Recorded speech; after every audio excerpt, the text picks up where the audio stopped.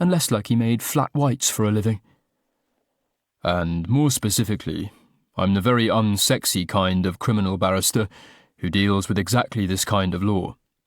I'm afraid I spend a lot less of my time saying, my client couldn't possibly have been guilty of this murder because the pings from this cell phone tower prove he was 10 miles away, and a lot more of it saying, my client is not technically guilty of theft because although she did leave the restaurant without paying, she formed the intent to do so only after she had already eaten the meal, and therefore at the time the dishonest appropriation took place, the food in question was not in the restaurant's possession. She blinked. Do you say that a lot? Quite a lot, yes. As I say, I'm not the glamorous sort of barrister. Young people who have skipped out on a bill are quite a large part of my client base, and it's only stealing if you decided not to pay before you ate is a well-known technicality. Reese gave the kind of broad grin that suggested he thought he'd had the most brilliant idea. It was a grin he got far more often than he should. That's not a technicality, he said. That's a bloody life hack. We never have to pay to go to a restaurant again. Bit unethical, I pointed out. True, but think of all the free chips you could eat. Reese's expression told me that he was thinking of exactly that. One day, I wanted somebody to look at me the way Reese looked at hypothetical free chips. Although, to be fair, Oliver sometimes did.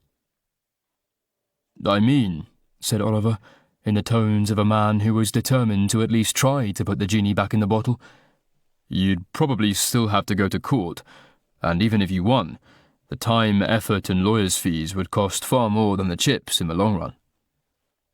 Reese, genie that he was, remained unperturbed. You say that, but I can eat a hell of a lot of chips. If you ate enough chips to cover the costs of a legal battle, Oliver observed, that might just count as evidence you formed the intent to withhold payment before consuming the meal. It still seems like a weird loophole to me. Anna with one end slipped off a trainer and wiggled her toes distractedly. Have you ever actually got somebody off with that argument? A couple of times. She winced. Isn't that a bit dodgy? Oliver was used to this. So used to it that he'd brought it up unprompted on our first fake date. These days it made me get slightly prickly defensive on his behalf, but I knew he could field it perfectly well himself. I appreciate it might seem that way, he said, but, well, to take a recent example, a little while ago I got somebody off for exactly this reason. I can't go into details, but the case I made was that my client and her boyfriend only formed the intent to leave without paying because they grew frustrated over staff consistently misgendering her. She admitted it wasn't the right thing to do, but she was very upset at the time, and she found the whole process of going through a court case deeply traumatic. I don't think that being convicted of theft would have made her a better person. I don't think locking her up or fining her would have protected anybody. So, no. I don't think it was dodgy at all. Anna with one end seemed unconvinced. People usually did. But then, shouldn't the defence be that she had a good reason, not she happened to eat the food before she decided not to pay for it? Maybe. Oliver gave a little shrug. But then we'd live in a world where the law says you're allowed to commit crimes if you think you've got a good reason. And who decides what a good reason is? It's like the it's only tea defence. If the law said that stealing only counted as stealing if you took something of significant monetary value, that would mean the law saw stealing a cup of tea from a poor person as a less serious crime than stealing a bottle of expensive wine from a rich person. And that doesn't seem very just. He sighed. I'm under no illusions about our legal system, I assure you. It has vast structural flaws, and miscarriages of justice absolutely do happen in both directions. But it's the best system we've got, and its problems generally aren't what people think they are. And I reached out and touched him on the shoulder, partly out of affection and partly out of a need for reassurance. We're okay, aren't we? We're not going to become like the cup of tea 7 or something. Oliver shook his head. Fortunately for us, one of the vast structural flaws in our legal system is that being a group of white middle-class people on the way to an exclusive society wedding, at which I suspect at least one guest will be an actual High Court judge, the establishment is very much working in our favour. Well, that was a relief. In a checking your privilege kind of way. Of course, they didn't have to charge us with anything to hold us for long enough to make us unfashionably late for Alex and Miffy's wedding, although given that it was going to be this massive posh bonanza full of aristos and arseholes, maybe that would be a blessing. For a while we sat quietly, contemplating our fate. Then Reese said, "You know what I don't get?" What don't you get? asked Anna with one N, so that I didn't have to. The perplexed look on Reese's face would have been comical, if it wasn't so sincere. "I don't get why Charlie gave us directions to somebody else's house." Chapter 22. They could hold us, Oliver said, for 24 hours, pretty much no questions asked. And I was beginning to think they were going to use all of it, when I heard a titanic commotion coming from elsewhere in the police station. "Completely unacceptable," one voice was saying, not a voice I recognised. "What do you expect in this part of the country?" another voice was saying, and this one I thought I recognised but couldn't tell from where. "Bloody Welsh and Irish everywhere." "I say, steady on, Randy." And that was a voice I recognised. That was Alex Twaddle. "There's a Welsh chappie I work with, and he's fearfully pleasant." Shit. The randomly insulting guy in the middle was Justice Mayhew. We'd had a run-in at Alex's club a couple of years ago, and he'd always struck me as exactly the kind of incompetent, bigoted bully you really hoped didn't wield vast judicial power. Still, I suppose if there was ever a time to meet a friendly, well, not friendly, but inclined to be on your side in this situation, judge, with a habit of browbeating people, it was when you were in a police station with pending charges of criminal trespass and grand theft Darjeeling. The three men made their way through to our little holding area, where Alex beamed an oblivious hello, while Justice Mayhew bore down at once on the officer on duty and began yelling. "Well, hello, chaps and girl chaps," Alex said, while in the background an irate jurist well past retirement age spat a stream of invective at a hapless public servant. "Heard you had a spot of bother with the local constabulary. Beastly thing, but we'll soon have it sorted." "Then if this country hasn't completely gone to the dogs," Justice Mayhew was saying, "neither you nor anybody like you will work in law enforcement again." "Incidentally," Alex continued, as if nothing loud and distracting was going on, "have you met my—" "Never seen such a sorry excuse for a uniformed officer in all my born—" "Daddy-in-law-to-be?" He looked around, and when nobody said, "Yes, we hang out all the time over foie gras and cribbage," went on. "Everybody, this is Miffy's father, Douglas Lettuce, the Earl of Combe Camden. Daddy-in-law-to-be, this is everybody." We waved a series of uncertain highs and strained milords at the Earl, not quite sure how formal we were expected to be, given the circumstances. "Right this minute, or God is my witness," continued Justice Mayhew behind us. He hadn't even paused for breath. "Delighted to meet you all," said the Earl. He was a short man, with beetling brows and hair that had long since shaded to grey. From his tone, I couldn't tell if he actually was delighted to meet us or not. He had that aristocratic way of speaking that made everything sound at once like he was discharging a grave duty and doing you a massive personal favour. "Once this little unpleasantness—" "No respect, that's the trouble, no respect at all," "is dealt with, might I suggest you accompany us back to Lettuce Manor, where we'll be more than happy to accommodate you." I leaned back in my chair. Oh, thank fuck. Then I realised I'd just said fuck in front of an Earl, and felt weird. Then I realised that I'd just had an incredibly I-know-my-place internalised classist reaction to saying a bad word in front of a man whose only distinction was that one of his distant ancestors had been mates with the king, and felt weirder. "Sorry, I was just thinking we might have to sleep in the bus." "I wouldn't hear of it." The Earl shot a glance across the room to Justice Mayhew. "Are you done, Randy?" "Almost. Giving this reprobate a piece of my mind." The Earl of Combe Camden nodded graciously. "If you could wrap it up a tad quicker, old boy." "I'll be speaking to your superiors," Justice Mayhew finished. And that was it. Oliver had, as always, been right. Whatever the limitations of the British criminal justice system were, they definitely didn't include a tendency to be overly harsh on people who hung out with landed gentry. The bus, as it turned out, had been left at the crime scene. Well, the torch scene. Well, the scene of the incident that there's unlikely to ever be an official record of, because we were never formally charged, and an angry racist came and told everybody to let us go. But the police were very nice about it, and gave Reese a lift to pick it up, and then we all got back in and followed the Earl to Lettuce Manor.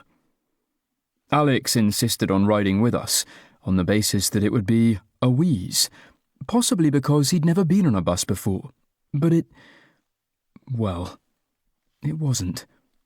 Not that we weren't all pleased and grateful to be out of custody after only a brief stay of several hours, but somehow ending a 4-hour drive with half a cup of tea and being arrested hadn't put many of us in a wheezing mood.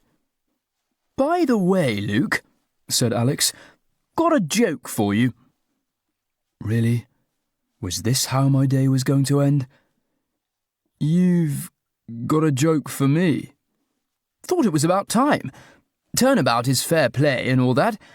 And actually I've done fearfully well out of all the corkers you've given me down the years. Told a couple to Miffy when we first met, and she absolutely adored them. Told one to the Earl when I asked his permission to marry the filly too." I wasn't going to ask which. Which? "The one about the pieces of tarmac." I wasn't going to ask why.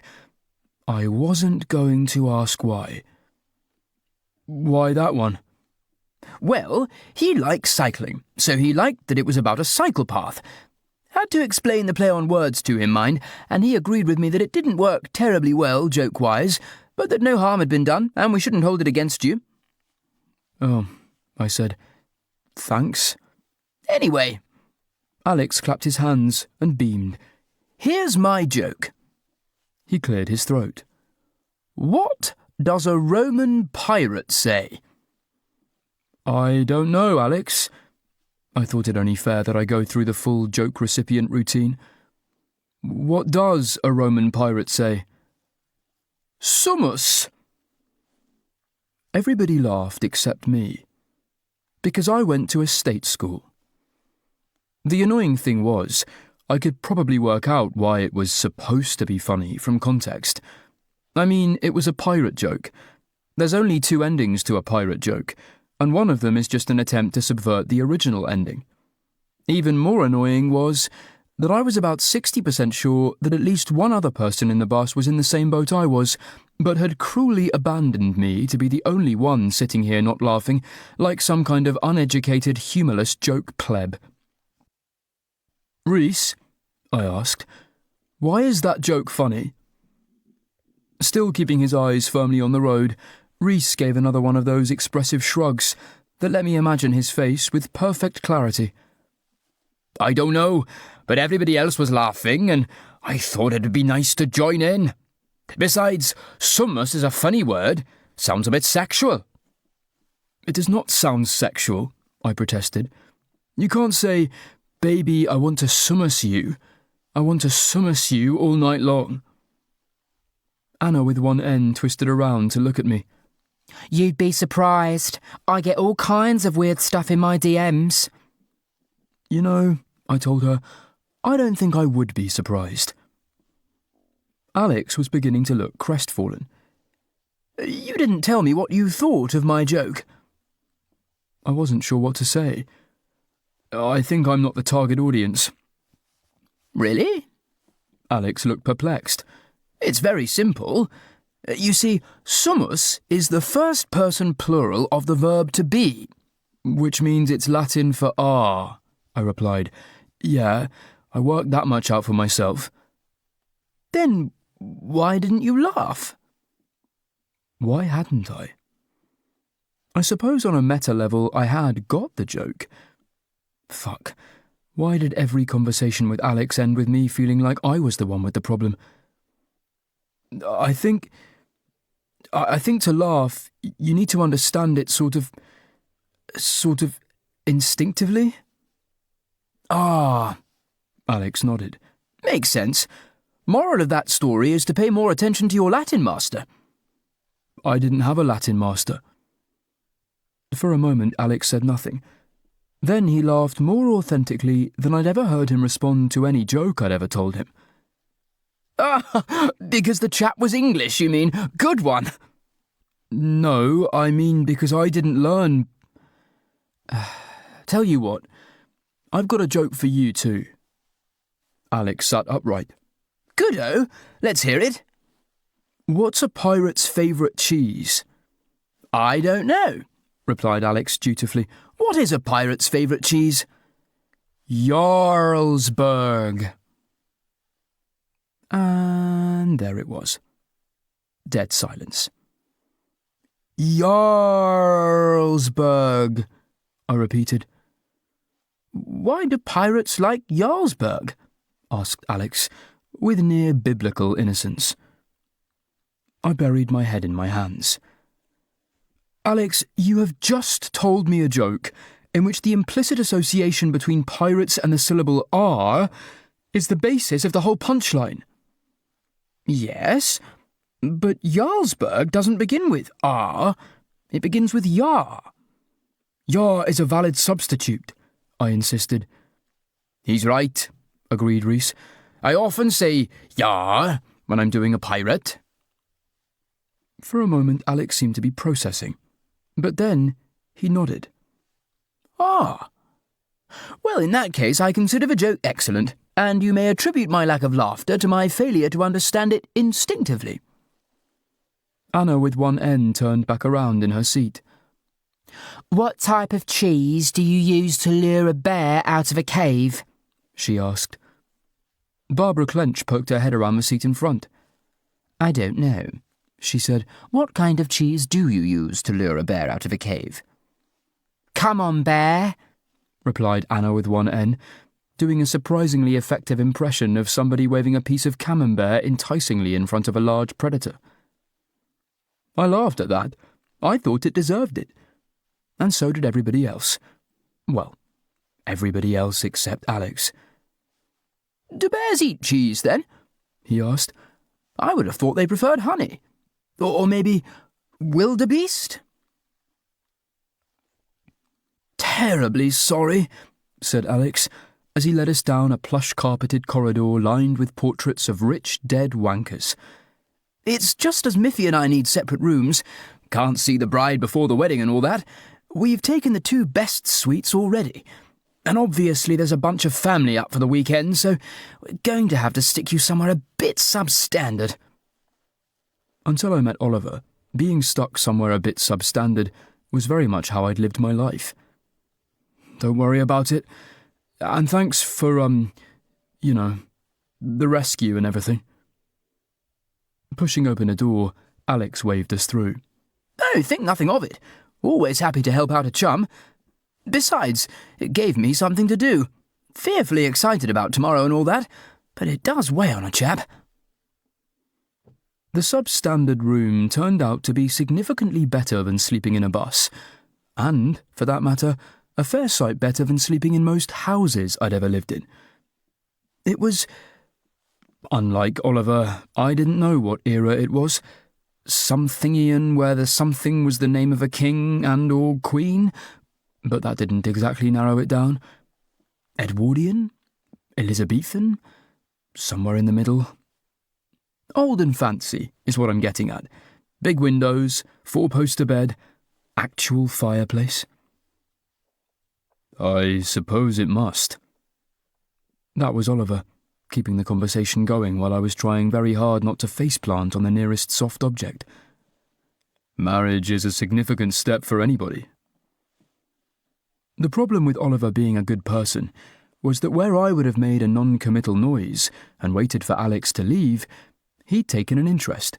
So now Alex was sitting in a chair with the air of somebody settling in for the evening. Or, in this case, early hours of the morning. Yes, well, seemed the thing to do. After all, she's a smashing girl from a smashing family.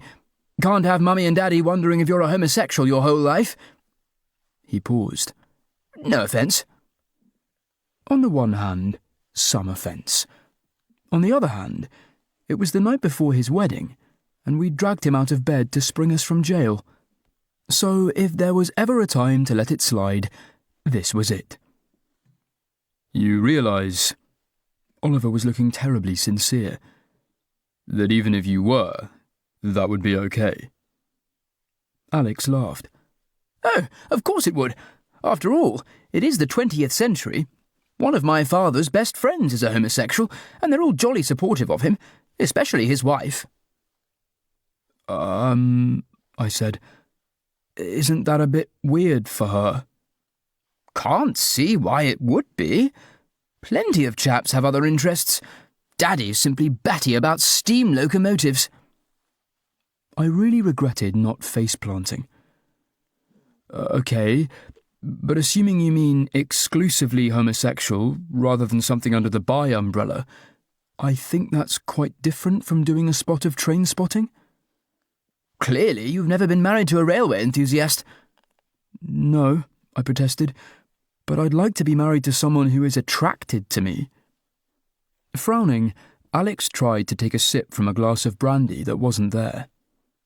That's a very short-sighted view of marriage. Surely if one's going to spend the rest of one's life with somebody, it's more important that they're, the right sort of person. What? I surreptitiously massaged a temple. Like belong to the right sort of clubs and wear the right sort of hat at Ascot. Alex blinked. Well, obviously. And, Oliver put in gently, you feel Miffy is the right sort of person? Of course I do, exclaimed Alex. Her father's an earl, for pity's sake, and her people have hardly any history of haemophilia. Isn't that a bit eugenicsy? I asked. Alex smiled vaguely at me. Thank you. We do try. Daddy picked Mummy because Grandaddy said we needed some height in the line. Then I'm sure. Oliver put a reassuring hand on Alex's shoulder.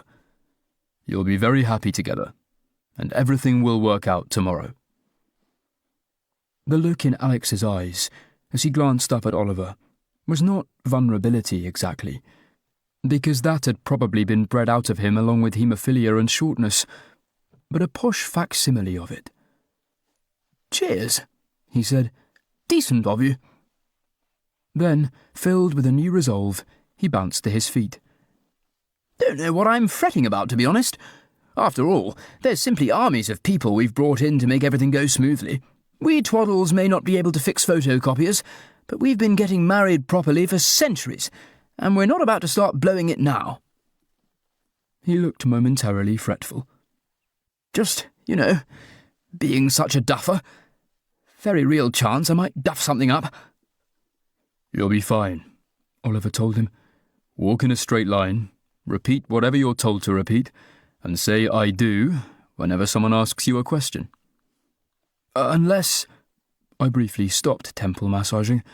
The question is, do you love someone else? Alex ambled towards the door. Well, I hope that won't come up. Seems a rather rum thing to ask a chap at his own wedding. You're right, I sighed. I don't know what I was thinking. Chapter 23. As soon as Alex had gone, I proceeded with my face planting. I can't believe, I said, into the soft, enticing mattress. I have to be up for a wedding in 3.5 hours. Oliver sat down next to me. Surely this cannot be the first time you've staggered home in the small hours of the morning, had a shower, and then left for work or a lecture or some major society function. I was in my 20s then. You're barely out of your 20s now. I'm 30. I'm an old man. I can't cope with this wild, thrill-seeking, field-crossing, tea-stealing lifestyle anymore. Burying my head deeper into the bedclothes, I groaned like a zombie donkey. Also, I've got that thing where you get wet and you dry out but you haven't really dried, and my pants are clinging to my bum in this weird way. He stroked my hair. You're very sexy right now. I am. I'm wearing sexy pants. That's why they're clinging. Then I fear you've made a rod for your own buttocks. No spanking, I whined. Too sleepy. There was a pause. Then Oliver said, I appreciate I need a sleazy moustache in order to deliver this line properly, but we probably should get out of our wet clothes. Trying to imagine Oliver in a sleazy moustache was sufficiently something that I brain-knotted myself back into wakefulness and began peeling my t-shirt off. Are you here to deliver a pizza? I asked. Is it 12 inches? Yes. It was Oliver's driest voice, which was pretty fucking dry. I'm here with the 12-inch hot sausage pizza you ordered. Also, my penis. My jeans had adhered to my legs in a way that might have looked enticing in a movie, but in real life was just clammy. I tried to wriggle attractively out of them and ended up thrashing around in a tangle of denim and sheets instead. I'm not sure porn is your calling. Are you sure? I think the X-rated barrister has a certain ring to it. I was going to call my debut feature Habeas Porcus. Not Men's Rear. That'll be the sequel. His eyes alighted on my, men's rear. On the subject of which, those are some impressively tiny pants. Thanks. I'd love to tell you I was planning something naughty for the wedding, but actually I just haven't done any laundry for a while. I'll admit, he said, that was my first assumption. Damn. That was the problem with the relationship lasting. You got to know each other too well. Whether a product of necessity or design, Oliver was still looking. They remain very much appreciated. He drew me into a hug. Mostly a hug. Sort of a grown-up hug. One of his hands sliding down to continue his appreciation of my underwear, such as it was. He was mostly dressed, having shed only his jacket, which meant he was business casual and I was rent boy chic. So that was a mood. Not necessarily a bad mood, but a very specific one, and one I'd have been uncomfortable with had it been anyone but Oliver. You are quite cold, he said, giving me a little rub. Of the your arms and shoulders are chilly variety, not of the fun variety. Trust Oliver to care more about my well-being than my arse. I shrugged. I'll be okay. I mean, you can always warm me up. Unfortunately, Oliver was still fixated on making sure I didn't die of a chill like a Victorian spinster. Shall I run you a bath? The thing was, I didn't need Oliver to run me a bath. I was perfectly capable of running one for myself. But it was nice, wasn't it? To be taken care of? I guess that'd be lovely. He drew the quilt from the bed and wrapped it round me, which shifted the vibe from sexy boy slut to starving urchin rescued by kindly gentleman, before disappearing into the ensuite. From within came the sound of Oliver's shoes moving efficiently on tiles, along with the heavy gurgling of early 20th century pipework. Eventually I drifted through, where I was largely unsurprised to discover that even the substandard rooms in Lettuce Manor came equipped with the kind of bath that Roman senators would fuck their boyfriends in. "Wow," I said, peering through the steam at Oliver. "You must really love me." Oliver peered back, his normally austere hair gone curly in the heat. "Well, I do. But have I done something to make it particularly obvious?" "Just that you've run this whole bath for me," I told him, "and you haven't once mentioned what a horrible waste of water it is." "Well, it is a horrible waste of water. But in the overall scheme of things, I think you can permit yourself one bath. Besides," he gave me a smile that said mean Oliver hadn't quite left the building, "I think you're probably owed a few." "Are you saying I don't wash?" I protested. "I'm saying that between your unwillingness to do dishes and your occasional failure to be arsed with a shower, you've probably shrunk your water footprint enough to be indulgent just this once." I dequilted and depantsed and descended down the marble steps into the steamy, bubbly, lightly scented water. "I wash, both myself and dishes." I paused. Not simultaneously, although, thinking about it, that would really cut my water footprint. "You're right," Oliver conceded. "I've maligned you unjustly. I suppose I'm still traumatized by that time you left a plate in the living room for a week." "So did you." "It was your plate." He folded his arms. "And I was waiting to see if you'd notice." "It wasn't a messy plate. It had only had a sandwich on it." "Even so, plates belong in the kitchen, in the cupboards, not in the living room." I stretched out in the water, floating slightly, which frankly felt weird. Most baths I couldn't even straighten my legs in. "Is this what being married to you is going to be like?" "It's what I'm like." There was an unexpectedly defensive note in his voice. "So it may well be." Mostly I'd been teasing, and I'd thought he was to begin with. But somewhere down the line we'd snagged on the brambles of an old argument. "I'm sorry about the plate," I said. I'd genuinely kind of stopped seeing it. "But I haven't done it again, and, you can always say, 'Luke, pick up your shit,' or rather..." I did my best, Oliver, which was nowhere near as good as the real thing. "Lucian, please rationalize your paraphernalia." His lips twitched. "I do not sound like that." "You sound a bit like that. Also, I'm still upset you said I never shower." "I didn't say you never showered. I just pointed out that sometimes you skip a day." "Everybody skips a day," I insisted. "It's healthy, for natural oils and things. And it's not like I smell." "Oh my God, do I smell?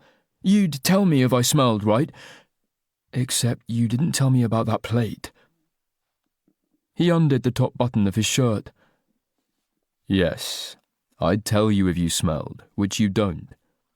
I was trying to make a light-hearted reference to the fact that you're sometimes adorably..." That wasn't a good pause. "Uninterested in routine." "Who's interested in routine? It's routine.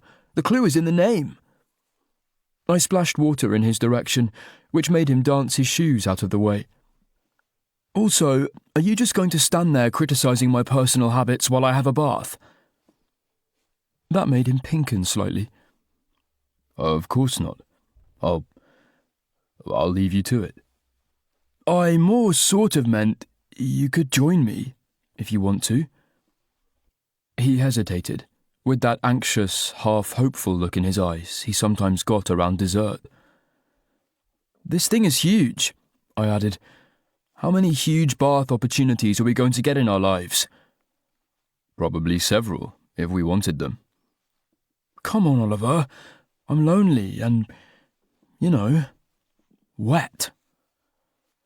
"Lucian, It'll save water, I interrupted. Ethics demand that you get in the bath with me. It's just... He hesitated again. On the subject of routines, I haven't been to the gym recently, and, well, the lighting in here is quite harsh. Ah. Between this and the plate, I wasn't winning any sensitivity awards this year. The thing was, Oliver had been in therapy for about 18 months now, and while it had really helped him in some ways, it was a steps forward, steps back situation. Like, he'd got to the point where he was no longer obsessively going to the gym every day and treating food like the enemy, but worrying less about his body 90% of the time had made him more self-conscious the other 10%. I mean, he was still far and away the fittest person I'd ever seen in real life. But the problem with giving yourself an eating disorder in pursuit of an impossible beauty standard was that if you got rid of one, you got rid of the other. Oliver, I said, you don't have to do anything you're not comfortable with. But you're the most amazing, gorgeous, sexy man I have ever been allowed to do depraved things to. And I don't think that's ever going to change. Even when we're married, and we both stop trying, and you're, 75 with nose hair. He looked faintly appalled. I will never have nose hair. Well, I'd be into you even if you did. Now come on. I tried to signal this is a safe, if aquatic, space. Get in the bath. Slipping off his shoes and socks, he padded over and crouched down at the top of the steps. I do know you're not judging me. I just find it very hard not to judge myself. I tried to be sensitive to Oliver's body image issues, I really did. But at the end of the day, he looked like him, and I looked like me. And sometimes it was hard to remember that when he was being down on himself, he wasn't being down on me by association. Still, and this was definitely something I couldn't have done even a year ago, sometimes when you wanted someone to trust you, you had to trust them first. So I stood, letting the water stream off me like a shit Venus, waded over and kissed him, a hand catching the collar of his shirt, and my lips hard and urgent on his. Trying to say things that I didn't know how to say, asking him to believe that I loved him, and I wanted him, and that he'd never be anything but beautiful to me. When I finally let him go, he was tousled and blushing, and, Lucian, now I'm drenched. Then, I said, you might as well be in the bath. I gave him what I intended to be a playful tug on the arm, but I hadn't quite factored in things like gravity and balance and wet marble. Oliver had just enough time for a flail and a "what the" before we tumbled backwards into the bath with an enormous splash. Thankfully, it was deep enough and wide enough that we didn't die. Oliver resurfaced in a flurry of wet fabric and bubbles. Thankfully, he was laughing rather than glowering, complaining, or pointing out quite how close he'd come to cracking his head open. That was very you, Lucian. It was an accident. Exactly. I took a moment to appreciate Oliver in a near-transparent white shirt clinging to all the bits of his body that I, coincidentally, liked clinging to. For the record, this... I made a kind of rectangle that was meant to encompass all of him. Is really working for me. Thank you. He looked flustered. It's actually quite uncomfortable. There's a solution to that. He still looked flustered. Kiss me again, first. In my head, I mermaided into his arms, full of seduction and mystery. But I was very much a land-based organism, so I sort of half stumbled, half waded forward, nearly knocking him over again, and finally managed to smack my lips onto his. Thankfully, we'd had some practice at this. The kissing, not the navigating a neoclassical bath in an earl's country house. And after a teeny bit of fumbling and nose orientating, we settled into one of the few routines I saw the point of. The world melting away beneath the familiarity of Oliver's mouth against mine. His taste, and the heat of him, and the way he always kissed me so carefully at first, like he wanted me to know I was precious, before he lost himself in urgency. And we got rough and messy and desperate for each other. Even after 2 years, when surely it should have stopped feeling this way, all, intense and stuff. Honestly, it still kind of scared me sometimes.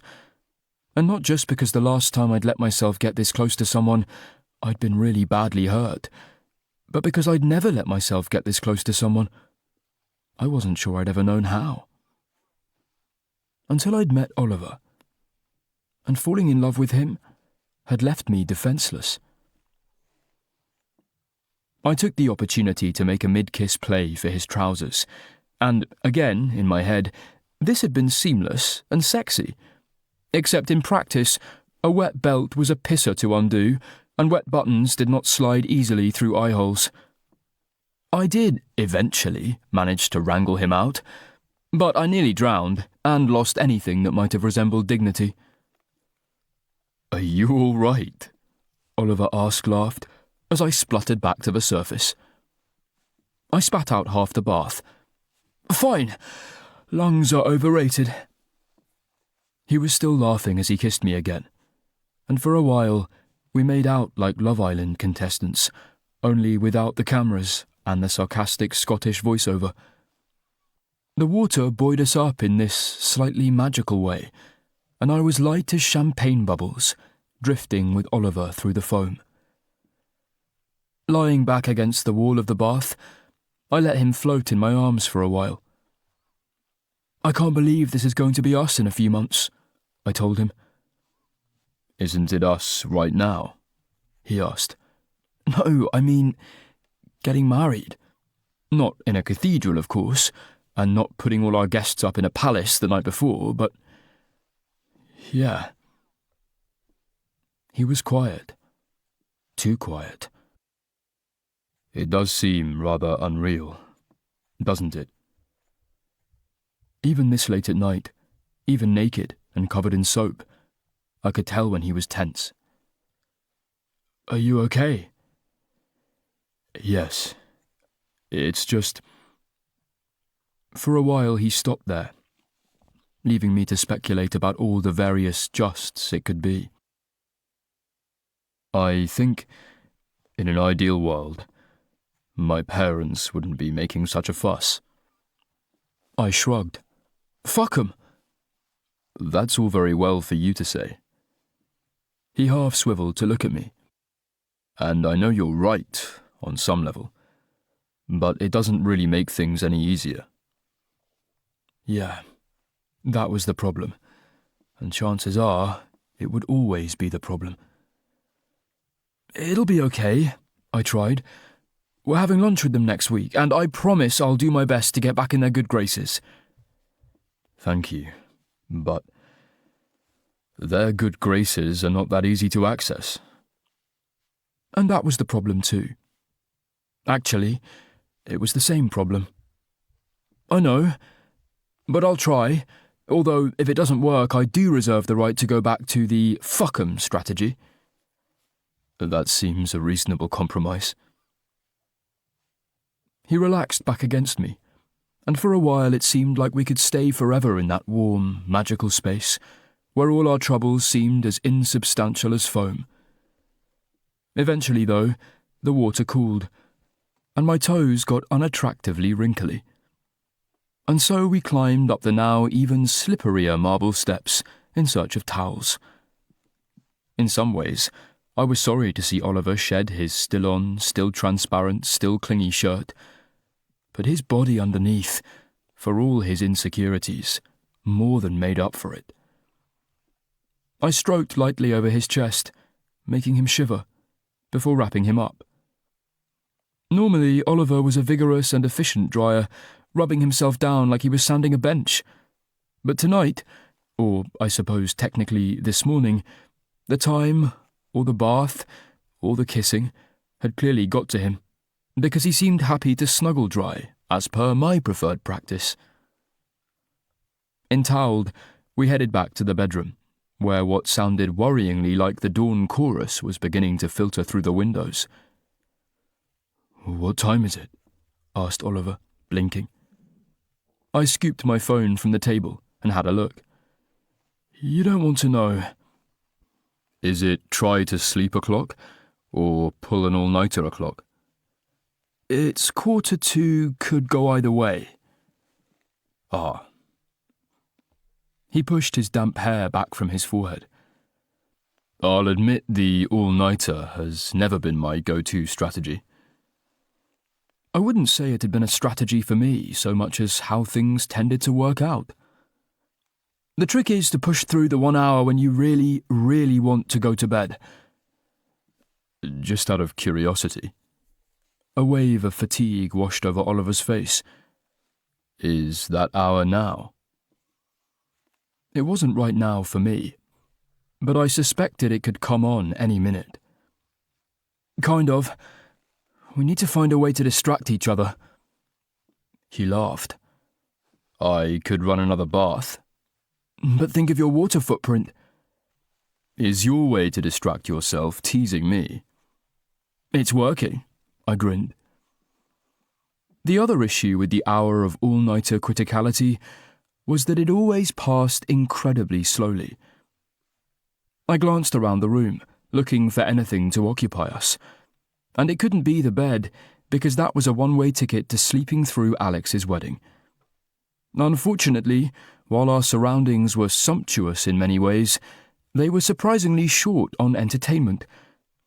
I suppose when you could ring a bell and get a servant to bring you a live peacock and a handjob whenever you felt like it, there wasn't much need to also keep a snakes and ladders set handy. Finally, my gaze settled on the fireplace, which was still crackling merrily and casting orange shadows over what I suspected was a very expensive Persian rug. "Oliver?" I said. He gave a little jolt. "Yes, I'm awake. I'm definitely awake." "Oliver?" I said again. His eyes narrowed warily. "That's your I've got an inappropriate idea face." I did. I totally did. You see that offensively posh rug by that offensively pretty fireplace? That's an actual fireplace with, fire in it. I do a great many things for you, Lucian, but I draw the line at arson. Because Oliver kept relentlessly to a very sensible bedtime, I'd never seen him quite this dazed before. It was honestly kind of adorable. I stared at him. "Oh my God, how did you get to arson from we should do something to keep ourselves awake?" The slightest pause. Be gay, do crimes? I was thinking more, be gay, have sex, on the rug, in front of the fireplace, because it's here, and I think we'll regret it if we didn't. Another pause. You want me, he asked slowly, to make love to you, in front of the fireplace? Yes. It came out a little more aggressive than I intended it. Tenderly, in soft focus, with violins. Well, I am quite tired, so I suppose that counts as soft focus. And while I'm sure there's a string quartet somewhere in the building, I don't think that would fall within their job description. Fine. I cast off my towel and arranged myself as seductively as I could on the rug. Just, romance me, baby. Romance me hard. And Oliver, looking, I thought, significantly more awake than he had 3 minutes ago, crossed the room after me. He dropped to his knees and settled his body over mine, and I reached up my arms to embrace him. As it turned out, the whole fireplace thing hadn't been totally oversold. The light painted us in tiger stripes of gold and shadows, and the heat fell over us gently, like all the good bits of a blanket. I can't lie. I felt sexy as hell. "Oh, Lucian," Oliver murmured. And I gazed up at him, too tired and too happy to resent my own sincerity. "I love you." So, yeah, that was a thing that happened. Oliver, and a fireplace, and a soft rug. It was probably the least me thing I'd ever done, and I was okay with that. Chapter 24. I wasn't sure what I'd expected Coombe Camden Cathedral to look like. On the one hand, it was a cathedral, and cathedrals are usually pretty bling. On the other hand, Coombe Camden was a tiny little postage stamp of a place that was considered a city only because of a weird religious convention from the 1540s. So I was at once impressed and disappointed when we followed the large and surprisingly boisterous wedding party into town, or what passed for town, since a lot of it was countryside because a surprising number of English cities were, and found ourselves headed towards a towering Gothic structure that, while it wasn't exactly Westminster Abbey, also clearly wasn't your local parish church. "Okay, architecture boy."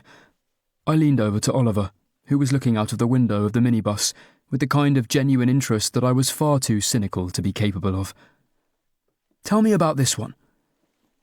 "I think it's probably a mixture," he said. "It looks like a medieval core with additions down the centuries until at least the Victorians." I gave him a sceptical look. "How do you know that?" "I don't particularly," he admitted. "But when a small town has a big Anglican cathedral in it, it's usually old. Otherwise, it would have been built somewhere more important.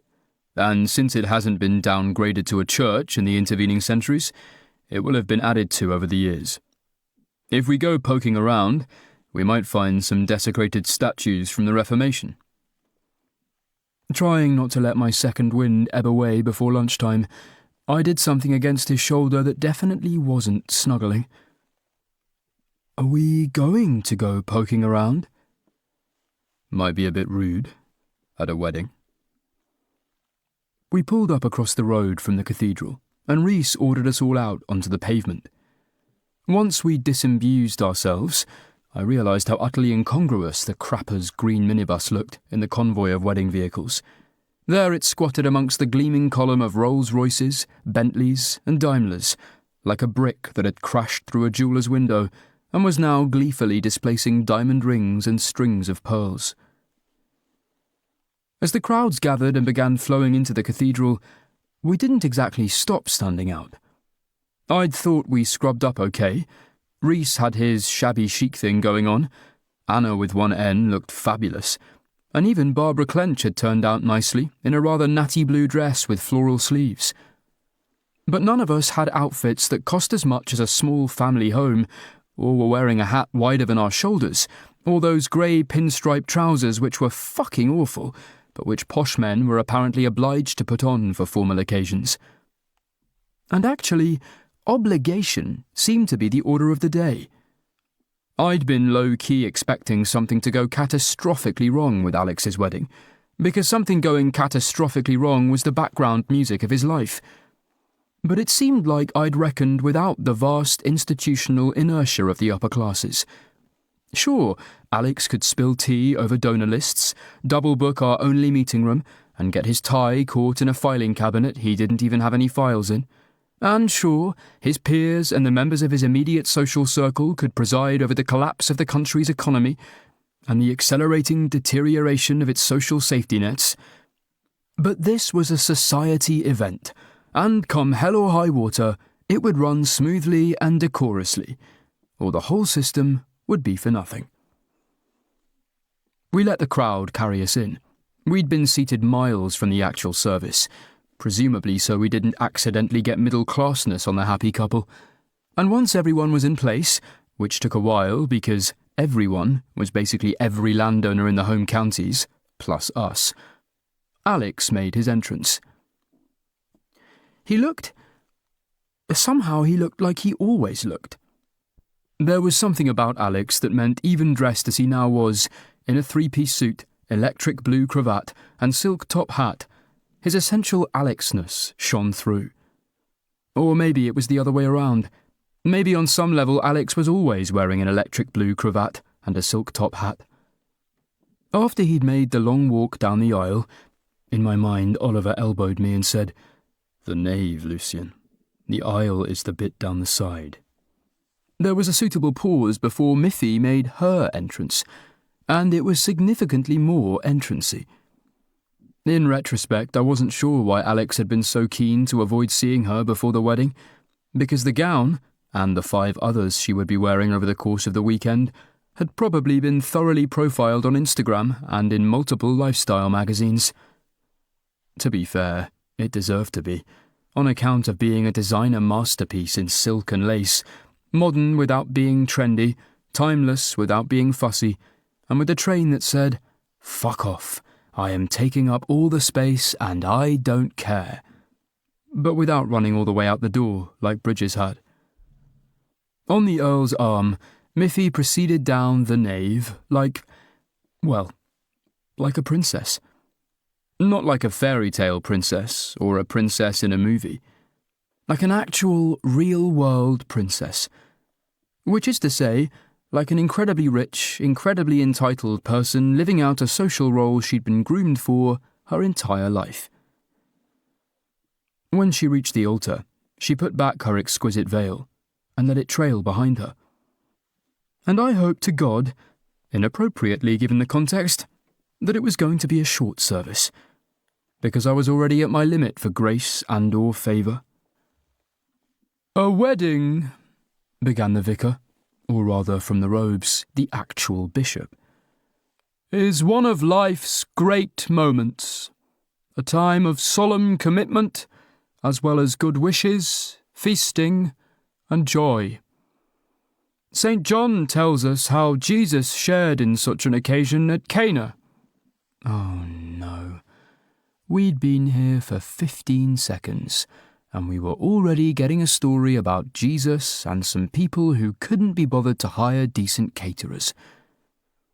I guess I'd kind of forgotten, or let myself forget, just how, God-centric a full-on religious ceremony could be.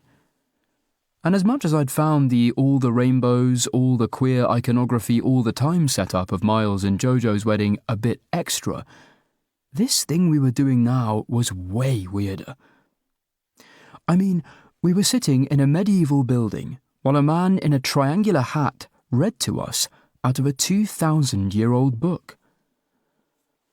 "The grace of our Lord Jesus Christ," the bishop was saying, "the love of God, and the fellowship of the Holy Spirit be with you."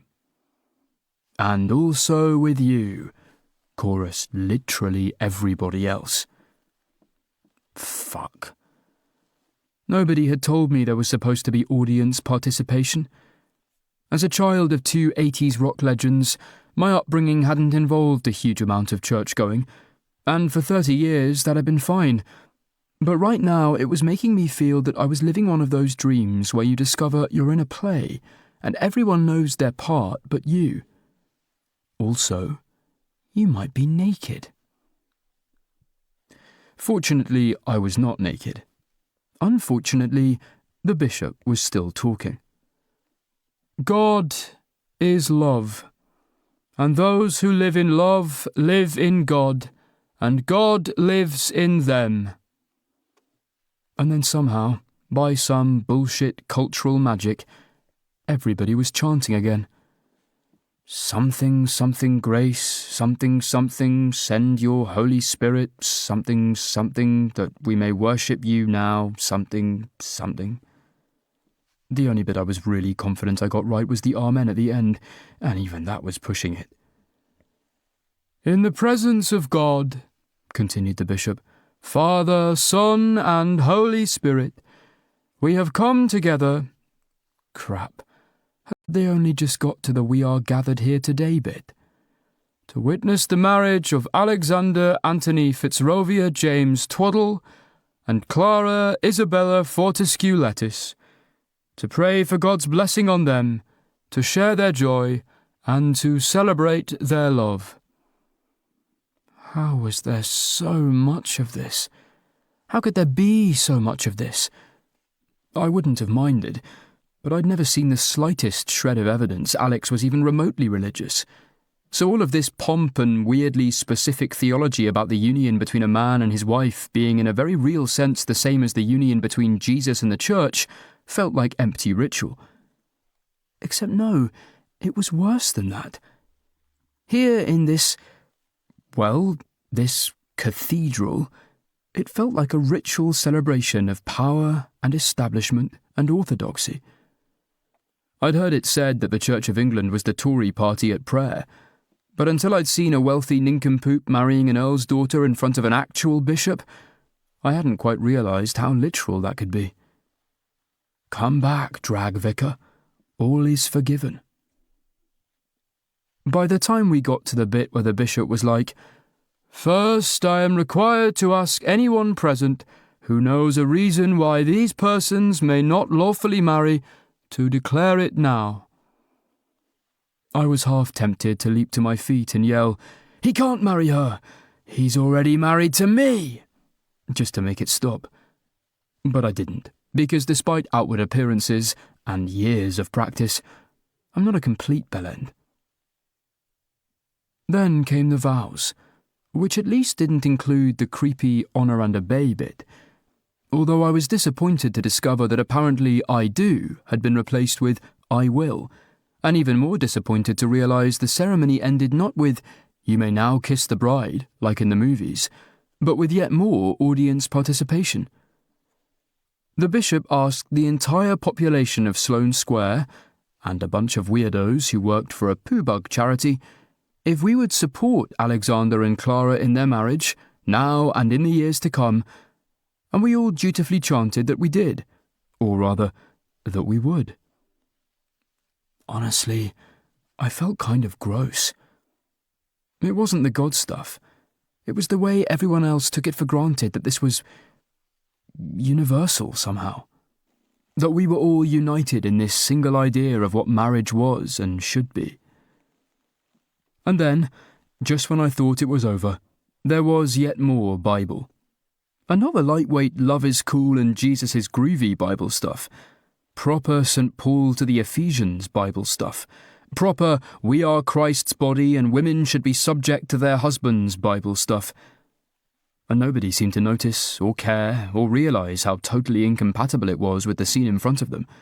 Because not only was Miffy perfectly capable of looking after her own life and career, but Alex was the last person that anybody should be subject to on account of how he was, even by his own accounting, a massive duffer. At last they let us out, and we joined the rest of the guests in milling politely in front of the cathedral, while Mr. and Mrs. Twaddle Fortescue Lettuce posed for endless photographs. And finally, mercifully, we were permitted to return to our vehicles. I had never been happier to get in a minibus in my entire life. Thunking my head against Oliver, I tried not to lapse into immediate unconsciousness. Thank fuck we're done with that. Really? He glanced down at me. I thought it was rather nice. That hadn't been the answer I was expecting. Nice? It was wall-to-wall Jesus and heteronormativity. Well, yes, he conceded. But that's what most weddings are like. It's traditional. I wasn't sure "it's traditional" was quite the catch-all excuse Oliver seemed to think it was. Don't you find those traditions a bit, alienating? Why would I? He gave a shrug that I found genuinely a bit off-putting. I'm not religious, but neither are most people who get married in churches. No. I was probably too tired to be having this conversation, because my voice got sharper than I wanted. "But you are gay." "I don't see what that's got to do with anything." He did. I was sure he did. He just wouldn't admit it because he was slipping into defensive, overly rhetorical Oliver mode. And I was letting it go. I was letting it go. I was letting it... Doesn't it make you uncomfortable, though, listening to a guy standing up and basically saying, "God says marriage is for a man and a woman, and always has been and always will be"? He gave another infuriating, ambiguous shrug. "I suppose I'm simply accustomed to traditional ceremonies using slightly archaic language. After all, I do go to work in black robes and a powdered wig." "Yes, but..." I began, only I wasn't sure what to but. Because what I'd assumed would be mutual commiseration had instead turned very quickly from a conversation into a debate, and was now at serious risk of becoming an argument. An argument I wouldn't want to have at the best of times, and was particularly keen to avoid having in a minibus in front of my colleagues. Anna with one N looked over the back of her seat. "I'm with Luke on this one. All the God Jesus subservient women stuff icks me out, even if it is just words to most people."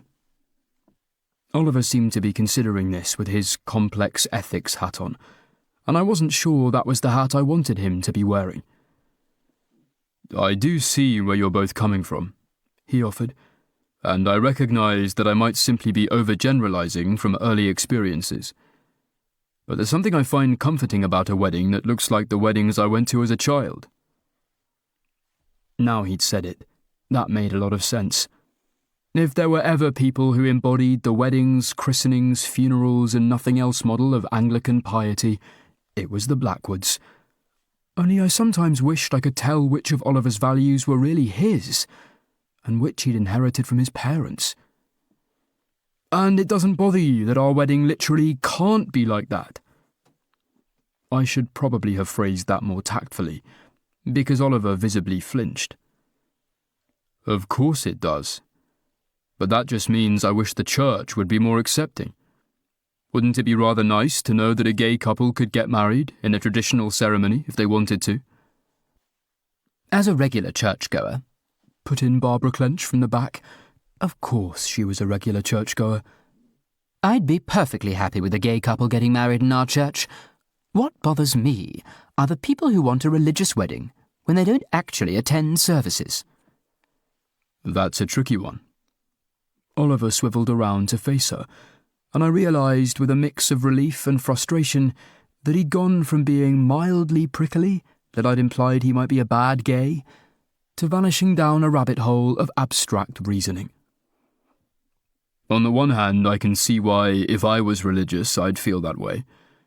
On the other hand, I think a quirk of the fact that we have an established church is that the trappings of Anglican Christianity are part of our secular culture. I mean, the church even gets its own MP. I came down on the side of relieved, and by way of an olive branch, attempted to get interested in the intricacies of establishmentarianism. "It has its own MP?" "The second Crown Estates Commissioner," he said. "Then there are the Lords Spiritual in the upper house. The church isn't just religion in this country. It's government." When you looked at it like that, the whole setup of the country sounded pretty fucked up. "That feels wrong." "Oh, you've noticed that, have you?"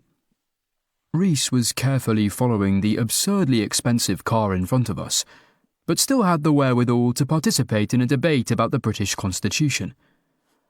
"Now try living in a country that you English bastards have basically taken over. Tell me how it feels then." His voice got a kind of grinning lilt to it. "No offence." "The problem," observed Professor Fairclough, who as ever had been staring out of the window the whole time, and still was, "is that formulating an equitable system of governance is impossible outside of a eusocial species, and the only eusocial mammals are two subspecies of mole rat." There was the sort of silence that often followed one of Professor Fairclough's interjections. Then Oliver, taking the opportunity to swap an awkward conversation for an obscure one, asked gamely. "Which species of mole rat?" The naked mole rat and the Damaraland mole rat. Anna with one N gave an involuntary shudder. Mole rats are just the worst animals. Well, what do you expect? That was Barbara Clench. For an animal named after two different kinds of vermin. By most objective metrics, observed Dr. Fairclough, humans are by far the worst animals, except perhaps in terms of our ability to survive in diverse environments. She paused. Although in those terms we are arguably inferior to our own gut flora. Given the alternative was fighting with Oliver about complex shit I didn't want to fight about, I threw myself into the conversation. Mole rat versus gut flora sounds like a particularly crap monster movie. You know what? Reese said cheerfully. I'd watch that. There was another pause. And then, to everyone's surprise, Dr. Fairclough made a second contribution. I'm not sure how mole rats could fight their own gut flora. And if they were fighting human gut flora, they would need to get inside humans to do it. We all contemplated that. Anna with one N was getting the "what have I got myself into" look that I sometimes saw on Reese's girlfriends shortly after they met the rest of us. Fuck me. That is genuinely horrific. Do you think, asked Reese, with the air of a man about to combust his relationship, that they'd gnaw through the belly or crawl up through the arse? Chapter 25. The part of my brain that was rapidly falling asleep, and therefore making random connections it might not otherwise have made, strayed to the all-important question of why they called it a reception when it always came after the wedding. There was at least the small mercy of the crap crew getting our own table, so we were able to ignore everyone else for most of the meal. It also allowed them to ignore us, which, given we were still deep in the great mole rat belly arse debate, was for the best. The food, at least, was excellent, and because these were the traditional kind of rich wankers, as opposed to the trendy kind of rich wankers, there was at least a decent amount of it. But there weren't a great deal of vegan options, so Oliver had to content himself with stealing bits of people's side salads, which at least suited those of us, like me and Reese, who thought vegetables at an event like this were just a scam to keep you away from the good stuff. Also, to my taste, was the father of the bride's speech, because it was short and to the point, doing the family proud, pleasant childhood anecdote, happy to incorporate the vast wealth of the Twaddles into the Fortescue lettuce estate, the last part admittedly more implied than stated outright.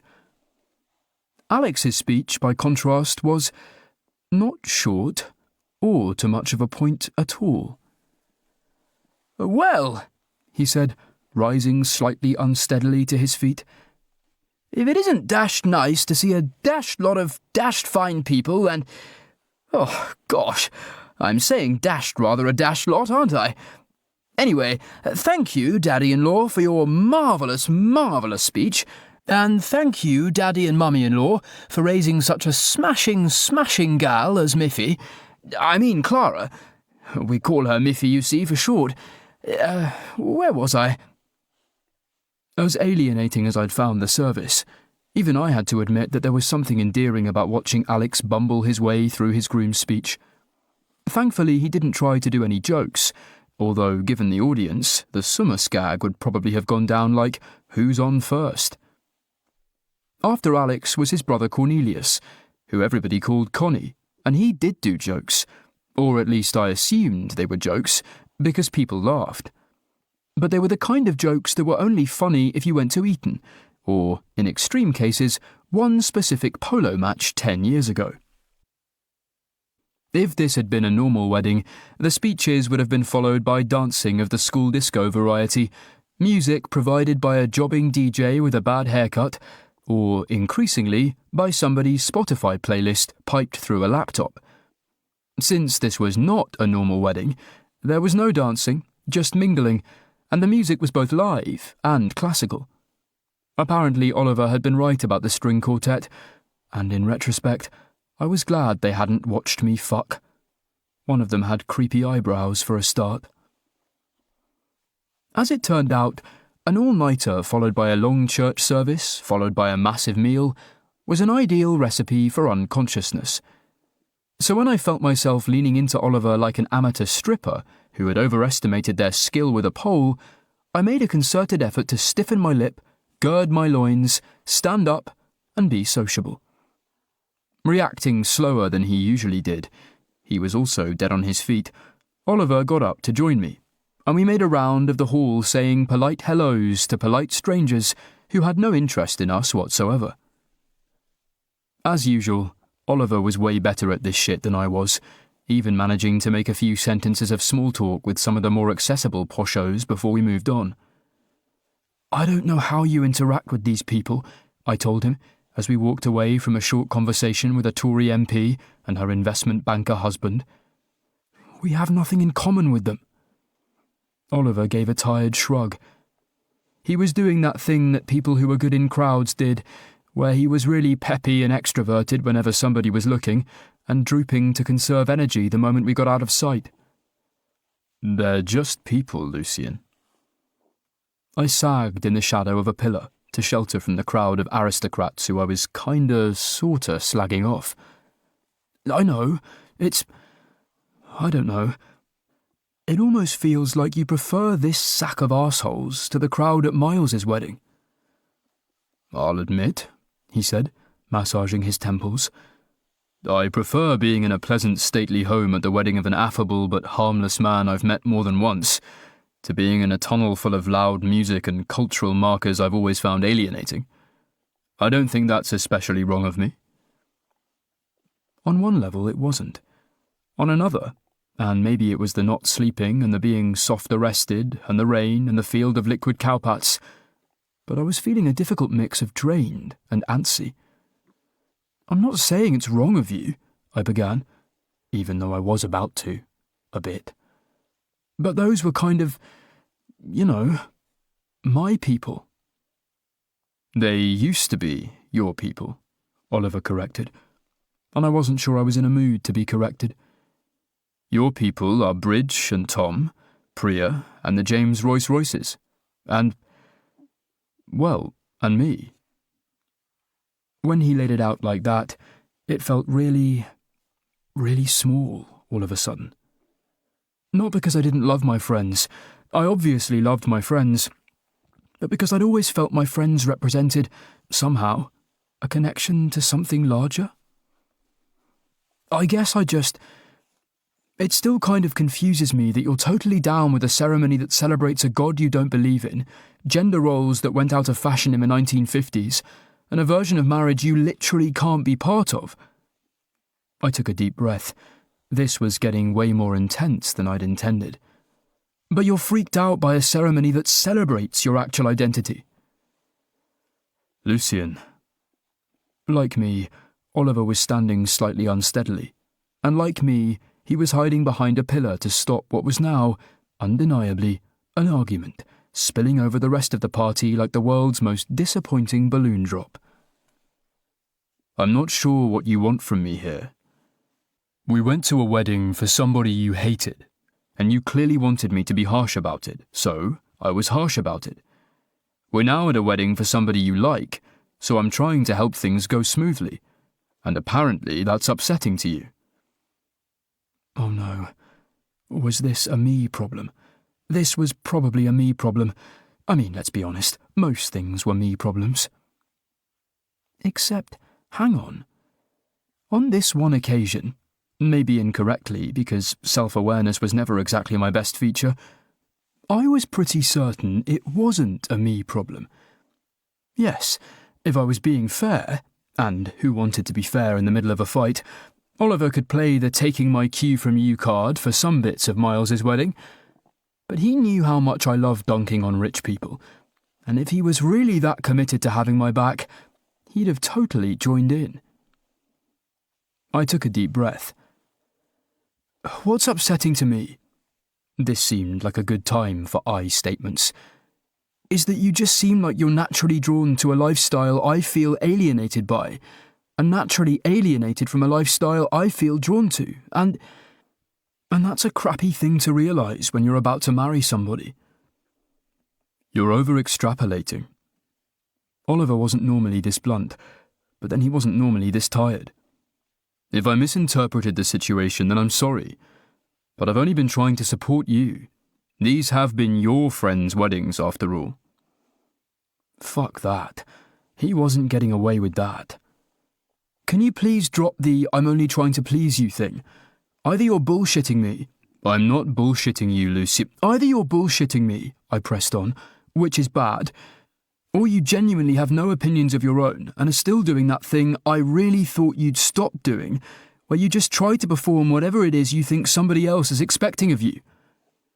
I'm not. It was no use. I'd gone full damn break. And now it seems like you're going to want our wedding to be this mega-traditional bells and incense thing with no queer iconography because you're so insecure in yourself that rainbows make you uncomfortable. I'd gone too far.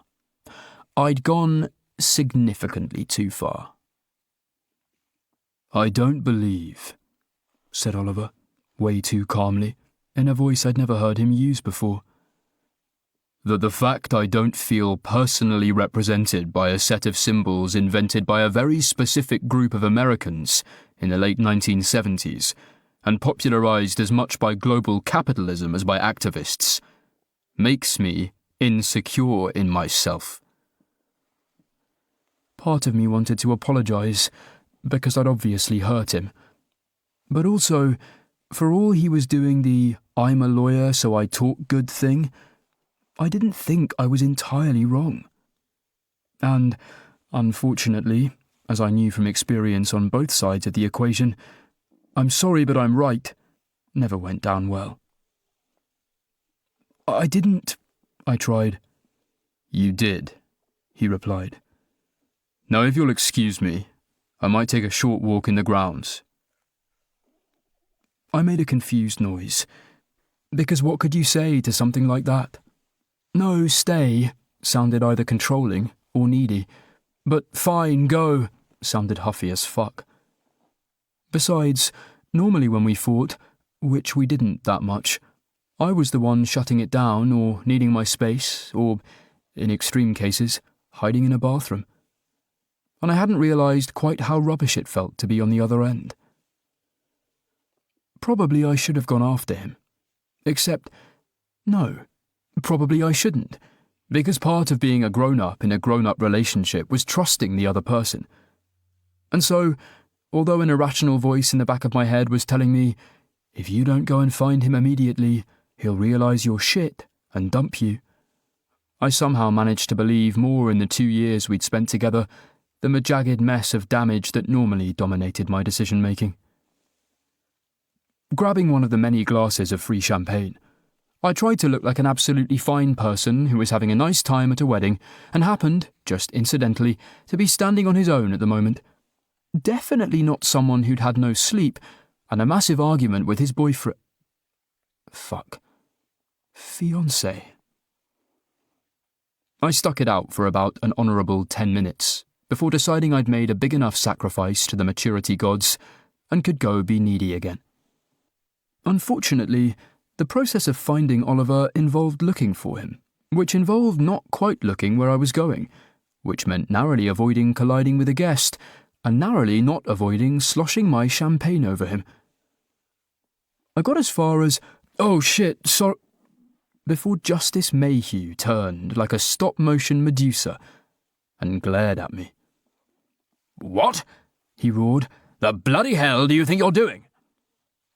Of all the High Court judges in all the weddings in all the world, I'd walked into him. "I'm really sorry." "Not good enough. You're being paid to do a job. Do it properly." In the 1.5 seconds it took me to realise that of course he assumed I was part of the catering staff, he decided I'd had enough time to reply and carried on. "Well, don't just stand there gawping. What do you have to say for yourself?" I said I was sorry, I protested. Justice Mayhew was still glaring at me. And I said sorry wasn't good enough. That's the trouble with your generation. Don't listen, don't think, don't care about anything but yourselves. I was looking for my boyfriend. I knew the moment I'd said it that it was precisely the wrong thing to say. Oh, I see how it is. He folded his arms defiantly. You think that because you're some sort of protected minority, that you can't be held accountable for your failure to do your bloody job. Well, I've got news for you, sonny lad. That isn't the way it works. I know you people think you're entitled to a free ride because you can just run crying to the Equality and Human Rights Commission and they'll make all your problems go away. Well, I'm afraid in the real world... I'm a guest, Justice Mayhew. I was really trying to be polite, but I was also a world of not in the mood for this bullshit. I'm a friend of Alex's, and we've met. We've met several times. Nonsense. Fine upstanding chap like Twaddle wouldn't be caught dead in a French sewer with a reprobate like you. Now, tell me who your manager is, or I'll... Fuck it. Or you're what? I don't work here, and the next time we meet you won't even remember this conversation, so the way I see it, I have no reason to stand around and put up with your bullshit. Justice Mayhew's face was turning exciting shades of crimson. In all my days, he said, I have never... I'm sure you haven't. Now, if you'll excuse me, I don't have time for you right now. I think I might have broken Justice Mayhew's brain, because he just stood there, fizzing. It would have been kind of satisfying if exhaustion and misery hadn't been taking up all my feel space. Abandoning my half-empty champagne flute to someone who did work in catering, I made my way outside without falling foul of any more malignant toffs. I wasn't the only guest on the terrace, despite the light drizzle which had just set in to anoint Alex and Miffy's wedding with the spirit of pure, unsullied Britishness. Oliver had wandered into the formal gardens, and was now walking aimlessly through one of those shin-high mazes that had apparently been fashionable in the narrow window of history where people had decided that a hedge maze was a bit too much, but hadn't worked out you could, for example, not have a maze at all. Half jogging, half ambling, I made my way down to meet him, and although I was still mildly peeved at him, the look of genuine pain in his eyes when I ignored the path through the maze because stepping over the walls was easier was so Oliver-y that I couldn't quite hang on to the feeling. For a moment we stared at each other over a pointlessly tiny hedge. I'm sorry, I blurted out. I don't do well with... I made an expansive gesture. This. Oliver's expression was less relenty than I'd have liked it to be. Yes, I noticed. But, and I'm aware this is oversimplifying a complex issue, you do realise that your parents are both richer than mine, and probably than several people in that building. Oh, so we were still doing this. Maybe I should have left him a bit longer. Oliver, I just said sorry, not please encourage me to check my privilege. He sighed. You're right. I apologise. He sighed again. Fuck. It was a double sire. This was going to be bad. We're at a wedding. We're engaged to be married ourselves, and you've told me you think I have internalised homophobia. Well, that was worth the double sigh. I'm not sure I did. You did? Okay, but... I tried to smile, but it came out as a grimace. I once told you that you had an eating disorder, and you found that very romantic. He didn't smile back. They're not the same, and you know it. I nodded, reaching a new peak of feel-awfulness. I do know, and again, I'm sorry. We were silent a while, Oliver continuing to idly search for the intended path through the maze, while I kept pace with him on the straightforward one. I think, he said finally, what I find most difficult is that I can't tell if you're right or not. Or what it would mean if you were. Or indeed, if you weren't. I offered another grimace. I'm glad you've got that therapist. Still, he didn't smile back. I asked, concluding, as I should have concluded a while ago, that I couldn't joke my way out of this one. What does this mean for, like, us? Oliver stopped and met my eyes. His had gone all dark grey and sad. Go me. I was the worst. I'm not completely sure.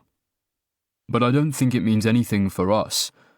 I think it just means something for me. Okay. I felt bad for being relieved this was an Oliver thing, not an us thing, or me thing, but I was relieved. So, what does it mean for you? He sighed for a third time. That you're right. It's fortunate I've got a therapist. And the wedding? Oh my God. Oliver was having some kind of serious emotional something, and I was all, but my special day. I was turning into a groomzilla. If anything, Oliver murmured, it should make things easier. You have your preferences, and I'm interrogating my own. What? I nearly tripped over an ornamental hedgehog. No, this is not what I meant to happen. I just wanted, like, I don't know, maybe a rainbow balloon arch, not to make you have a complete crisis of identity. And at last he smiled. If it helps, I think the identity crisis was long overdue. Although I will say that a rainbow balloon arch still sounds dreadful. Mr. and Mr. Table Confetti? Twee? Rose gold penis straws? Oliver laughed. Tasteless, phallocentric, cis-normative, and the kind of thing you'd have at a bachelor party, not a wedding. A customised portrait where it's two angels embracing, but the angels have our faces. That earned me a worried look. Suspiciously specific? I found it on a website. It's really cute. In, I should stress, an intentionally kitsch way. You know the word kitsch comes from... I did know. We'd been dating for 2 years, and he told me before. Yes, it comes from Volkitsch, which was a central part of Nazi ideology. I like to think we're reclaiming it, like queer and bitch. You know, Oliver folded his arms. Saying you're reclaiming something doesn't actually give you standing to reclaim it or make it reclaimed. I deployed a sigh of my own. Yes, I know.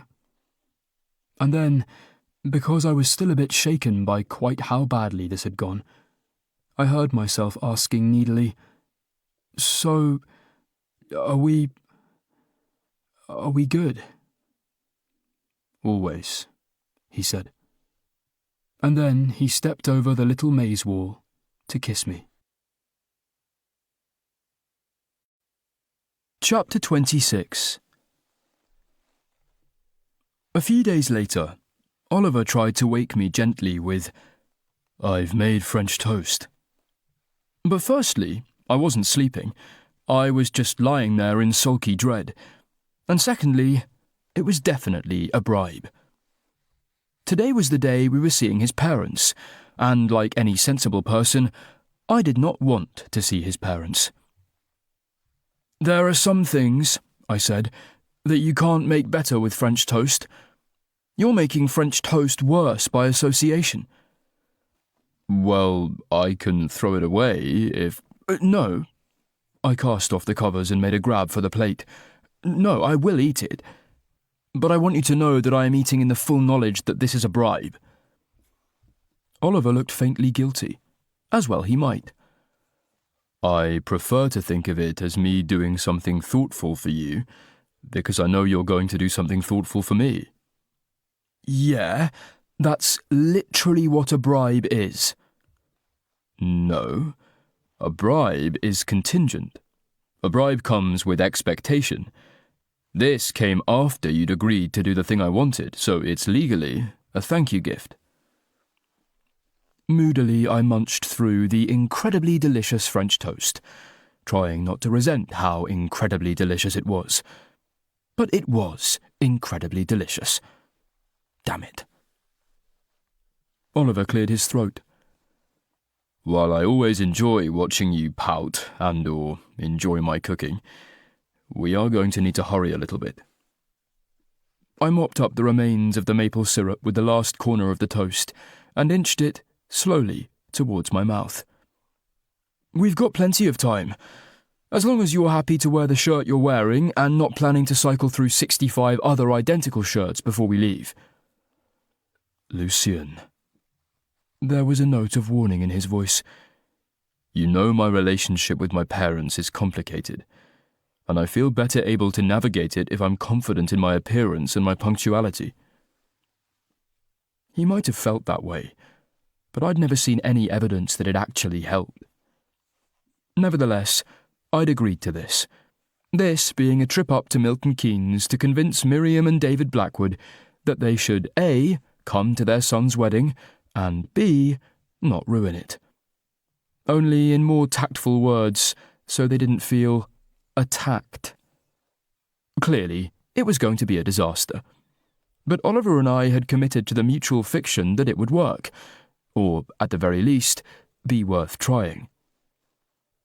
I'm going to have to apologise, aren't I?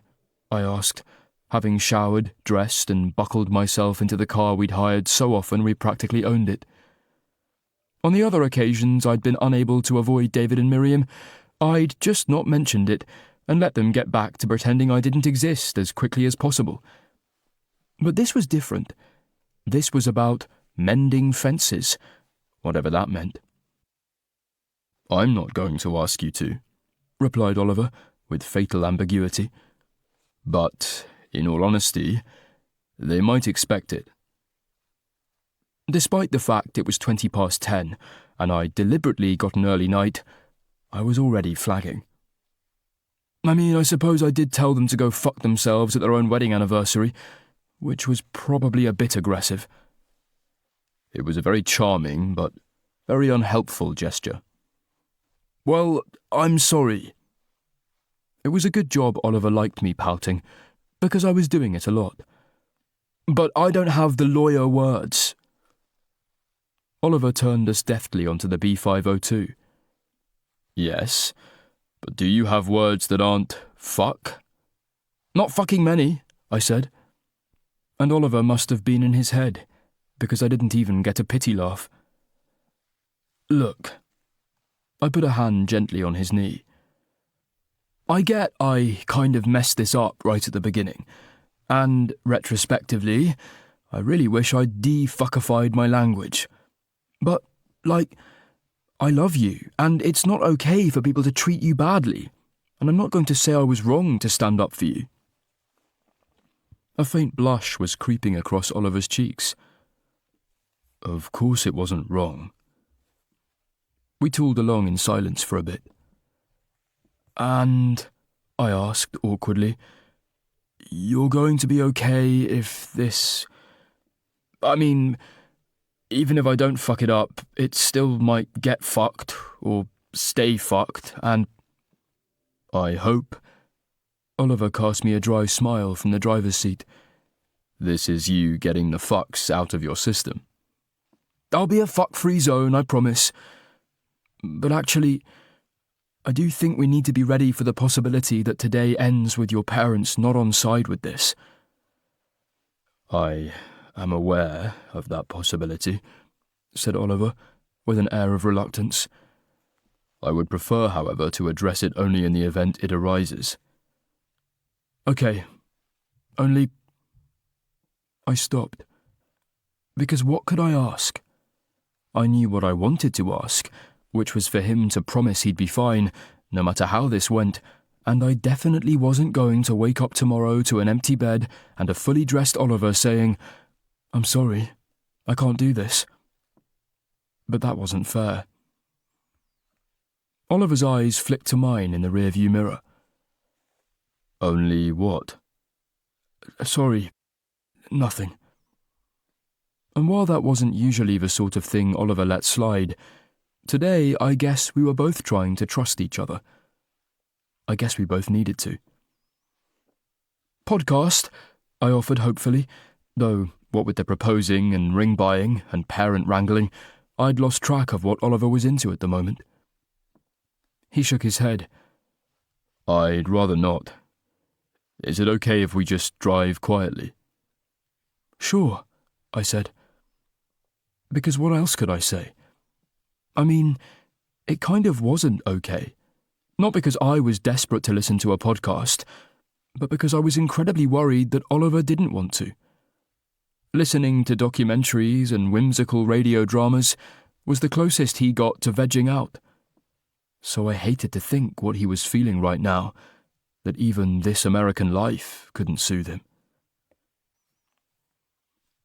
It didn't entirely surprise me that Miriam and David Blackwood had insisted on taking their vegan son to a gastropub with exactly one vegan option on the menu. After Oliver had ordered his superfood salad, and I'd ordered the same out of masochistic solidarity, his parents tortured the waiter for a while, David by demanding a fillet steak with a very specific set of instructions about how it should be prepared, and Miriam by politely, but unswayably, insisting they make her a vegetable risotto that wasn't currently on the menu. Once that had been resolved to their satisfaction, we all sat in silence, until David Blackwood finally said, "So, you're still getting married, then?" "Yes," replied Oliver, sounding calmer than the tension in his jawline showed me he felt. "And we'd like you to be there." Miriam, who had been checking the cutlery for cleanliness, set down her fork. Well, of course we'll be there, darling. That was never in question. We just want to be sure you're making the right decision. Given that the Blackwoods seemed determined to talk as if I wasn't in the room, I was beginning to wish I hadn't been. "I've already told you." Oliver's voice got calmer, and his jaw got tenser. "That I am, and it's not up for debate." But marriage, protested Miriam, when you're still so young. Oliver cast a longing glance at a bread roll. "I'm older than you were when you got married." "This isn't about your mother and me," said David predictably. "Things are very different for your generation." "And," added Miriam, "different for... She waved her hands in a way that was probably intended to communicate "for gay people," without her having to say the words.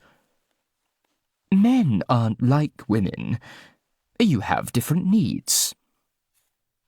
I wanted to ask what kind of needs exactly, but I wasn't here to challenge casual gender essentialism/homophobia. I was here to support Oliver, so I stayed quiet. "You wouldn't understand this," Miriam went on heterosplaining, "but women need commitment." "Whereas men," David chimed in, "are dogs." Oliver glanced sharply up from his own hands, which he'd spent most of the conversation staring at. "Have you dated a lot of men, Father?" There was a very nasty silence. The worst thing about David Blackwood, from an extensive collection of bad things, was that he looked a little bit like Oliver. The same slightly square features, the same hard grey eyes that, on him, I'd never seen soften. It was like a glimpse of the future if I accidentally wound up marrying a terrible person. "I suppose you get this attitude from him." He didn't even deign to look at me. I like to think that the fact I didn't respond to this at all, in any way, counts as one of the 7 most noble things I've ever done in my life. "I'm sorry," said Oliver quickly. Which wasn't quite the rush to my defence I'd hoped for. But then again, we were here for our wedding, not my ego, and pissing off David Blackwood before the main course was a bad strategy. The uncomfortable silence that followed lasted just long enough for our food to arrive. And then Miriam piped up with, I must admit, I don't really understand why gay people want to get married at all. Equality? I suggested, hoping that this counted as engaging and not talking back. She seemed to be genuinely thinking about this. But isn't that a bit selfish? I glanced at Oliver for help, but got nothing. He was gazing into his superfood salad like it contained the mysteries of the universe. And maybe it would have been a good idea to let it go, but I hoped if I kept asking open questions, I could at least avoid another excruciating silence. Why selfish? Well, Miriam looked faintly pained. For normal people, marriage has a tradition behind it, and it seems a shame to try and change that for everybody else, just because you feel left out. For what it's worth, I said, I don't consider myself abnormal. That got Oliver off the bench, but not for the team I wanted. She didn't mean it like that. I think she probably did, I began. I'd been about to add, but it's okay. I get that a lot of people think that way. But I never got that far. David Blackwood surged to his feet, which was actually pretty intimidating in a cosy gastropub in Milton Keynes. How dare you? You come up here, you let us pay for your lunch, and that's how you talk to our son? It wasn't the most furious anyone had ever got with me, but it certainly had the highest anger-to-provocation ratio. If I'd been in a more charitable mood, I might have said that at least he was protecting Oliver, and I could understand the instinct to protect Oliver. Except I wasn't in a charitable mood. I hadn't asked them to buy me anything. And David Blackwood was an arsehole. I was just psyching myself up to give a deeply insincere apology when there was a tiny clink, as Oliver put down his salad fork. "Father," he said, "you're making a scene." David snapped round like a rattlesnake. Making a scene? I'm not the one arguing with your mother and making snide comments. I wasn't, but Oliver cut me off. "With respect, you've barely met Lucien. You know nothing about our relationship, and frankly, you know nothing about me. If we're going to talk about snide comments, then you have a 30-year head start on everybody at this table. And as for Mother..." His gaze flicked to Miriam. "I'm sorry, but you were being homophobic. You're both quite homophobic people." How can you say that? She blinked in genuine horror. We love you. He sighed. "You know, I think you do. But from everything you've said to me today, and the way you interact with Lucien and with every boyfriend I've ever had, and with me ever since I came out, you will clearly never see any relationship I have as being as valid as Christopher's relationship with Mia." Well, it's different, protested Miriam, with an unerring instinct for saying the worst possible thing. "It is not." Now Oliver was on his feet as well, and raising his voice. "Lucien sees me with all my flaws and makes me feel loved anyway, something, by the way, that neither of you have ever managed." A deep hush had fallen, not just over our table, but over the whole pub. David Blackwood was staring at Oliver with something almost like disgust. I don't know who you think you are. Your mother and I have given you everything. We fed you, we clothed you, we sent you to university, we put you through the bar, and now you've had your head turned by some artsy fairy who can't keep his arse out the papers, and suddenly you think you're better than us." I wanted to tell them that he was. Not because I was an artsy fairy, but because he was a good person, the best person, and he'd got that way despite having parents who were total shits. "Then how about this?" said Oliver, elegantly pulling on his jacket. "I make good money now, So if you really believe that our obligations to each other are based entirely on what you've spent, sit down, add up what you think I owe you, and I will happily cut you a cheque." Miriam made an imploring gesture. He doesn't mean that. "I'm afraid I agree with Lucian on this one." Oliver's eyes were the steeliest I'd ever seen them. "I think we've all meant exactly what we've said today. Now come on." He looked at me, relenting slightly. "We're leaving." I got to my feet so quickly, I nearly overturned my chair. Oliver righted it for me, then took my hand. "Oh, and Dad?" He shot one last look at his father. "Go fuck yourself." Part 4. In Loving Memory. 9th of November. Chapter 27. "Oliver," I whined, "why do we have to do this now?" He was sitting cross-legged on the floor, shuffling around the colour-coded index cards that constituted our seating plan. "Because it needs doing." "But it's Sunday afternoon. We could be having sex. Lucian, we could be having a lovely walk in the park." "The caterers need this information." After a moment's contemplation, he delicately swapped the places of two work colleagues whose names I didn't recognise, for what I presumed were reasons of office politics. "As does the venue." "But not 6 months in advance."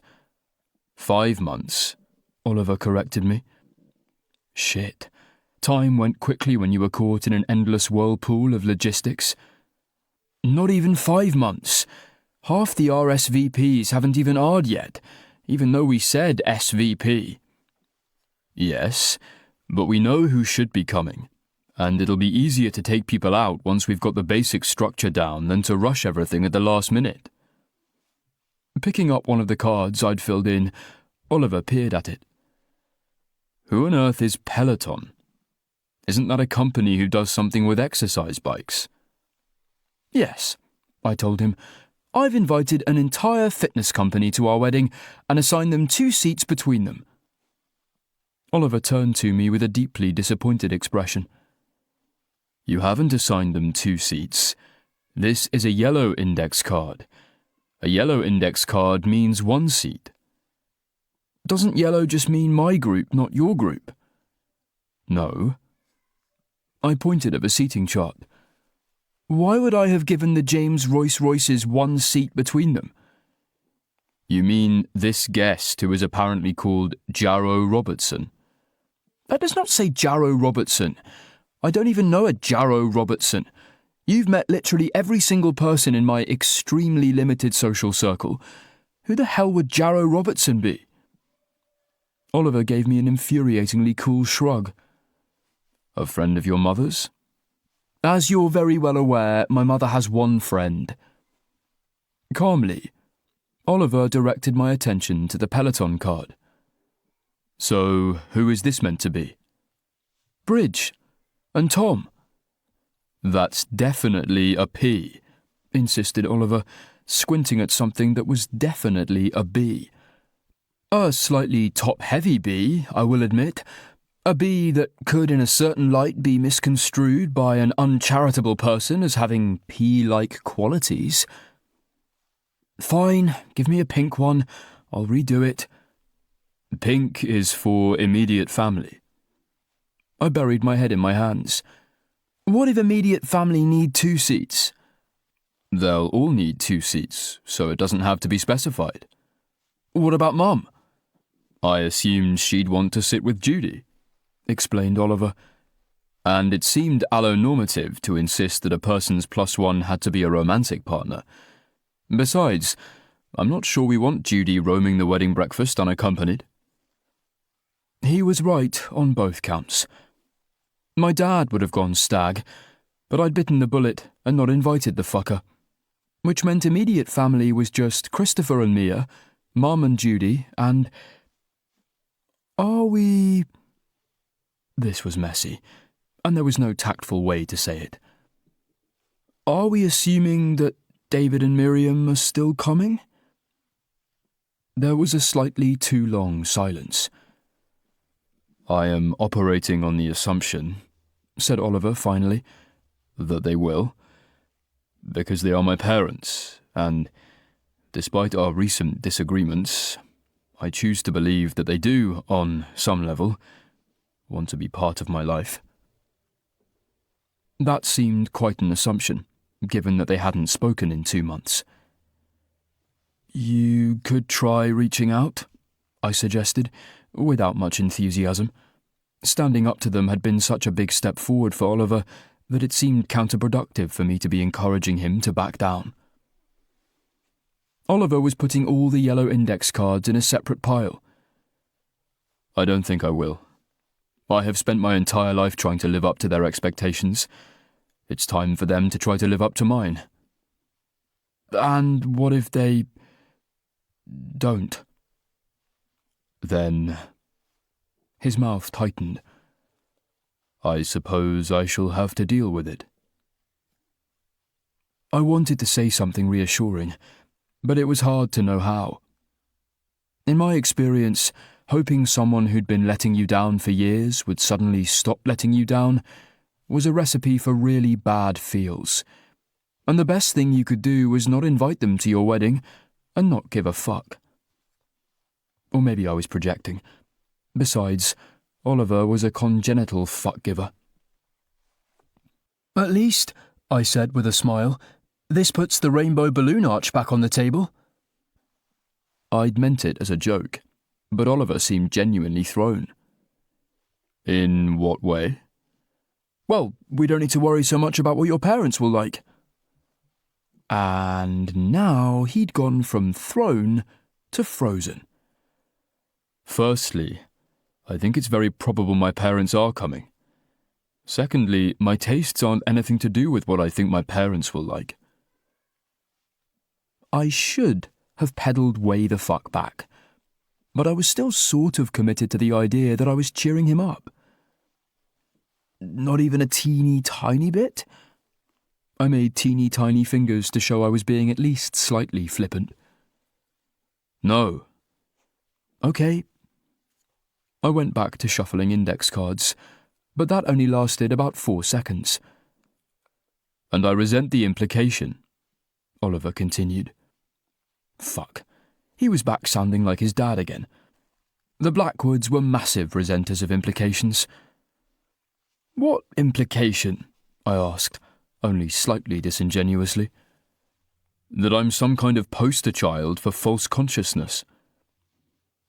In my defence, he was the one who'd gone there, and now that he had, it seemed fair to at least talk about it. I mean...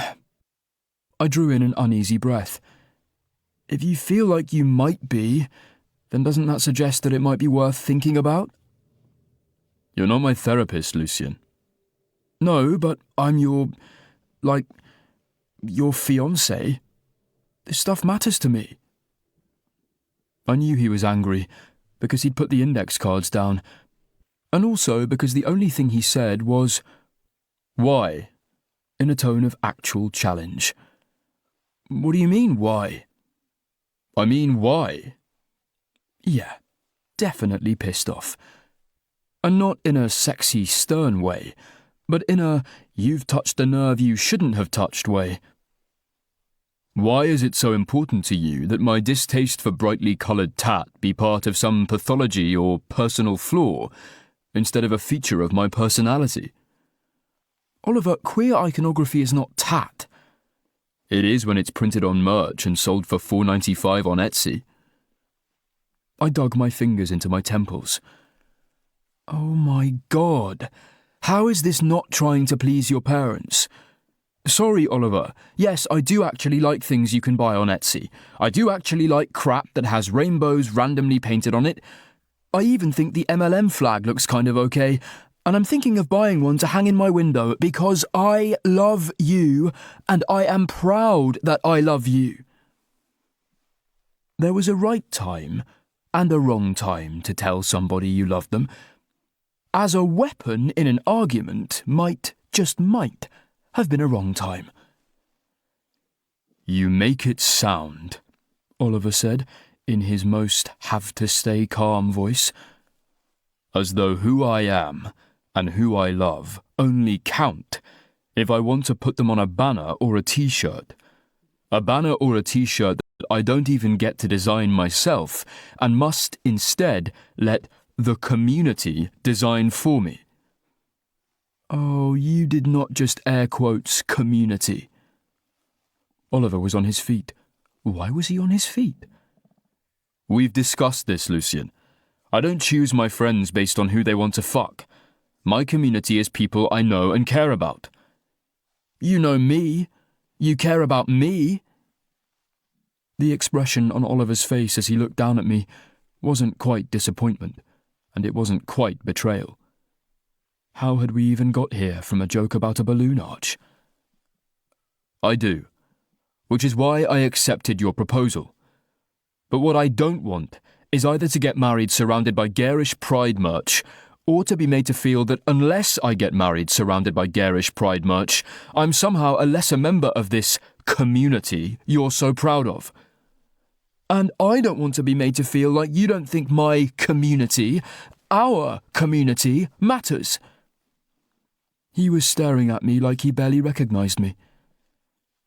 "Are you certain you want to marry me, Lucian?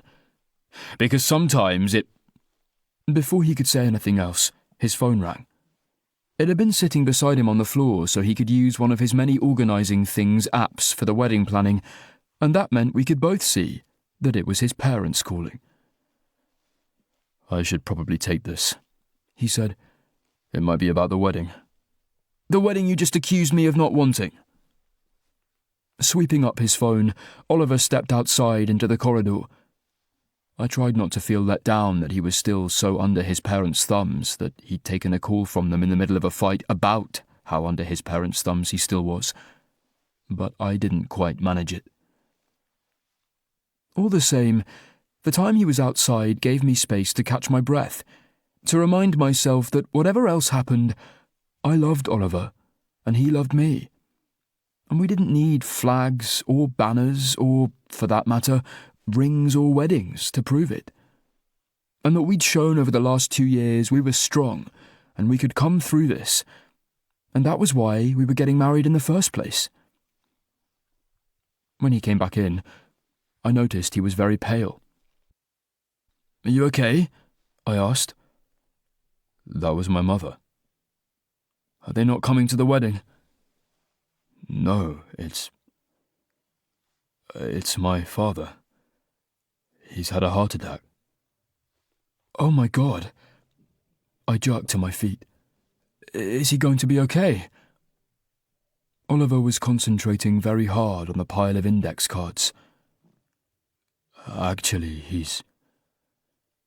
he didn't make it to the hospital." "Fuck. I'm sorry." I tried to hold him, but he wasn't in a mood to be held. And that shouldn't have hurt. He was shocked and grieved, and we'd just had a giant fucking fight about nothing. And different people processed feelings differently. Except it did hurt. It hurt quite a lot. "I need to see my mother," he said. "I should leave." "Of course." I dithered in a kind of, I want to support you, but I'm not sure how way. "Shall I come with you?" "I think—" And again, I shouldn't have read rejection into his voice, but again, I did. "It would be best if I went alone." That made sense. Obviously, it made sense. His mother hated me. I was the worst person he could possibly have brought. "Whatever you need. And, call, or don't call. Just do what you have to. I'll be here. I mean, not here. I'll be at home, and—" He gave a nod, cutting me off, then turned and strode purposefully away. Chapter 28. I was sitting in my pants on my sofa, eating kung po chicken direct from the container, when I realised that maybe I wasn't exactly smashing it coping-wise. Oliver had been at his parents' house, well, his mum's house now, for almost a week, dealing with death logistics. And it wasn't like we hadn't been in contact. There'd been texts and a couple of phone calls, but Oliver had seemed distant. Which I got because, between the administrative faff of arranging a cremation, the emotional sucker punch of your father dropping dead not long after you told him to go fuck himself, and, oh yes, that enormous fight we'd been in the middle of, he had a lot on his mind. I just wished he'd let me, I don't know, be there? Help? Do something? Feel less useless? Except I guess that was kind of selfish. The thing was, in all the time we'd been together, there'd never been a point in our relationship when what Oliver had needed from me was absence. Space, occasionally, sure, when work was demanding, or when I was being annoying. But this was different. Like, I had no idea what he was thinking, and there was some tiny, messed-up part of my brain that was worried he was hating me. Because if going to bed angry was bad for your relationship, going to organise your father's funeral angry had to be a whole other level of fucked up. In any case, Oliver was in Milton Keynes, and I was backsliding with alarming rapidity, which meant I was actually that guy, the one who could only keep it together if he had someone to keep it together for. And at some point, Oliver was going to come home and find me unconscious in a pile of old socks and pizza boxes, and then be all, "Not only did you destroy my relationship with my family and question the authenticity of my identity over a rainbow balloon arch, but you are also a human refuse pile with less self-respect than one of those fish that spends its whole life attached to a larger fish feeding on its leftovers." Except he'd just say, "A remora," and assume I knew what it was. And then I'd have to say, "What's a remora?" And he'd say, "It's a fish, Lucian, that spends its whole life attached to a larger fish feeding on its leftovers." Probably I needed to stop watching The Blue Planet while angsty. Tipping what was left of my rice into what was left of my kung po sauce, I made a glum and futile pact with myself to stop being so shit. Because nobody who had recently celebrated his 30th birthday, and by celebrated, I mean panicked about, should be going to pieces after less than a week of having to make his own French toast. Not that I made my own French toast. Even if I'd been able to make it as well as Oliver, it wouldn't have tasted the same without him.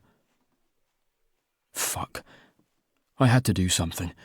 So I pulled out my phone and messaged the WhatsApp group, currently called "Stand by your pan." "Help," I typed. "Oliver has gone away for like 5 seconds, and I am eating takeaway in my pants." Bridge responded immediately. "How is Oliver? I heard about his dad. Sad face." Trying to talk about someone's dead parents in all caps created tonal issues that even I was sensitive to. "I think he's okay. He's not really talking to me." "Why," asked Priya, "is there takeaway in your pants?" "I'm in my pants. The takeaway is in my mouth." "If I come round to be supportive and shit, will you at least put trousers on?" "He's sad. He doesn't have to wear trousers if he's sad." "Sorry." That was James Royce. "James can't make it because he's at the restaurant, and I can't make it because I have to look after baby Jay." "Bring baby Jay. It'll be cute. Luke can't be sad if there's a baby." For someone who knew me better than anyone, sometimes Bridge didn't know me at all. "Nobody is taking my baby boy to Luke's flat." That was James Royce, somehow texting from a professional kitchen. "He'll crawl into a pile of laundry and die." "My flat is clean these days," I protested. An incredulous digital silence followed. Then a message popped up from Priya. Only because you don't live there. That was depressingly close to the truth. Keeping the flat clean by the cunning strategy of staying full-time at Oliver's had worked remarkably well, but I'd been back for 4 days now, and it was 4 days in which I had done approximately 0 washing up. He's sad. You always let things slide when you're sad. Luke must have been sad a lot. Well, I'm sad now, I typed. Come and comfort me. Fine. Should I bring chocolate or bleach? I winced. Maybe both? I'm on my way right now. Don't start without me. Don't start what? I asked. Anything. I made the executive decision that anything, in this context, didn't include putting on my trousers. So I did, and made a desultory start on the washing up. Except washing up reminded me of Oliver, which probably said all kinds of weird things about my habits, both in the relationship and outside of it. I just missed him. And his 3 different types of sponges for washing specific types of things. And the way I'd hug him from behind instead of doing the drying, and we'd both pretend it was 100% affection instead of 80% affection and 20% laziness. Definitely not crying. I threw away my takeaway container and realised I'd thrown the fork away with it. In retrospect, that might have explained why I had so few forks.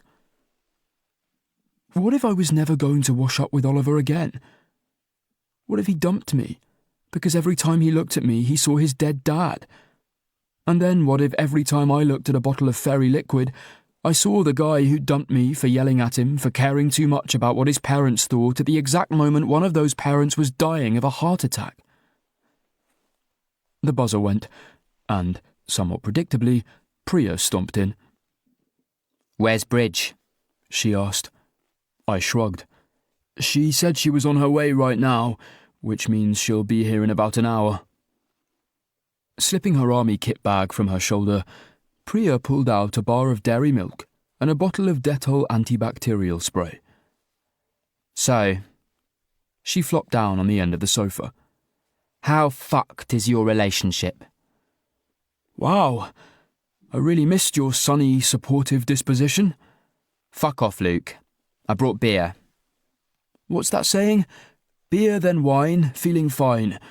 Beer then antibacterial spray will ruin your day.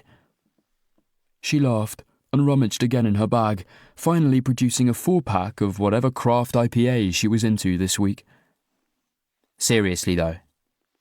Flicking open the bottle opener attachment of her Swiss Army knife, she beered us both. How fucked is it? I sighed. Honestly, I can't tell. Oliver's never been like this with me, but then his dad's never died, so who knows? In other words, Priya said, everything's fine and you're just getting in your head like a wanker. Sitting down next to Priya, I cast her a "you have failed to comfort me" look. How have you got 2 girlfriends, or indeed any non-zero number of girlfriends? Because they like that I'm creative, low bullshit, and get them off. In my experience, that's what women are after. Good to know, although not super relevant to me right now. She took a long draught of a beer with a weird name. And, just to cover the basics, you've tried, talking to him and shit?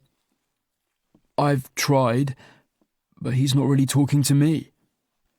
I'll admit that would normally be a sign, because you're in one of those annoying mature relationships where you have to make plans and share your feelings instead of just screaming and fucking. But... And here Priya, who was being more serious than I was used to, fortified herself with some more beer. Grief's its own thing. He's probably feeling a lot of mixed stuff right now, especially because, from what you've said, his dad was a prick. You'd think, I said, that would make it easier. I mean, not to blow my own trumpet, but I'm kind of an expert on dads who are pricks. And when John Fleming finally gets prostate cancer for real, I will give 0 shits. Priya clicked her tongue stud against her teeth. Speaking as an artist, I don't think anyone gets to be an expert on emotions. Your thing with your dad is your thing with your dad. Oliver's thing with his dad is his thing with his dad. And they aren't going to work the same. Oh my God. I stared at her in horror. When did you start getting nuance? When I stopped being 21, pay attention. She smirked. Besides, I'll have you know that The Guardian says I have a profound insight into the human condition. Doesn't The Guardian say that about everybody vaguely left-wing and artsy? I pointed out. To which her profound insight into the human condition enabled her to craft the eloquent rebuttal of, "Fuck off." It was about then that the buzzer buzzed again, and Bridge staggered up in a flurry of bags and apologies. "I'm really, really sorry," she told us, unloading a bottle of $12.99 wine, another bar of dairy milk. There was a sort of unspoken code that comfort chocolate wasn't allowed to have any distracting flavours in it, a bunch of wilted supermarket flowers, and a box of Tesco rocket lollies.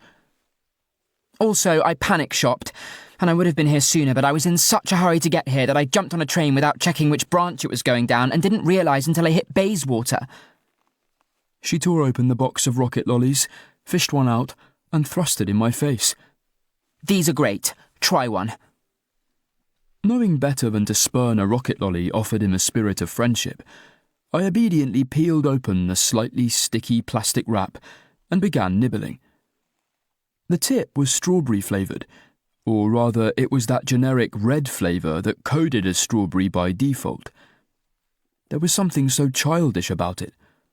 Brightly coloured, mildly flavoured frozen water served from a slightly soggy box, but it was, in fact, weirdly comforting.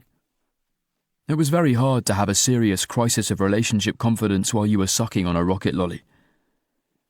"Now tell me everything," Bridge cried. "What happened? What about the wedding?" Since I still had a face full of rocket lolly, Priya answered for me. "Nothing's happened. Oliver's just gone a bit weird on account of his dad dying, and Luke's freaking out because he can't cope with emotions." Bridge's eyes were wide. "Oliver's gone weird? What kind of weird? And what about the wedding?" "The kind of weird," Priya explained, "you go when your dad drops dead of a heart attack a few months after he found out you were marrying a guy you knew he didn't like. And also he was a cock, but now he's dead and you're not allowed to think he's a cock anymore." Bridge's eyes showed no signs of de-widening. "Does this mean the wedding's off?" Bridge... I finally managed to extricate myself from the lolly. "We haven't discussed it." Technically, we'd been discussing it, and that was part of the problem. But we were having an argument seemed such a petty thing compared to a bereavement. "The wedding's not a priority right now. Probably it'll be fine, but if Oliver decides he can't go through with it, I'll support him." "But you're not meant to support him," Bridge insisted. "Not if he wants to call the wedding off. Then you're supposed to fight for him. You're meant to say, 'No, I love you more than anything in the universe, and we're meant to be together forever.' And then he says, 'You're right, I've been a fool, a mad, impetuous fool.'" I divided my attention between a lolly in one hand and a beer in the other, and that was some duality of man shit right there. Firstly, if there's one thing Oliver isn't, it's a mad, impetuous fool. Secondly, he'd never say mad, impetuous fool, because he'd be concerned it could be considered ableist. Thirdly, demanding Oliver put marrying me above dealing with his father's death is a total dick move. "Not if you really are meant to be together forever." Priya looked up. "No, it's still a dick move. Partly because meant to be is bollocks, and partly because if it wasn't bollocks and you were meant to be together forever, you'd be together forever whether you got married or not." "I know," Bridge subsided sadly. "It's just Luke was going to get married and, well..." "If he blows this," Priya put in, "he's fucked. because no one else will have him. I would have defended myself, but secretly, I kind of agreed. It wasn't that I was with Oliver because I thought there was no other option. It was just that imagining non-Oliver options made my heart vomit. That's not true, Bridge was yelling. Luke's lovely. No, he's not. He's a complete wanker. Well, so are you. I got back in the game. And you've got 2 girlfriends. Priya shrugged. As established. Cool job, brilliant at sex. I'm brilliant at sex, I insisted. Her eyes met mine and called bullshit on them. Are you, Luke? Are you really? I thought about it. I'd had a lot of sex, and honestly, it had been pretty contextual. In the sense of whether it was good or not had more to do with who, when, where, and how, rather than technical prowess of either party. Solid B+, I said. Yeah. Priya opened a second beer. Figures. Chapter 29. Half an hour later, my flat was looking worse, but I was feeling better. That's the thing about mess. A stack of unwashed dishes says, I hate myself, and you should hate me too. But the pile of empty bottles next to a scattering of chocolate wrappers and ice lolly boxes said, I hate myself, but I have people in my life who remind me I shouldn't. And we definitely think, I said, taking what remained of the wine from Bridge's hands and swigging direct from the bottle, that this is an I'm grieving situation, not an I'm taking the opportunity to bail because I'm too polite to dump you situation. Having finished the beer, Priya grabbed the wine from me and took a swig of her own. I know Oliver's repressed, but I think even he would stop short of having his own father killed just to get out of a relationship. Maybe his father dying was a coincidence and he made the most of it, I suggested. No! Cried Bridge. She'd been crying things all evening. You and Oliver are perfect for each other, and you're perfect together, and everything's going to be perfect.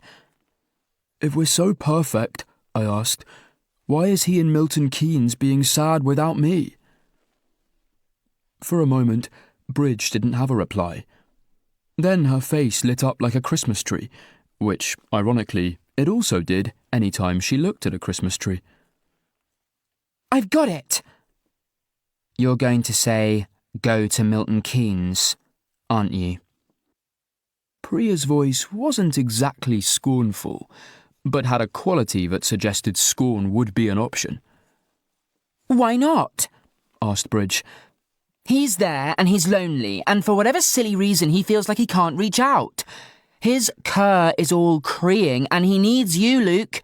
He needs you. There was a part of me that wanted her to be right, for this thorny mess of grief and antagonism to be fixable with one big gesture. What if he needs space? Well, which is worse? Bridge turned her hands into wobbly scales. If he needs you and you're not there, or if you're there and he doesn't need you. I think, I said slowly, it wouldn't be so much there and he doesn't need me as making his father's death all about my insecurities. Priya shot me a sardonic look.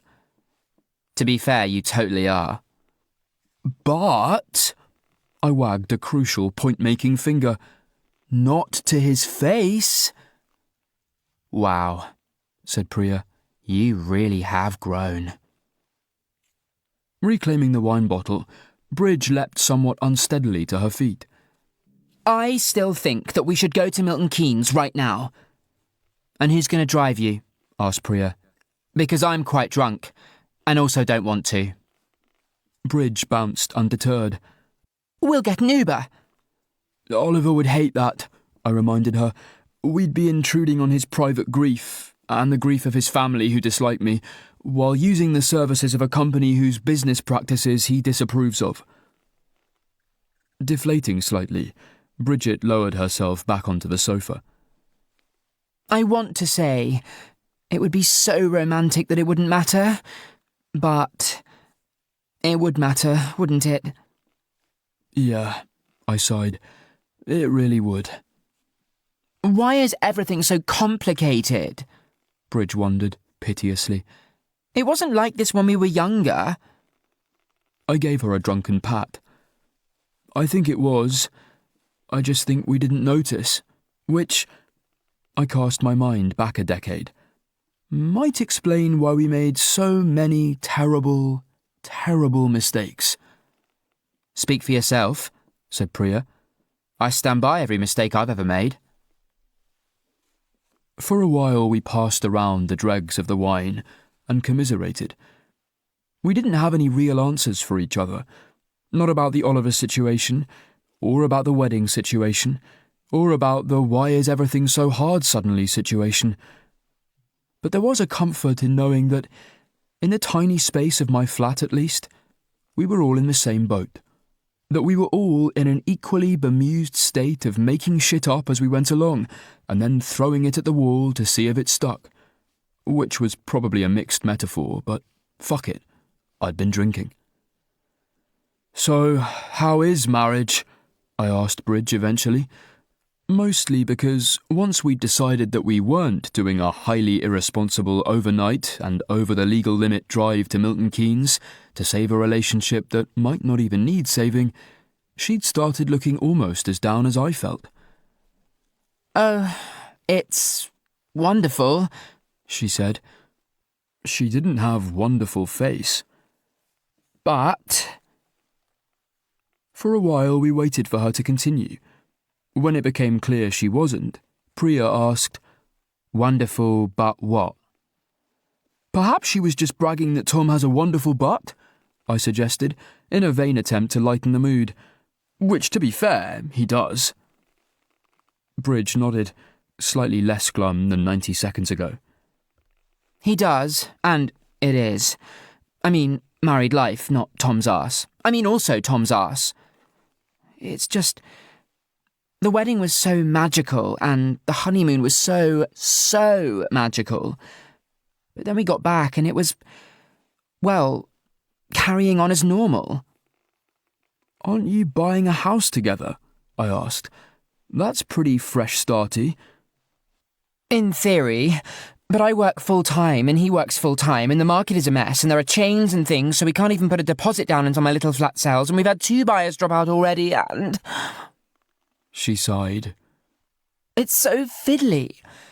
Who decided that being happy forever with the person you love most in the universe had to be fiddly? Sometimes I thought Bridges' die-hard romanticism in the face of my self-obsession was a deliberate strategy to draw me out of myself, and most of the time, it worked. "To be fair," I said, "when you put it that way, it actually sounds like a decent trade." Apart from the loving somebody more than anybody else in the world part, added Priya. That bit can go fuck itself. Bridget's eyes widened. But what's the point if... Priya cut her off. Bridge, I know you're just being sweet and enthusiastic, but you do remember I'm with 2 people right now, yeah?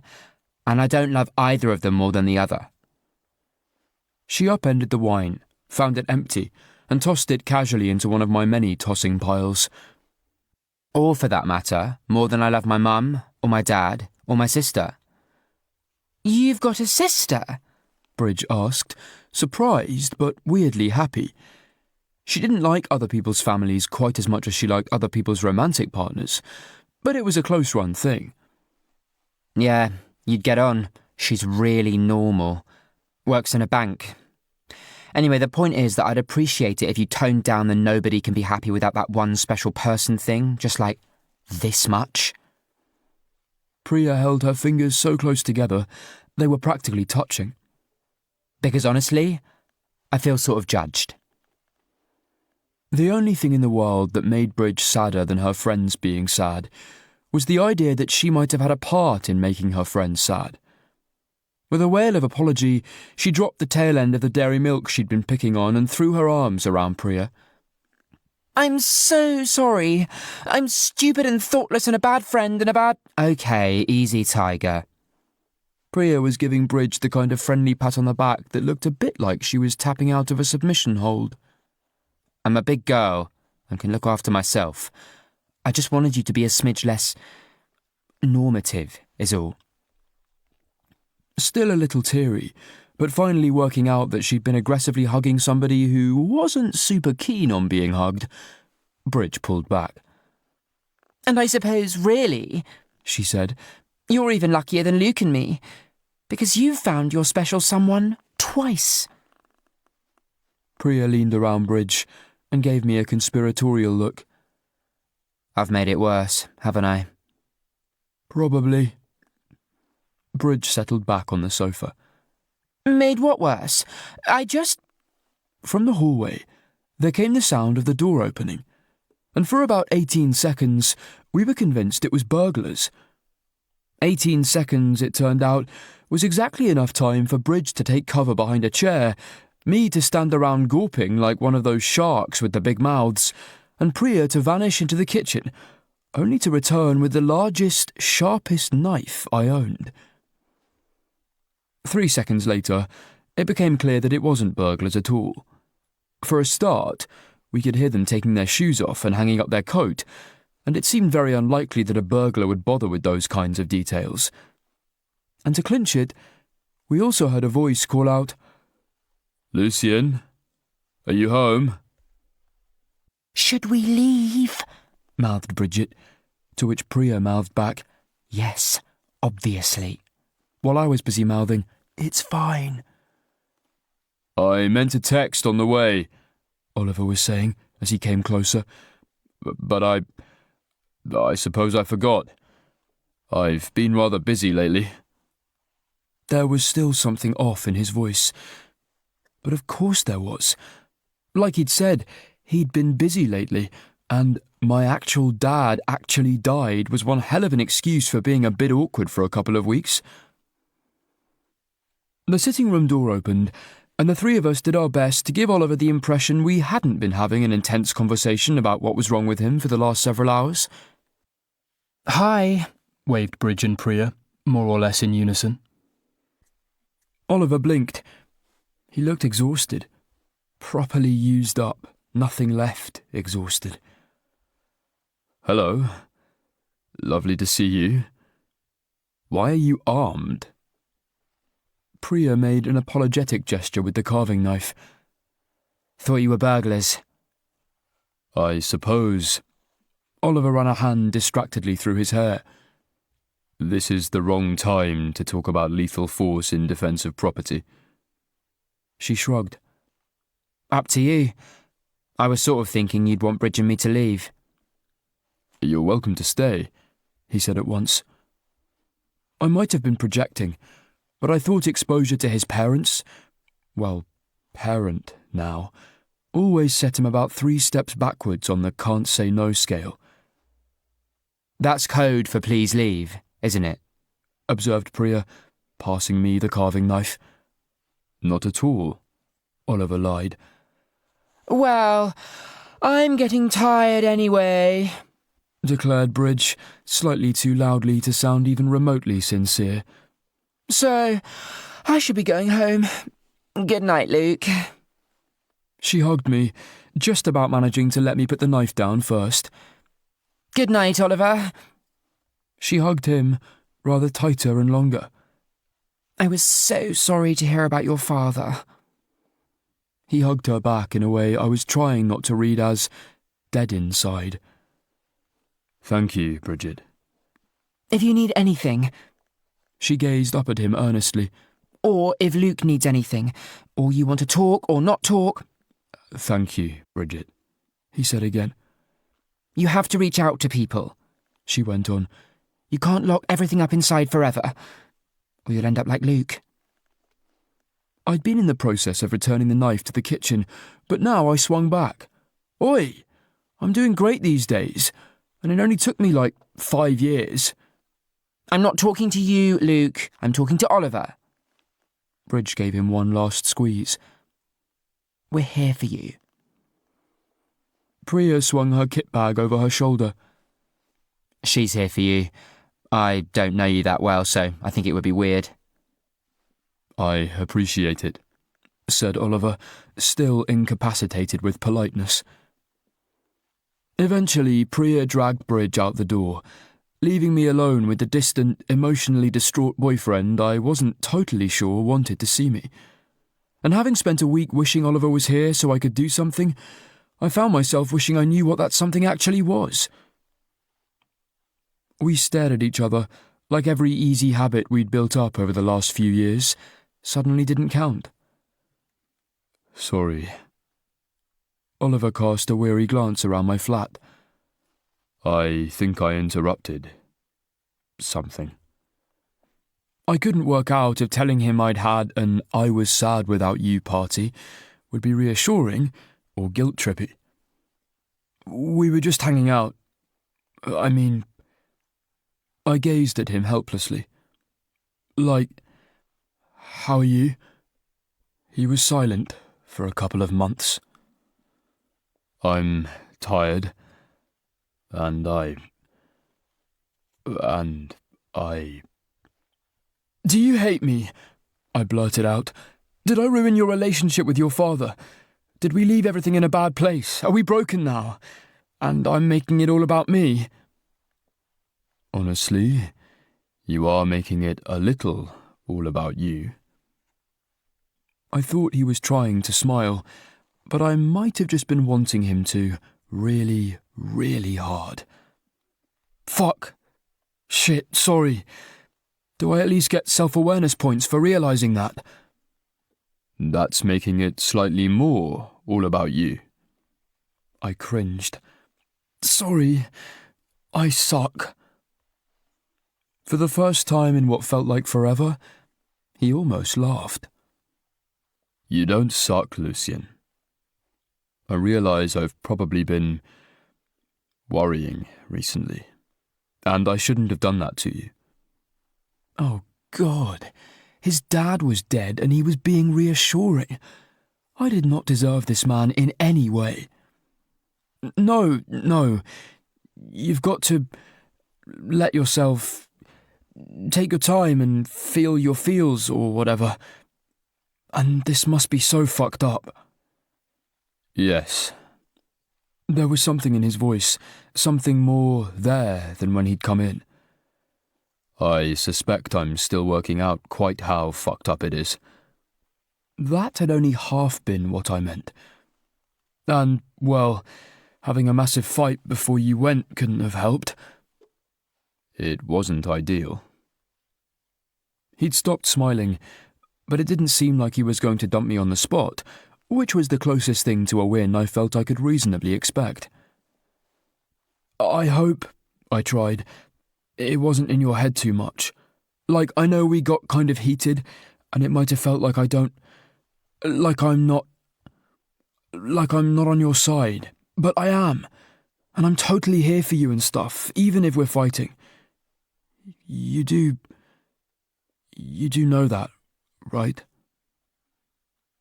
For a moment, Oliver looked like he was wrestling with something, but at last he said, I sometimes let myself forget, but in general, I do. It wasn't a ringing endorsement, but there was a mild tinkle to it. I think, he went on, we both said some things that we shouldn't have, but perhaps they needed saying anyway?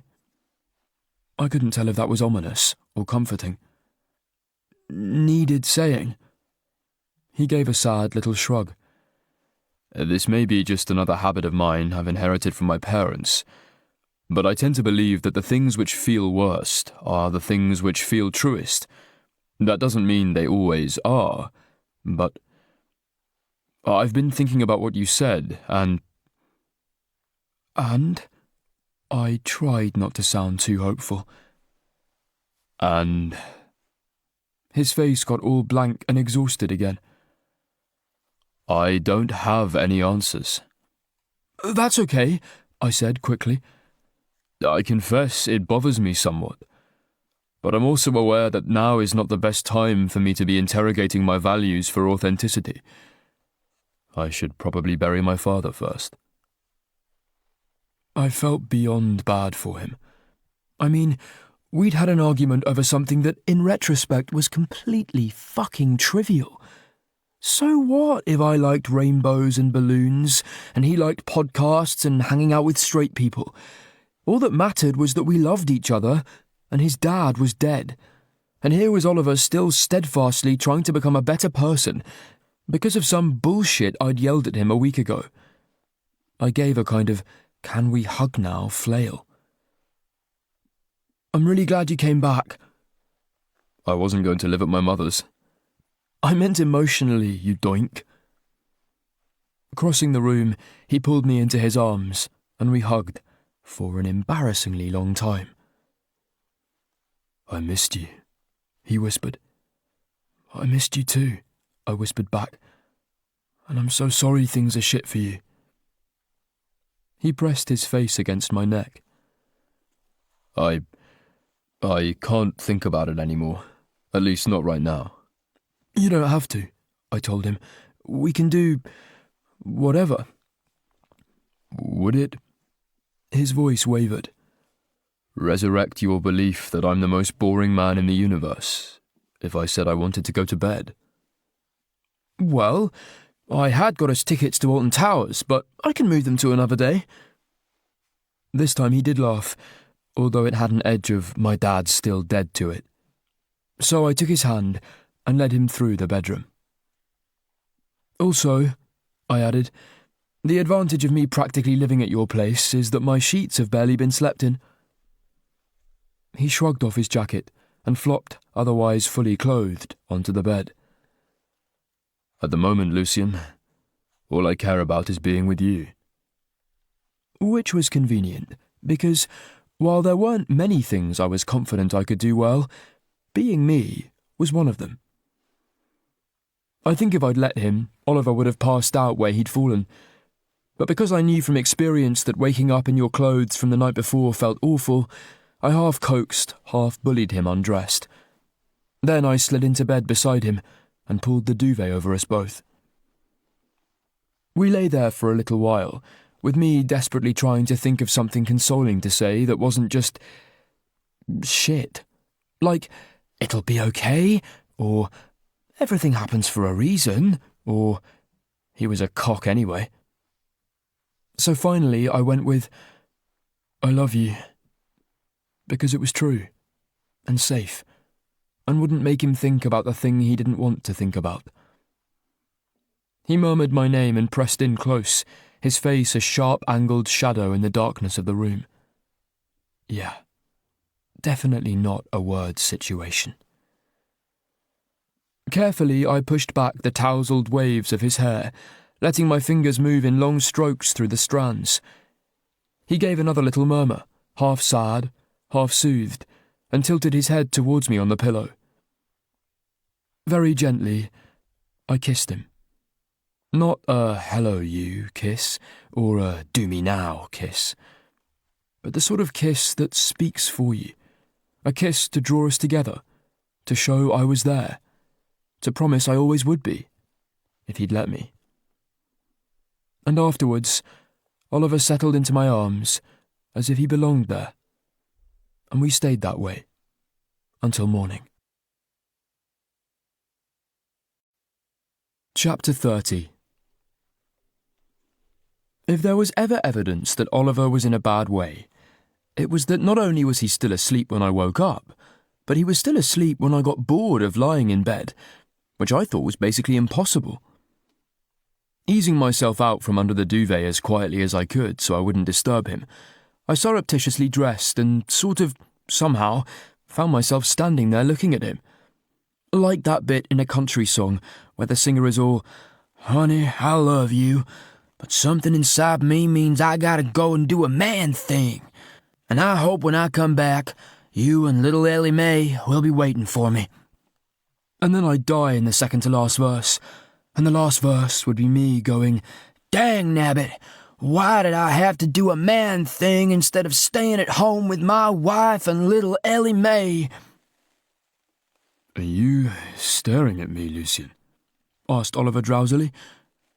"Are you watching me sleep?" "Oh, fuck. Only technically. I was mostly thinking, gosh, I wish I could do something to make Oliver feel better. And you just happened to be in my line of sight. And you just happened to be asleep. Oliver shifted the pillows into a more ergonomic position. I don't think there's anything you can do, but thank you for offering. I'll leave you to not be stared at. He made a vaguely grateful noise and rolled over, and I slipped out, closing the door behind me, which meant instead of standing by the bed not really knowing what to do with myself, I was standing in my flat, not really knowing what to do with myself. So, in the absence of a big green button labelled "Press here to fix boyfriend," I cleaned. It didn't bring me quite the same sense of virtuous peace that it brought Oliver, but it was nice to know that when he woke up, he would be in a space that resembled a human dwelling and not a combination laundry basket litter bin. When I was done, he still wasn't up, partly because the job was a lot smaller than it had been last time I'd attempted a major flat tidy, and partly because, see above, bad way. It was, however, getting to the point that I thought he might want to eat something.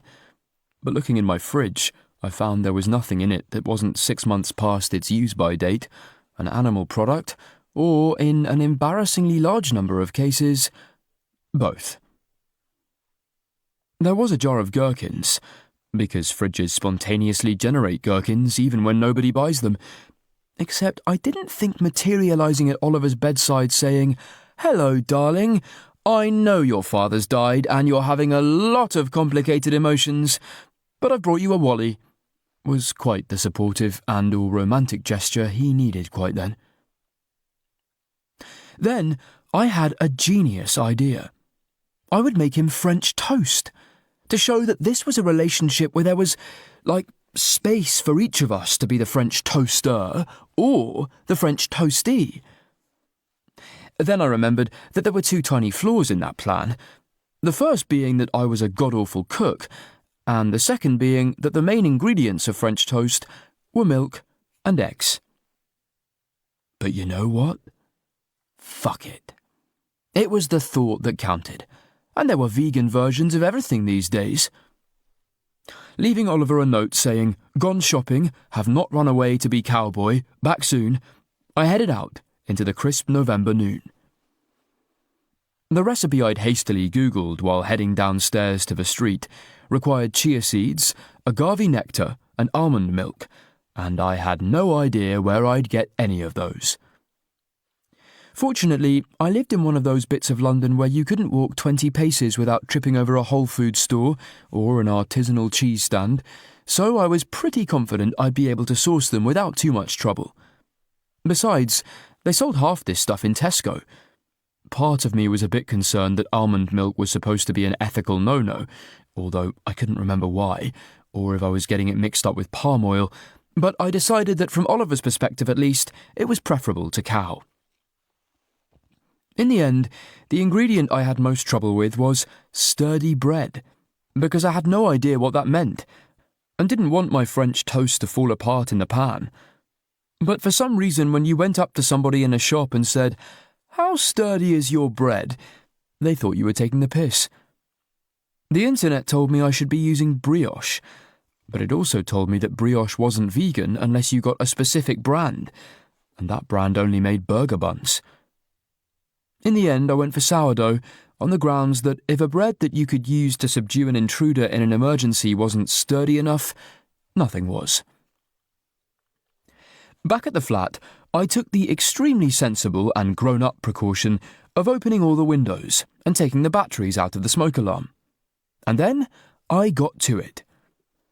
To my joy, the first step of the recipe was basically stick everything except the bread in a bowl and stick the bowl in the fridge. And I could definitely do that. I mean, yes, I probably put in too much cinnamon because I dropped the spoon, but then cinnamon was one of those ingredients you could never have too much of, like, ginger or garlic. Oh God, I'd inherited my mum's cooking genes, hadn't I?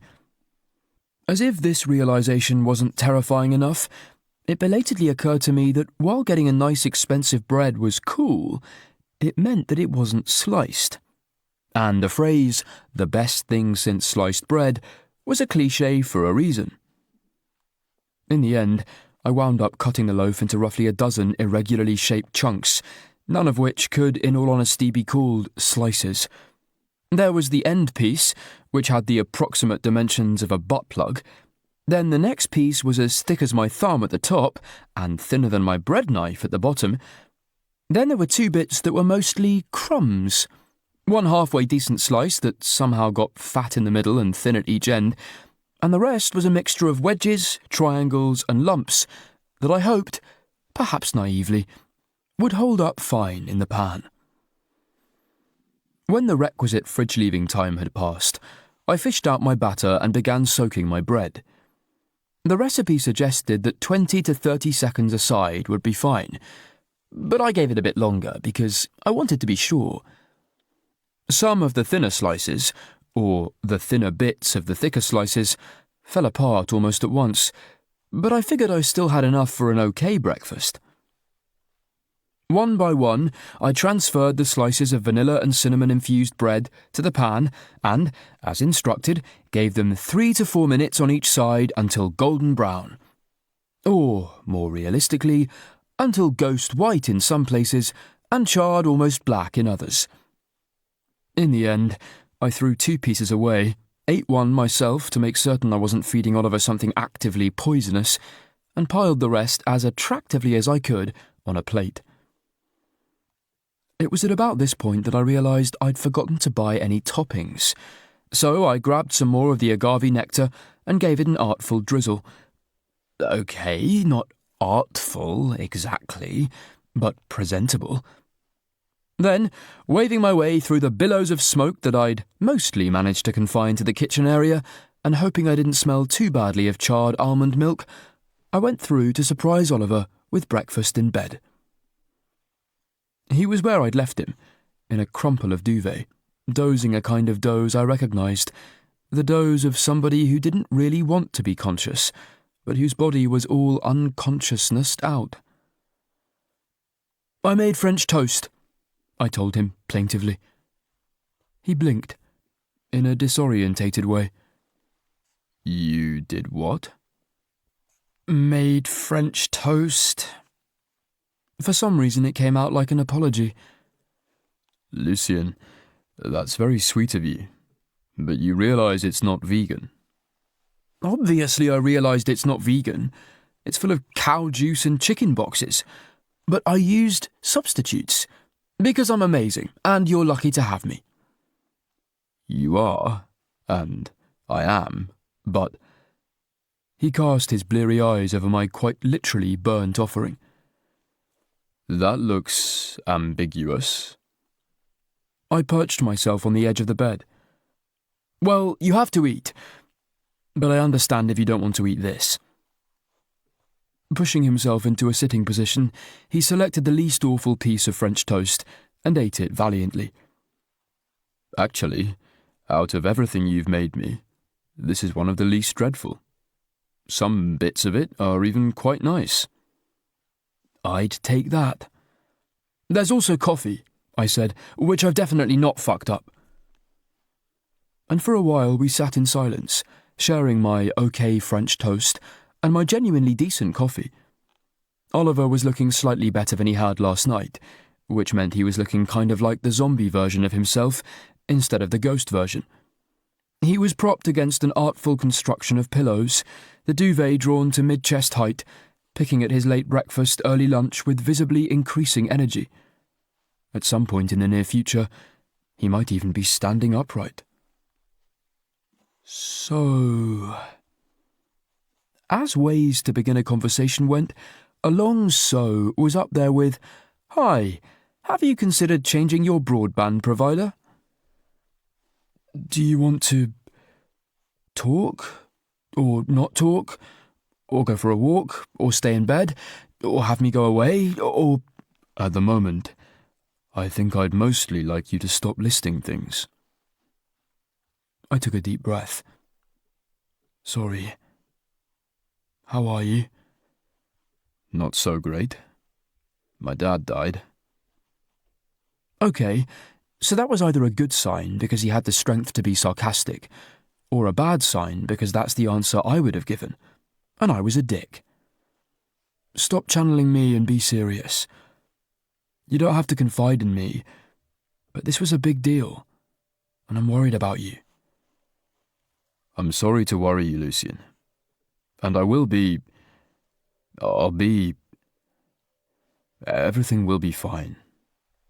I know that, I told him, but it's obviously not fine right now. And I know you don't like feeling... I tried to express very gently through mime that you aren't living up to the unrealistic expectations foisted on you by your parents, one of whom is now dead. But I love you even when you're... I'd run out of gentle mimes. Crap. He laughed. Wonderful pep talk, Lucien. Have you considered volunteering as a bereavement counsellor? I just mean it's safe to be crap with me. Like I let myself be crap with you literally all the time. You know that's not true. He fixed me with a gaze that seemed to be saying about 12 different things at once. Some of that French toast was really quite edible. Besides, I'm not with you for your cooking, or your ability to wash up. I'm with you because you make me feel better than anyone ever has. And I often wish I could be more like you. Well, flustered by his sincerity, I poked him in the duvet lump where I thought his knee was. I don't want you to be anyone except yourself. And finally, my brain and heart and neuroses caught up with each other. If that means you need to deal with this on your own, then I get it, and I'll be here.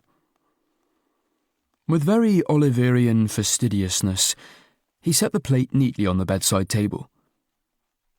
The truth is, I don't think I'm dealing with it very well.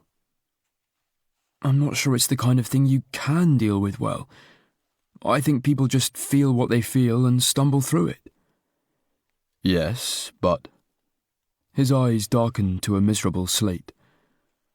I think what I'm mostly feeling is angry. Well, that seems pretty normal, I offered. I'm sure it is.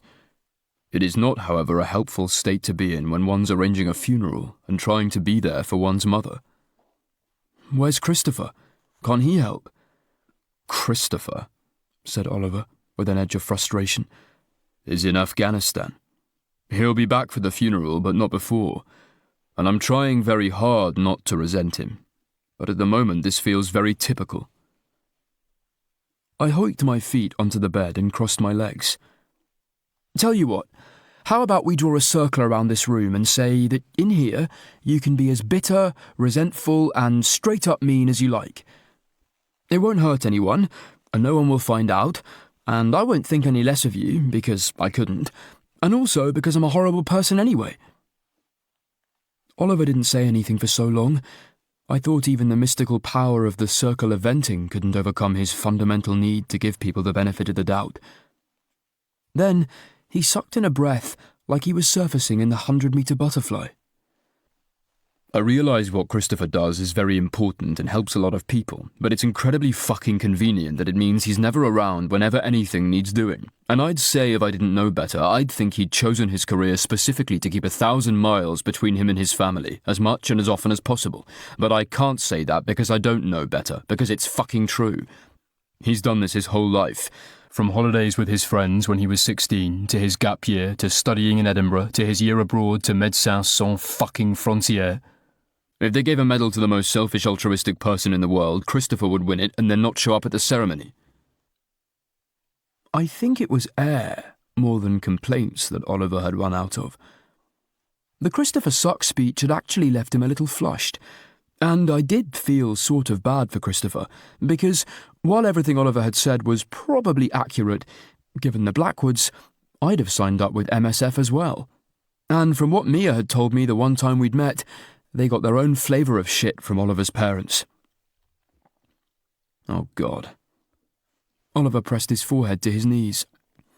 I'm a terrible person. I moved closer and put a hand on his back. Okay, I should have made the rules of the hate room clearer. Nobody is allowed to judge you here, including you. Oliver's shoulders heaved, and he made a sound like he wanted to cry, but couldn't. It's just too much. He spent his whole life running away, and I've spent my whole life dealing with the things he's running away from, and it's never been good enough, and it'll never be good enough, and now it can't ever be good enough because our father is dead. For a moment I just stroked him, in what I hoped was a comforting way. Listen, I said finally, you know how I said this was a no-judgment zone? Well, I'm going to say some really naff things now, and I need you not to tell anybody or laugh at me. He turned his face slightly towards me. I shall make a sincere attempt, but it depends how naff they are. Right, I naffed. I know your parents brought you up a certain way, but you can't... Oh, for fuck's sake, live your life trying to be good enough for other people. You have to be good enough for yourself. Although, for the record, you're definitely good enough for me. Lucian, Lucian, Lucian. I couldn't tell if he meant it as affection or admonition. That was exceptionally naff. I rolled my eyes at him in mock rebuke. Sometimes true things are naff, and naff things are true. It's one of the many ways in which reality is bobbins. There was a tiny pause. And, he said, and you're sure this is okay? What's okay? Saying these things. I'm not just convincing you that you're about to marry a whiny prick. You're not being a whiny prick. I went back to my hopefully comforting stroking. This shit is clearly messing with you. It would mess with anyone. He gave a hollow laugh. It would mess with anyone in similar circumstances.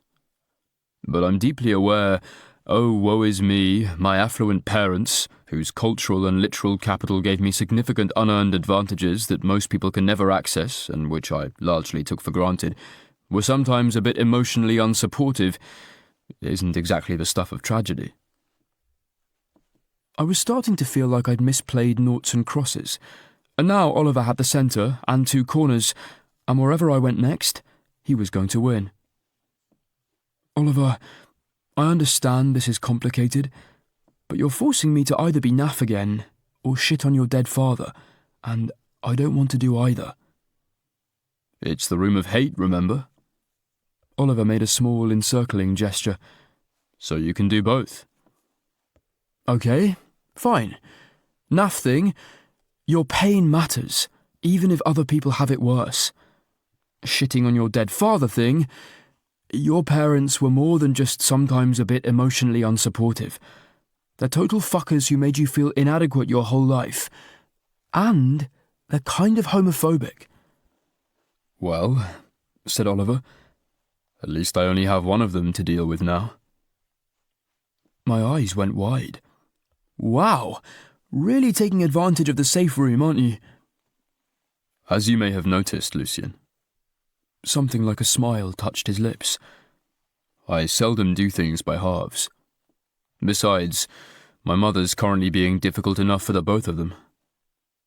Curling closer, I waited for Oliver to unleash himself. Obviously I sympathise, and it's natural that she's taking Dad's death quite hard. But as well as expecting me to organise everything, she also seems to blame me for everything.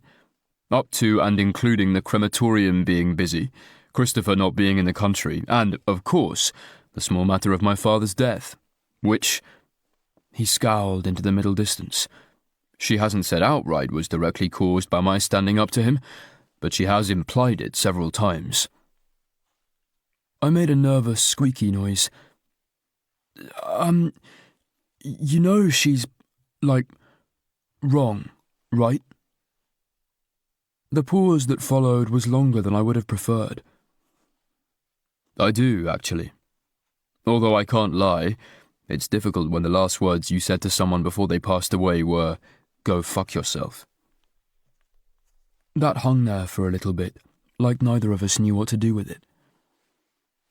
I'm so sorry, I said finally, falling into cliché and platitude. Don't be. Oliver shrugged. Well, of course I regret that we didn't have any kind of reconciliation before that became impossible. What I mostly regret is that I didn't say it years ago. That also hung there for a little bit. Too much? He asked. I shook my head. Not even close. I mean, I'm just glad you're not feeling guilty. Oh, I'm feeling guilty as well. But I'm rather hoping that will pass. There was a ring of finality in his voice, and I suppose that was all you could do with grief. Stick it out until you got used to it. Oliver squared his shoulders in a stiff upper lippy, pull-yourself-togethery sort of way. In any case, he went on, given how brilliantly our wedding planning is going, I don't suppose you'd also like to help me organise a funeral. Chapter 31. David Blackwood, said Oliver, was a loving husband, a devoted father, and an absolute demon on the golf course. We all remember him as a fair and generous man, even if he didn't always suffer fools gladly. I remember when I was, perhaps 14, we went to this restaurant somewhere in Berkshire, and the menu was all in French, and he adopted a posture of studied relaxation. Well, anybody who knew my father would know that languages were not his strong point. So, when he ordered what he thought was a fillet steak, and the waiter brought him fish, the poor fellow got quite the earful. Of course, the manager was very apologetic, and I seem to recall we actually got a free bottle of wine by way of apology. I remember quite distinctly when we got home, and I looked it up, and discovered that filet de fléton did indeed mean halibut fillet. He looked me squarely in the eye and said, "Well, it just goes to show, Oliver, it always pays to stand up for yourself."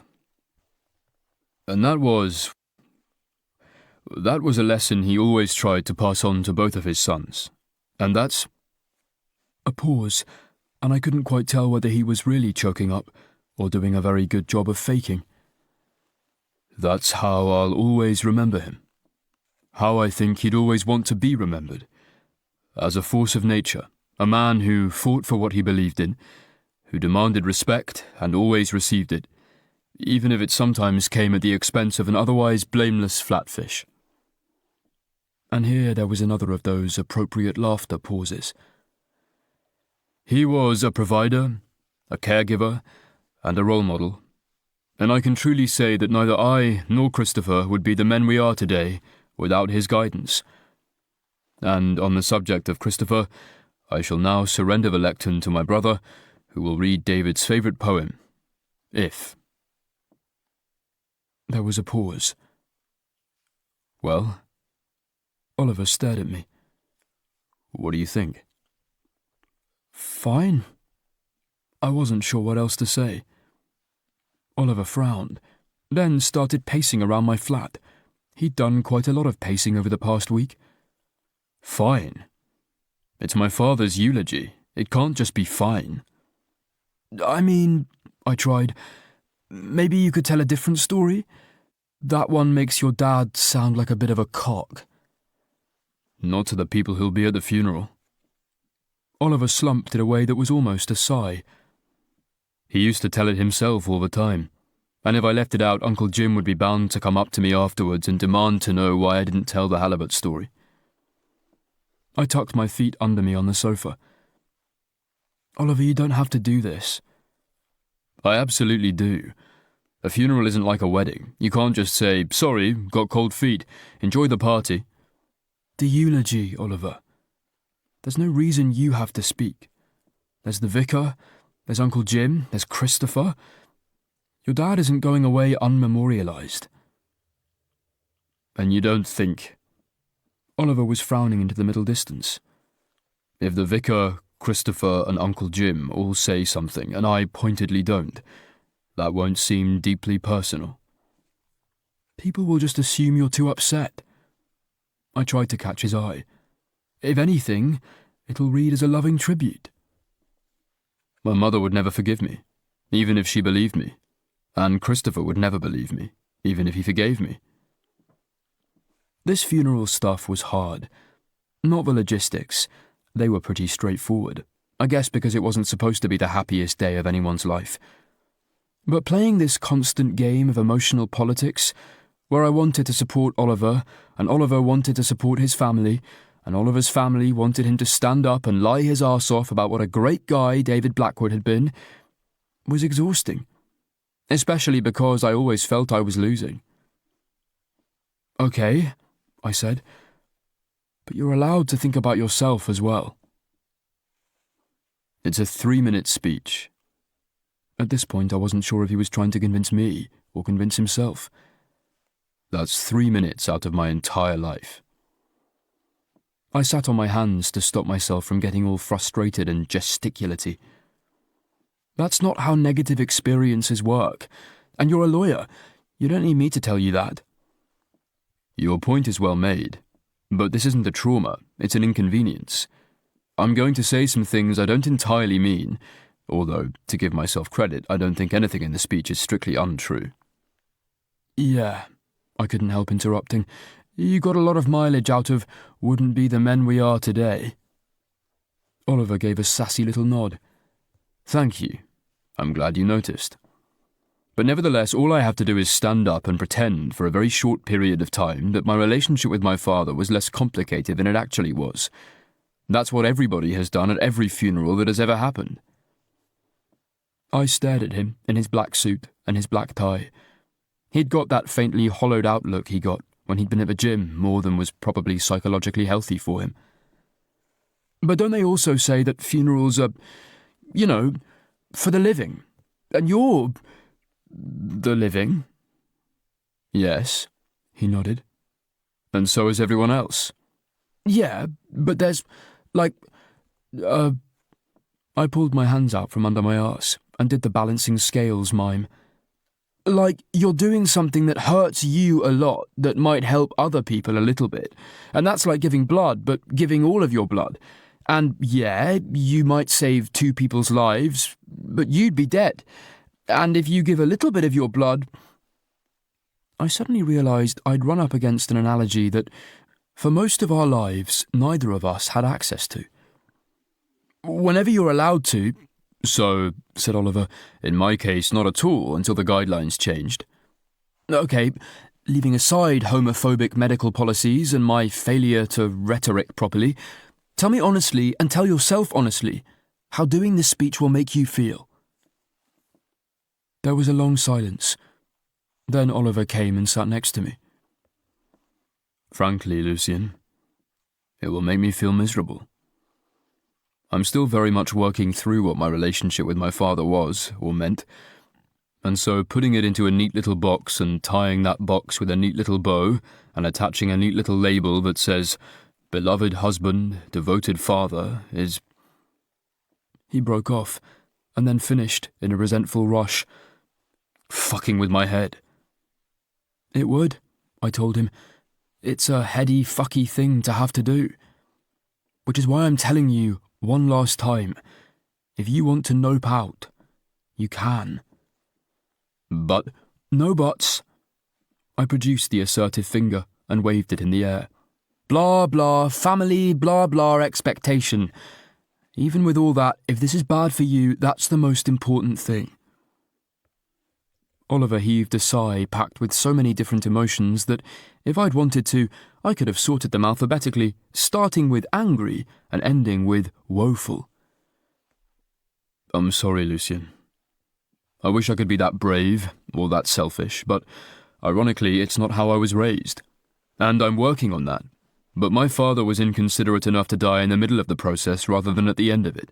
So, here I am, doing what is expected of me. Because right here and right now, I cannot imagine doing anything else. And, I said, squeezing his hand tightly, I support you 100%. I didn't say, even if you don't support yourself, because that wasn't what he needed to hear. Besides, coming from me, it would have been kind of hypocritical. If you supported me 100%, Oliver's lips twitched, you wouldn't be wearing the same suit to my father's funeral that you wore to your co-worker's wedding. I did, in fact, have exactly one suit, not counting the blue one I'd rented for Bridges' blue and rose gold marital extravaganza. It's a multi-purpose item. It's both frugal and ethical. Standing, I gave Oliver my most morally superior face. Do you know how many litres of drinkable water go into producing a pair of formal trousers? No, said Oliver, looking, as I should have predicted, genuinely curious. How many? Well, I don't know either, but I bet it's a lot. And that was about as far as my cheer-up Oliver routine could run, because if we didn't leave soon, we'd be late. Or at least, not early enough to satisfy the ghost of David Blackwood. Even if I said so myself, we'd done a good job organisation-wise. Maybe because it had been clear from the outset how many rainbow balloon arches there should be, i.e. 0. Weirdly enough, this was actually going to be my first funeral. My dad's parents hadn't been in the picture, which was fitting since neither was he. My mum's dad likewise, and my mum's mum was still very much alive in the south of France, preserved into her 90s by a diet of olive oil and red wine. In some ways, given how few shits I gave about David Blackwood, it was the least traumatic first funeral I could have been to. Apart from the tiny, tiny detail that there was a good chance it would utterly destroy my boyfriend's mental health. It was one of those sullen wintry days where it felt like the sky was scowling, too pissed off to even do the decent thing in rain. Various mourners were milling around the gardens and outside the main building, looking like mildly irritable shadow puppets. That was the thing about funerals.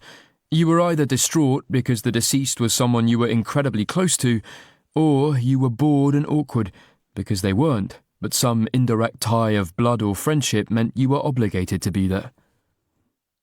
Also, crematoria were fucking weird. They were basically a quite nice garden outside a factory for disposing of corpses, with a friendly, non-denominational chapel bolted onto the front. And to give them credit, they went to a lot of trouble to disguise the whole corpse disposal aspect of their business, but the honking great industrial chimney was a giveaway that my eyes kept drifting back to. The other eerily industrial thing about the crematorium experience was that, and I don't mean this in a disrespectful way, they didn't half pack them in, which meant there was a 5-minute window between the last service ending and ours beginning. So while Oliver went inside to, I don't know, greet the vicar, hug his mum, have his shirt criticised for old time's sake, I was left trying to herd a bunch of people who didn't know who I was, or have reason to listen to me, into a building they didn't want to be in for a very tight turnaround. I didn't think I made any friends, but it would have been weird if I had. And, after a little while, Mia was there to help, because this was apparently the partner's job. Or maybe she just wanted to get away from the rest of her husband's family. On the whole, I was proud that we managed to get everyone in and ourselves into our embarrassingly front row seats bang on the dot of 11. One of the artfully reassuring people who worked at the crematorium closed the doors behind us. And then, well, that was showtime.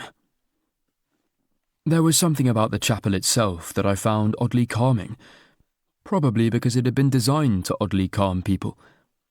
The chairs were relatively comfortable and upholstered in a neutral shade of blue, and everything around us was soothing pine and soft uplighting, making it almost possible to ignore the little curtain door with the coffin in front of it.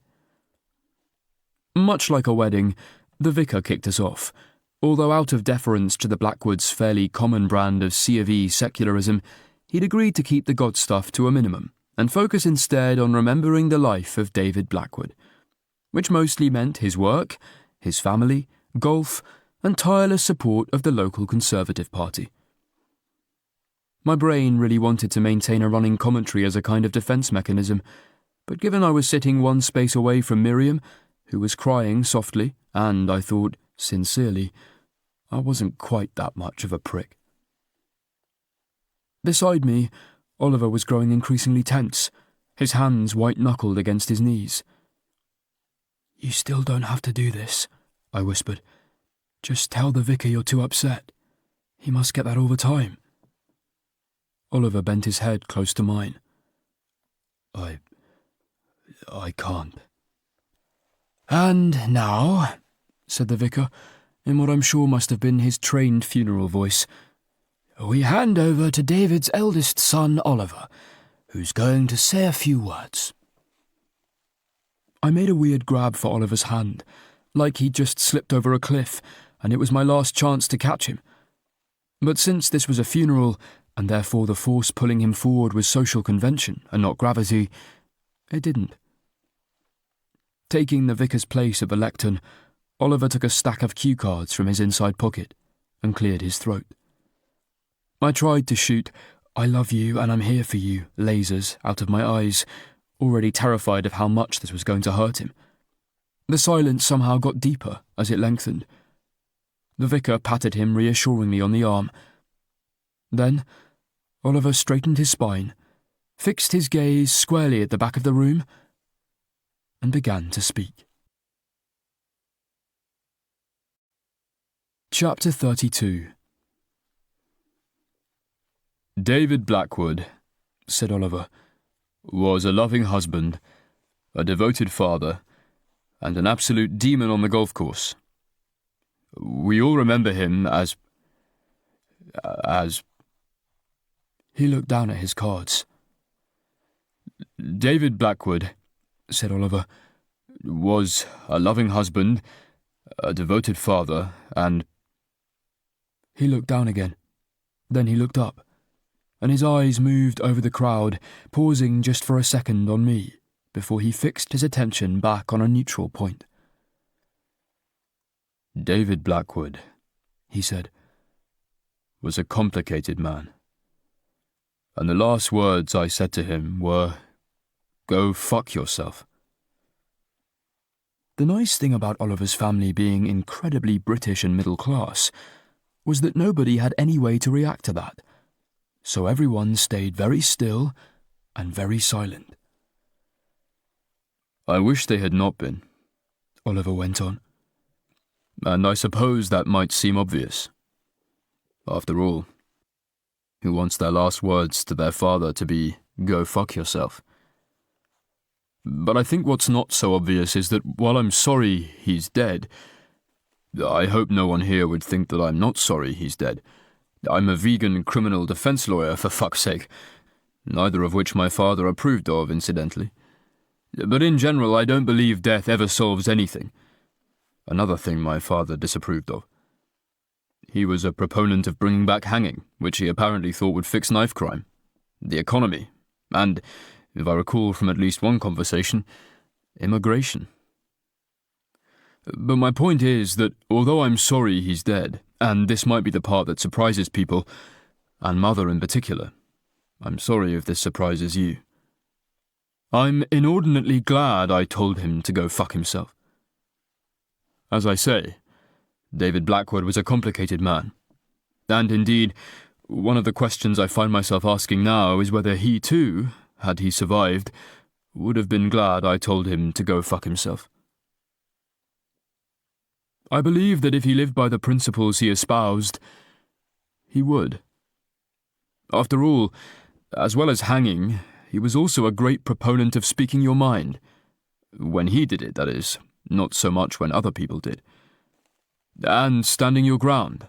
Again, primarily his ground, not necessarily anybody else's. But I hope that the double standard he applied to those virtues when it came to his employees, my school teachers, tradesmen, waiters, most of his friends, and his son's various romantic partners might at least not apply to his own children. I like to imagine that maybe, one day, after perhaps a year or two had passed, he'd have shaken my hand and said, "You know what, Oliver? I had that coming." Because I'm afraid from my perspective, he did, indeed, have it coming. And again, I don't want anyone to think that I hated my father, or that I wanted anything bad to happen to him. When I say he was a complicated man, I mean it. He wasn't good or bad. He wasn't always right or always wrong, although he would personally have disagreed with you on that score. And I should also say that all I can really talk about now is the David Blackwood I knew, who won't be the David Blackwood my mother knew or Uncle Jim knew. He's probably fairly similar to the David Blackwood that Christopher knew, but he won't be exactly the same. That's the thing about people. I suppose in a way we're all complicated men, or women, or non-binary people. And thinking about it, if there's one thing I've done today that would really, truly offend David Blackwood, it's bothering to acknowledge that non-binary people exist at his funeral. "Why do you have to be so bloody politically correct, Oliver?" he might have said. "What about women's bathrooms?" Where was I? My original draft of this speech opened with, as you might recall, David Blackwood was a loving husband, a devoted father, and a demon on the golf course. And all of those things were true. Well, except the thing about golf. He was actually quite bad at it. And so when I say he had it coming, with reference to, in case you've forgotten, my telling him to go fuck himself, I don't think I really mean that. At least not as it came out. I think what I mean was he needed to hear it, and I needed to say it. Because my father provided for me, and cared for me, and supported me, but he also undermined me, made constant jokes about my sexuality, while also being incredibly offended by any suggestion he might be even a little bit homophobic, and wielded his disapproval like... I'm sorry. Normally when I'm speaking for work, I'm rather better prepared, so I don't have a good simile to hand. But I spent my entire life repulsed by his beliefs, terrified of his scorn, and desperate for him to think well of me. Although, strangely, or perhaps not, I can't tell, I never once doubted that he loved us. I think that's what made it so very difficult. Because everything he did, everything he said, every belittling remark about my career, every snide joke about anal sex, and I'm terribly sorry, I've now just said anal sex at my father's funeral. I suppose there's no coming back from that, really, is there? All of it came from a place that felt to him like affection, and because he was proud and stubborn, and those are qualities I recognise in myself and value in myself, and in some ways have to thank him for, it would never have occurred to him, could never have occurred to him, that if he'd just listen, for once just listen to a voice that wasn't his own, he'd see that... And that's where I run out of words. Because I'm not sure what it was I wanted him to see, not really.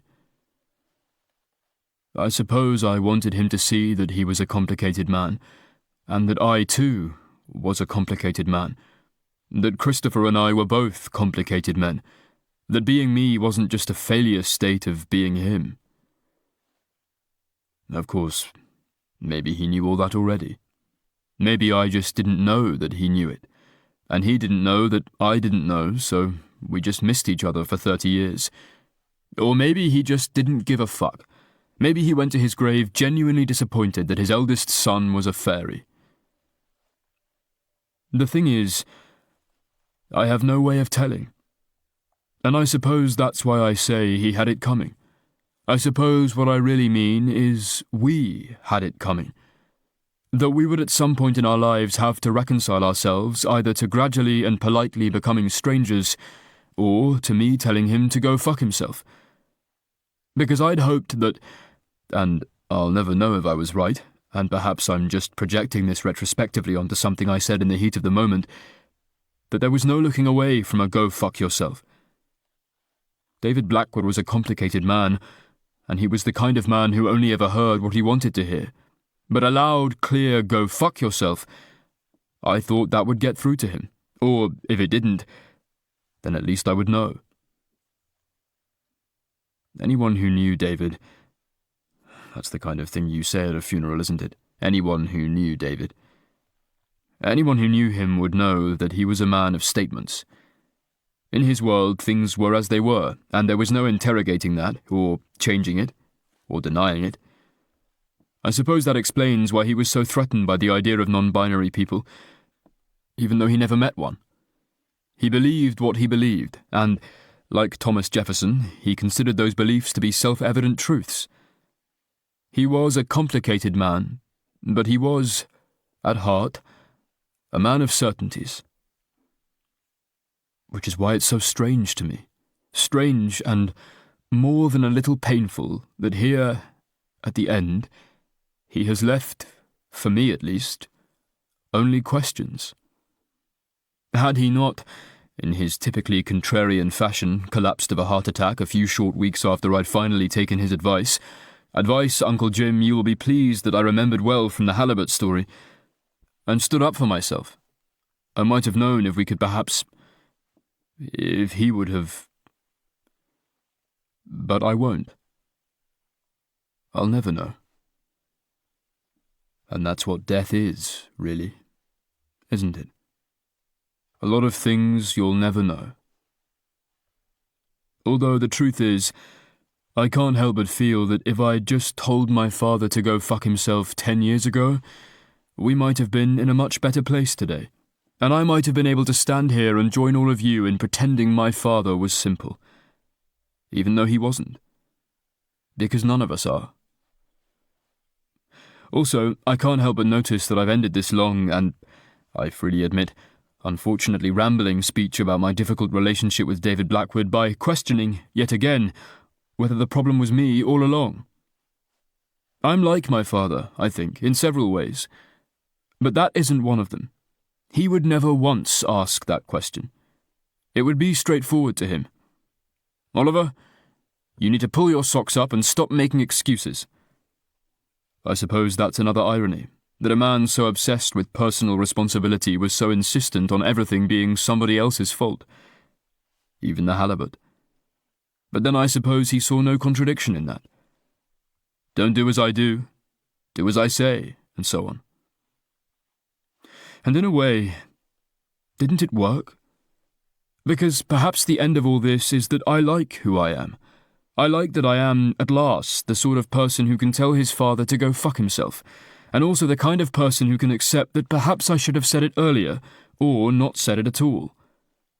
My father was a man of certainties, but I think I am happy, being a man of questions.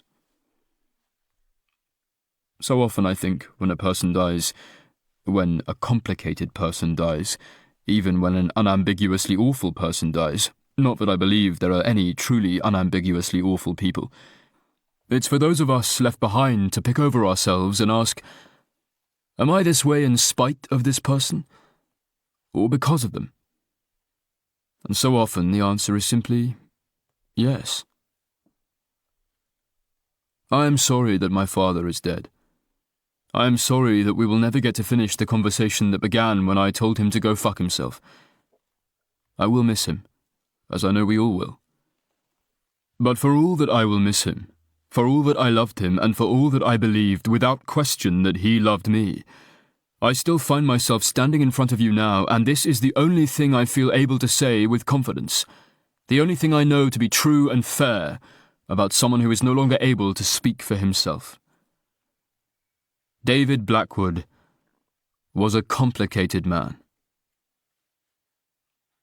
Now, assuming there is still time, I rather mean-spiritedly assigned Christopher to read If. It was Dad's favourite poem, because of fucking course it was. Stepping away from the lectern, Oliver walked slightly unsteadily back to his seat. Then he put his head in his hands and very quietly started to cry. I wrapped my arms around him and drew him close while Christopher took his place. "If you can keep your head," he began with palpable resentment, "when all about you are losing theirs." Chapter 33. "Mother is never going to forgive me," said Oliver. We were sitting on the wall outside the crematorium while the rest of the mourners trickled past on the way to the wake, which was being held at the Blackwoods' house, and I wanted to say something supportive, But he was probably right. I mean, people surprise you? I think I just surprised her in the worst possible way. Blinking, he wiped his eyes, which were still a little red. I don't know what I was thinking. Well, I suppose it was sort of a combination of grief, frustration, and confusion, which is pretty par for the course for funerals. Yes, but I didn't have to tell everybody. He dropped his head into his hands. I mean, who does that? Who goes to his own father's funeral and gives a rather incoherent speech about how he wasn't a very nice person, actually? Would you have preferred, I asked, in a vain attempt to lighten the mood, to have made a coherent speech about how he wasn't a very nice person? He glanced up. Obviously. I'm a lawyer. Barrister, I corrected, and that at least won a tiny smile. It didn't last, though. Oliver lowered his head back into his hands. I feel like such a fool. You shouldn't, I told him. It was really brave of you. I mean, there was me, thinking the options were eulogy or no eulogy. But, dark horse that you are, you went through the door marked extemporaneous monologue about fatherhood and loss. Oliver made a mortified groaning noise into his hands. You're not going to be able to make me laugh about this, Lucian. I've done a terrible thing. Okay, one, I put up a finger. You know when you say I won't be able to make you laugh, I take that as a challenge, even at a funeral. Two, you haven't done a terrible thing. You've just done a thing. And yes, it was a slightly unconventional thing, and I don't think it's going to become a Blackwood family tradition, but you needed to say it, and at least some people in that room needed to hear it. He lifted his head again. I have a therapist for exactly this reason. And, I said, you can talk to her about it on Tuesday. I don't know how I'm going to live with myself. I mean, he went on quickly, not in a suicidal ideation kind of way. In an I'm not sure how I can continue to have self-respect kind of way. I put an arm across his shoulders. Hey, I did without self-respect for ages. It's very overrated. He gave in and laughed at that. And because it was his father's funeral and he'd just gone through something intense and traumatic, I didn't shout, "Boom! Challenge defeated!" Instead, I went on. Look, maybe think of it like this. Yes, you could have gone up there and delivered the eulogy your mum wanted, but would that have meant anything? Except that the last thing you said about your father was a lie. Is that better or worse than the last thing I said about my father being a string of criticism? You said yourself, he had it coming. Yes, but that was a rhetorical device. I gave him a squeeze. Well, I suppose we did come to bury David Blackwood, not to praise him. Lucian? He looked unflatteringly surprised. Was that a Shakespeare reference? Hey, I did English A-level, admittedly because I thought it would be a dossy subject, but I have read Julius Caesar. Or rather, I've read that specific speech because I expected it to come up on the exam. Laughing, he turned my face towards his and kissed me gently with closed lips. I do love you. I love you very much. I love you too, I told him, and I'm very proud of you. I think you did something that you had to do. And fuck whatever anyone else thinks. I paused. But just to be clear, when I die, I want the full he was the best person ever and definitely had no faults treatment. You're that convinced you'll predecease me?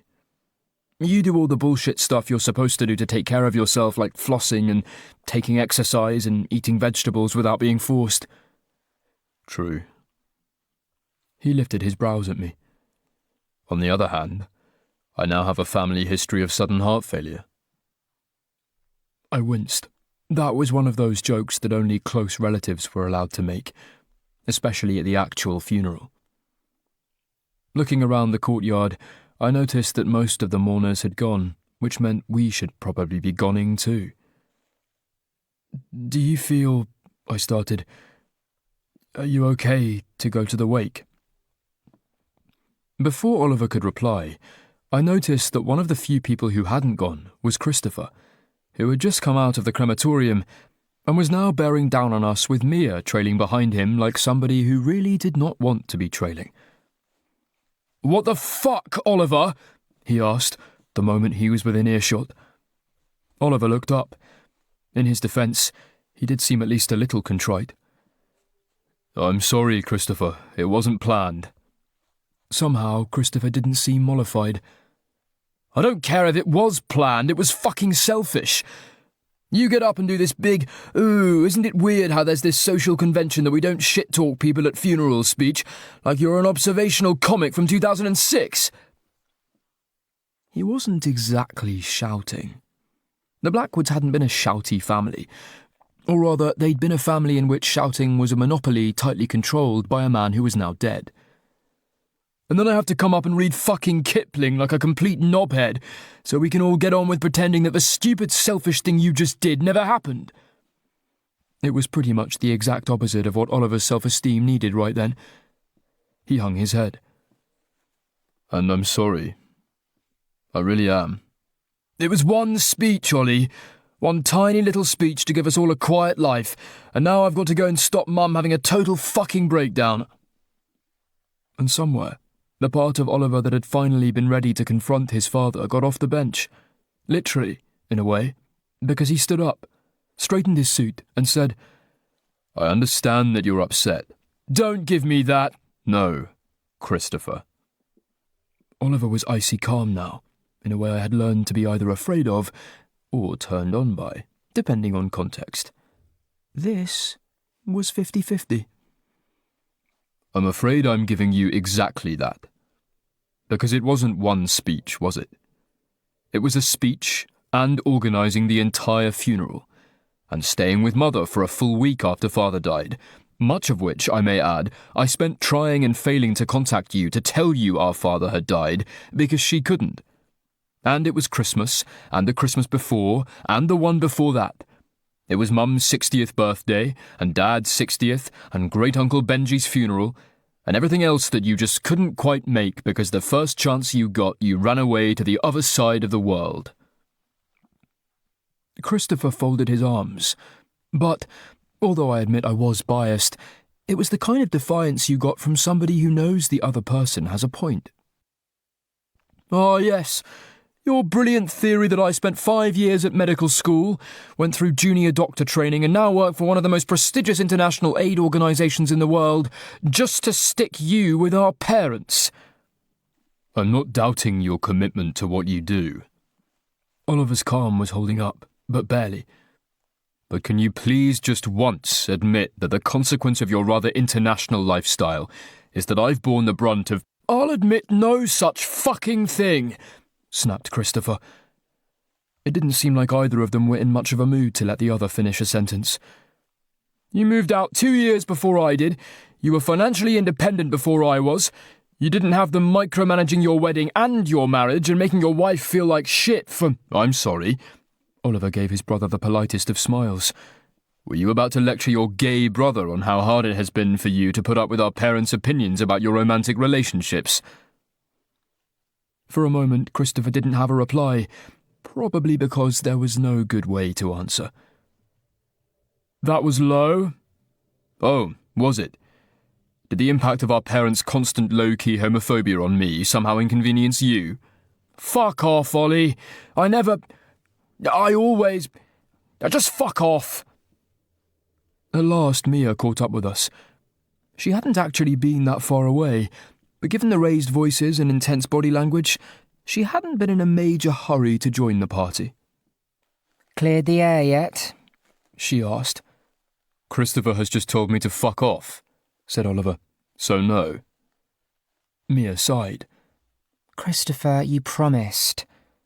"He played the gay card," Christopher protested. I winced. "Can we maybe not say gay card? It's kind of a right-wing talking point that needs to die in a fire. Somehow, it always seemed easier for the Blackwood brothers to be conciliatory with each other's partners than each other, and Christopher continued the tradition. Sorry, Luke. I meant, let's stop playing the who had it worst game and accept that there's an outside chance growing up was shit for both of us. Didn't I just do that? Said Oliver, archly. Christopher scowled. You just made a whole speech about how crap your childhood was. And yours as well, Oliver pointed out, with a level of pedantry I didn't think was totally well judged in the circumstances. I didn't think it was fair to speak on your behalf. You could have consulted me. Again, it wasn't planned. Or... For a moment, the look in Christopher's eyes was a lot like the one Oliver got when I was being particularly difficult with him. You could have talked to me at any time in the last 30 years. I would have, but you were in... Oliver began. Then he stopped. Then he tried again. I'm sorry.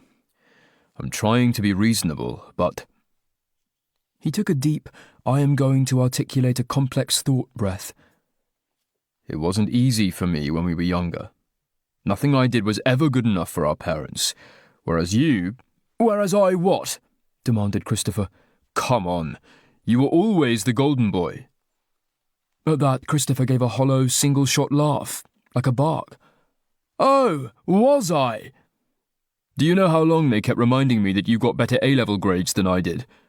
Well, I did. Christopher gave a near-defiant, near smirk. That's because the A-star grade didn't exist when I did mine. I got the best grades I could at the time. The near smirk vanished, but the defiance got more defiant. And I didn't. They had a go at me for only getting an A in maths until I was 3 years into my medical degree. Mia took half a step forward.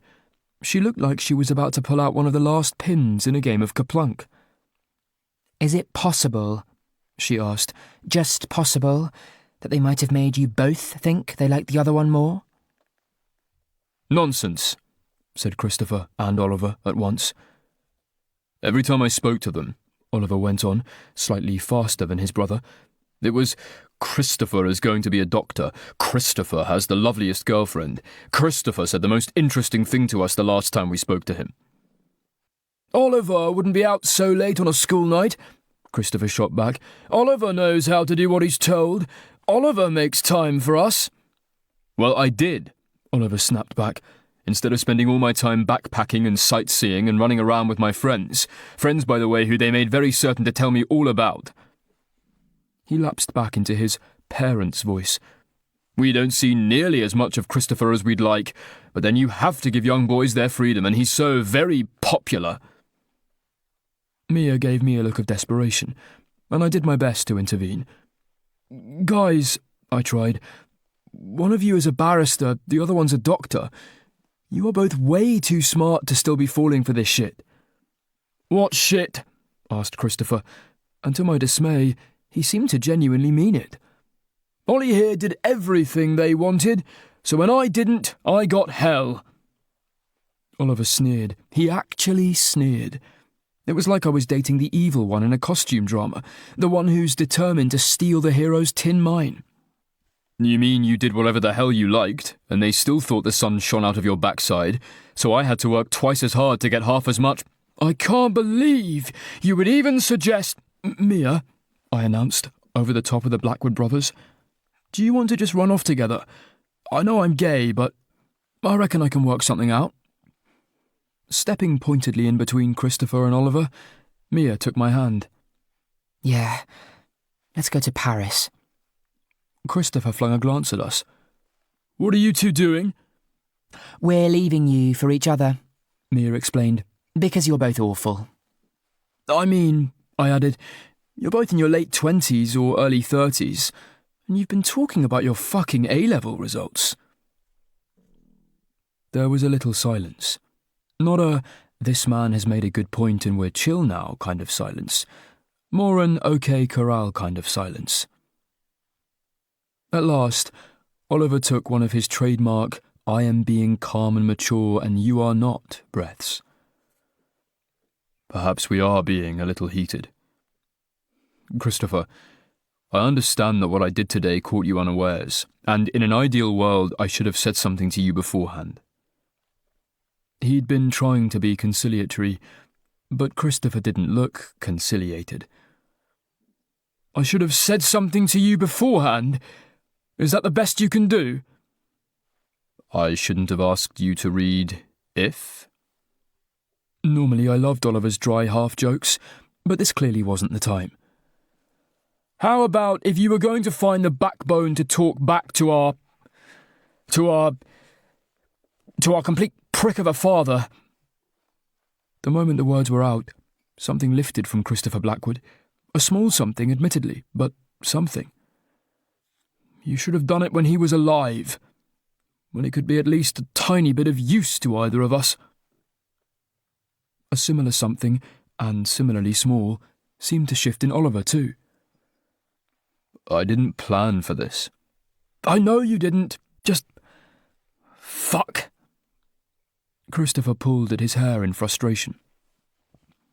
I really, really, really resent having to go here, because I in no way want to validate your grandstanding bullshit.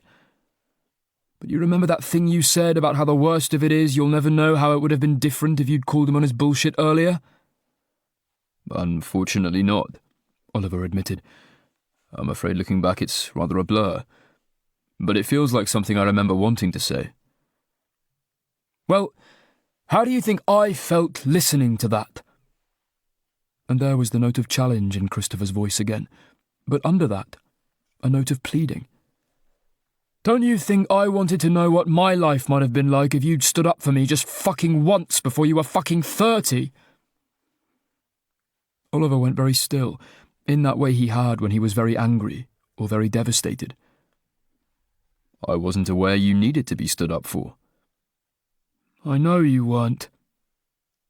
Christopher's shoulders slumped, and with a stiffness that made him briefly look much older, he sat down where Oliver had just been sitting. Said Oliver finally. I fear I may have been a bad brother. I apologise. Lifting his arm, Christopher dragged his wrist across his eyes, like he wasn't sure whether he was about to cry or not. I'll be honest, I really thought it would feel better to hear that. If it helps, Oliver offered. I thought it would feel better to tell Dad to go fuck himself. Well, Christopher gave a slightly helpless shrug. Thanks for saying it anyway. And I guess I was kind of a crappy brother too. Mia cleared her throat. Or you had fucked up parents, and this isn't on either of you. The seesaw of recrimination and self-recrimination hovered briefly in the middle, and for a moment it looked like the Blackwood brothers might get off the ride, maybe even leave the playground entirely. But then, there was only so much you could fix with one conversation. Eventually Oliver said, I'm sorry I ruined the funeral. Christopher seemed to be deep in a think space, so Mia gave a laconic shrug. I wouldn't say you ruined it. It was more interesting than most eulogies. Besides, half the crowd probably weren't paying attention, and the other half secretly knew you had a point. I think that's overly generous, replied Oliver, with reflexive modesty. Easy there. Mia put up a hand. I'm not saying it was the St. Crispin's Day speech, just that not everyone who heard it thought you were a complete wanker. That might still be overly generous, observed Christopher, glancing up with a strained smile. Oliver did something smile-like and tentative back. Fuck off, Chris. The sky, which had been making passive-aggressive suggestions about rain all day, finally followed through, and a light drizzle began to descend on the courtyard. And for a while we sat there being wet and cathartically glum. But despite Oliver dropping a kiloton truth bomb all over his father's funeral, we weren't done with social obligations yet. So I hauled myself to my feet and tried to hustle our little group in the direction of the cars. Come on, I told them. We're missing the death party. I think they're calling them wakes these days, said Mia, taking Christopher by the hand. As we walked away from the crematorium, Oliver turned to his brother. How long are you in town for, by the way? Christopher cast him a slightly suspicious look. A week or so. We should... That is, if you'd like to catch up. It wasn't quite a suggestion, but Oliver's voice sounded faintly hopeful. After a moment, Christopher nodded. That'd be nice. The four of us walked on in comfortable silence through the flower-strewn, not too corpse-factory-ish garden of the crematorium, where even now David Blackwood's body was being consigned to ashes. If I'd been in a poetic mood, I'd have said the rain made it feel like the sky was doing our crying for us. But this was Britain. Rain was just another fact of life, like taxes, or the other thing. Chapter 34. So, wakes, huh? They sucked. If funerals were easier than weddings because no one was expected to enjoy them, then wakes might have sucked harder because you sort of were. I mean, not in a Munchkin Village way, but in the midst of death we are in life, the deceased would want us to be joyful way. And that was a really specific mood. A really specific mood that was hard enough to achieve at the best of times, and even harder to achieve when the deceased had actually been kind of a dick, and everybody knew it. It was practically impossible to achieve when the deceased had been kind of a dick and everybody knew it, and his eldest son had stood up and said he was a kind of dick and everybody knew it, and now 50 people were united not so much in their shared grief as their shared determination to pretend that one particular thing had never happened. Which meant for Oliver, the whole event was like a very low-key but ultimately merciful gaslighting, as he went around his parents' house shaking hands with the men, kissing the women lightly on the cheek, and saying, yes, a terrible loss and so unexpected, roughly 12 times a minute. Eventually, he and his mother reached the point in their separate rotations where they couldn't avoid each other without admitting they were trying to avoid each other. Oliver's hand tightened on mine in a way that at least hinted at panic. Mother, he began, before she went up on tiptoes to kiss him lightly on the cheek. Oliver, darling, don't forget to pay the caterers. He gave the slightest of blinks. I put through a bank transfer yesterday. It should clear within 24 hours. Thank you.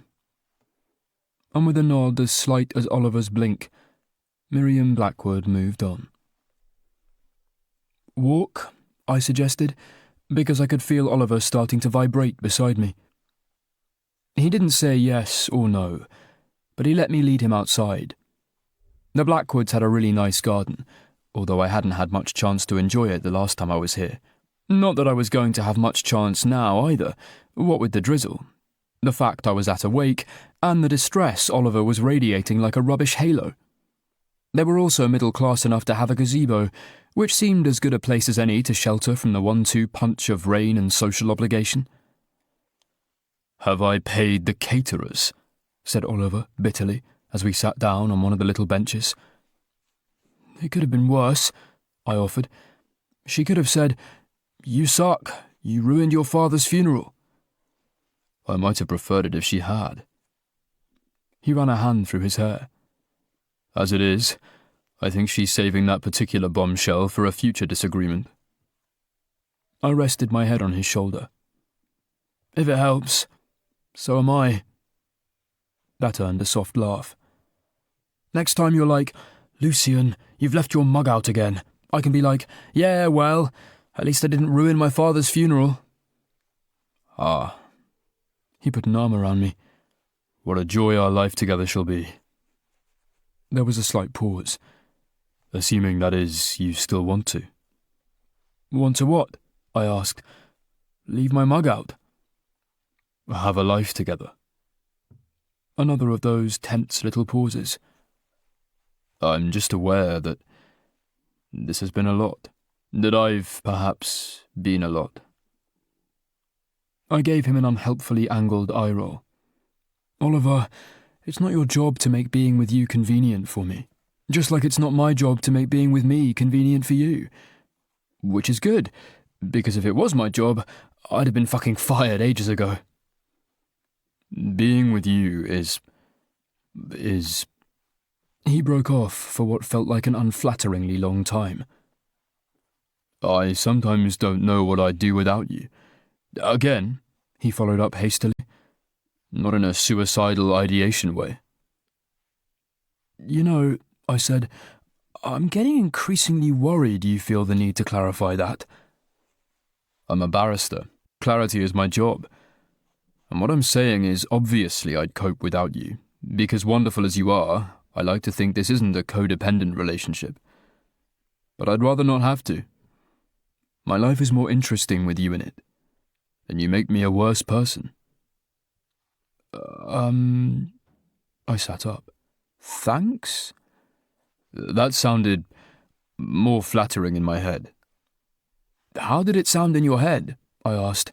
You just told me I make you worse, as in less good. I thought it would be a sort of witty, Wildian reversal. How do you ever win a case? Do you stand in front of the jury and say, you should send this guy to prison? Psych. What I meant to say. Oliver was using his, you're being mean to me and I secretly like it voice, which was just different enough from his, you're being mean to me and I very much don't like it voice, that we'd avoided some major misunderstandings. Is that I've spent a lot of my life living by a set of rules that I never really interrogated, and you make me interrogate them. I would never have been able to do what I did today without you, and maybe I shouldn't have. Maybe it was a dreadful mistake, but I'm inordinately grateful that I was able to do it. Oh, I said, trying to not melt into a pile of squish and then drain away in the drizzle.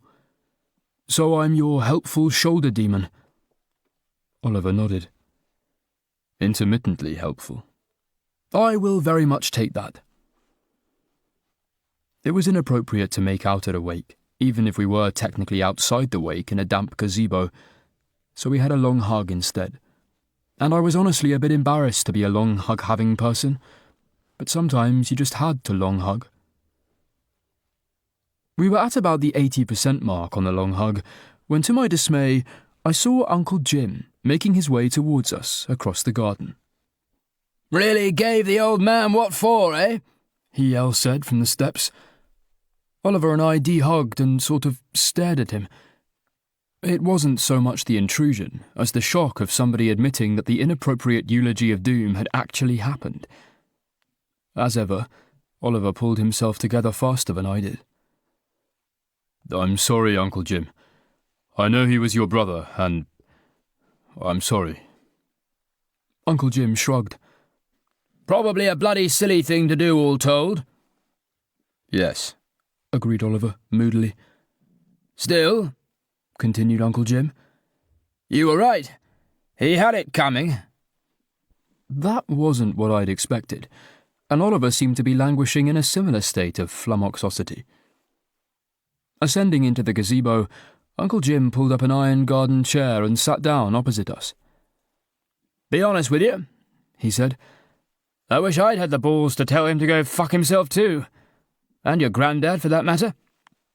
I wouldn't call it balls, Oliver replied. Given the audience, he didn't add that he thought it was inappropriately cis and gender normative to associate one particular set of gonads with emotional strength, but he was clearly thinking it quite loudly. I'd got to the point where I felt it was... Well, I suppose I explained my reasoning fairly extensively already. Uncle Jim nodded. You did. You did.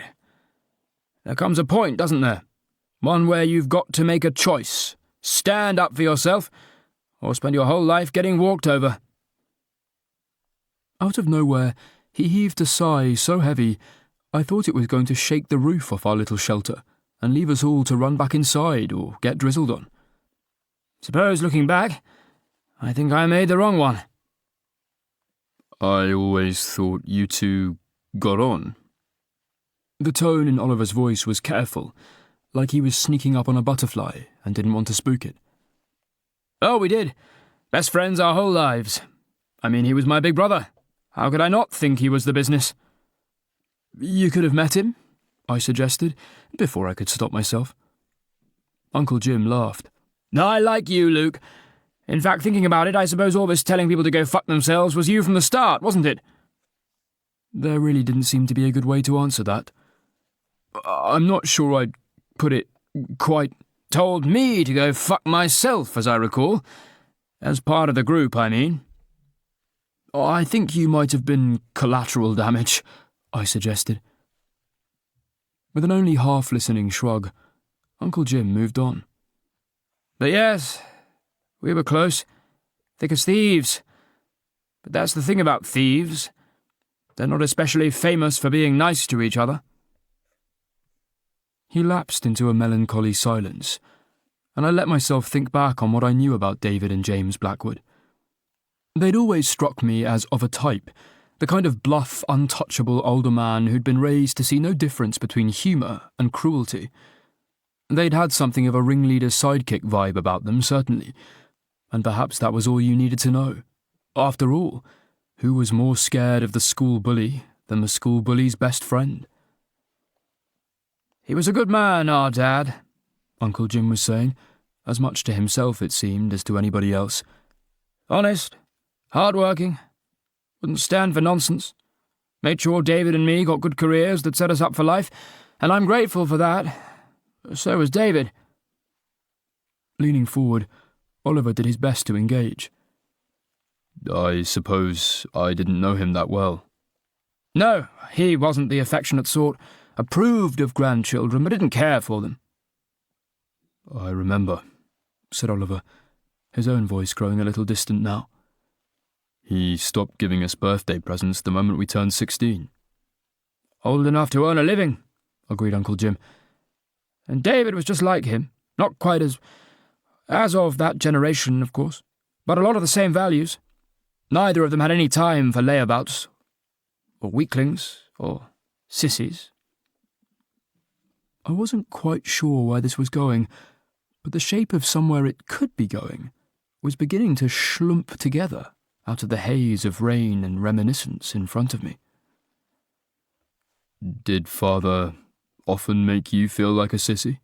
Asked Oliver, who seemed to be seeing the same schlumping possibility that I was. A possibility that made a depressing kind of sense for an unmarried man in his 60s who'd spent his whole life in the shadow of an older brother with no time for anyone he didn't approve of. I looked up to him. The fact that Uncle Jim hadn't entirely answered Oliver's question wasn't lost on either of us. Tried to be like him. Wasn't. That might have been for the best, Oliver pointed out. I'm not sure he was the sort of man it's a good idea to emulate. Now Uncle Jim was staring fixedly into the middle distance. You know they say you can't put old heads on young shoulders. But I'll tell you this.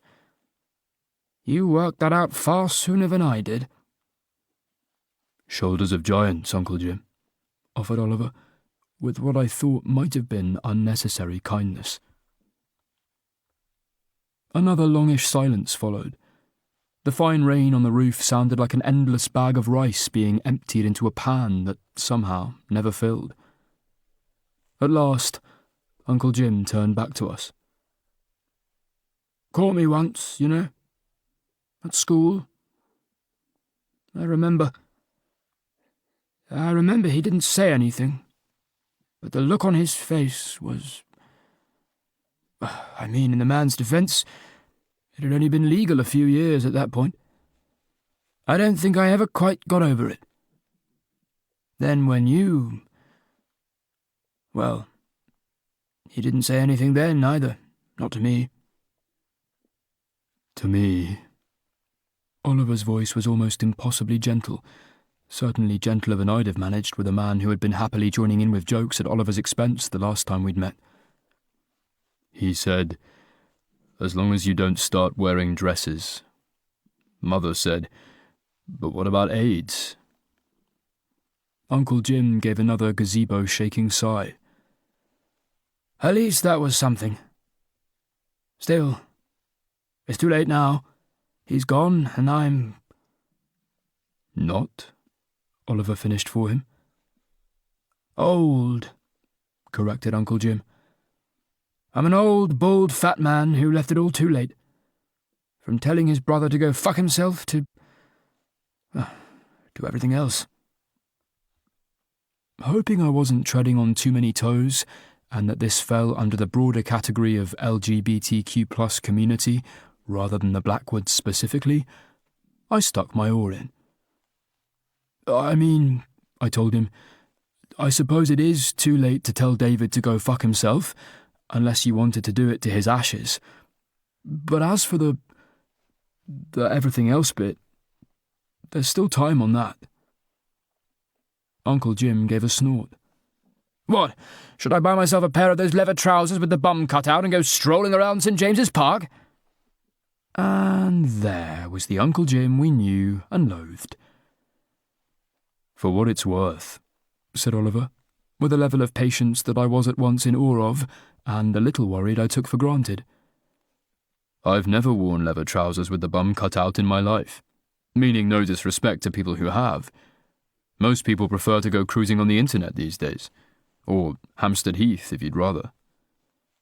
I still don't, Uncle Jim began, but apparently he still wasn't sure what he still didn't, so he let the thought trail away into nothing. Oliver stood and went to crouch by his uncle. And you don't have to. There's no... He looked at me. No right or wrong way to be who you are. If you're happy being... The fat, bald bachelor in his 60s, suggested Jim. If you're happy with your life the way it is... Oliver continued doing his best to ignore Jim's scathing opinion of himself. You don't have to change it. But if you want to explore alternatives, then there are alternatives. Uncle Jim looked down at Oliver. There aren't, Oliver. Not at my age. There are apps, I suggested. Oliver nodded reassuringly. And social clubs, if they're more your speed. The world's changing a lot for older men, and often for the better. Perhaps. The look in Uncle Jim's eyes was the closest to thoughtful I'd ever seen him. Still, change isn't something I'm used to. Of course. Oliver's tone was achingly careful. As long as you realise that it doesn't have to happen overnight, and that you don't have to be in a relationship to be... Don't, said Uncle Jim. Not out loud.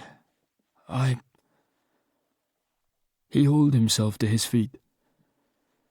Good speech today, he said. Really gave the old man what for. Had it coming. Then he turned and walked back to the house. Part 5. Oliver David Blackwood and Lucian O'Donnell. The Green Room, Camden, 26th of March. Chapter 35. For God's sake, Lucian.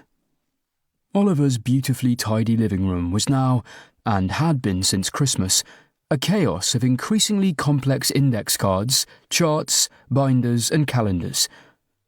At one point I'd tried to tease him about their impact on our carbon footprint, but it hadn't ended well. I'm not asking you to do much, but you should have booked a band by now.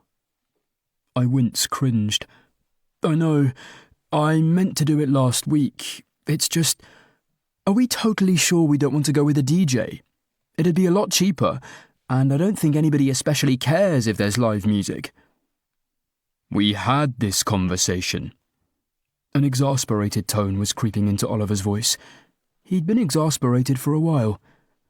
And we agreed. For once, I didn't let that slide. I'm not sure we actually agreed.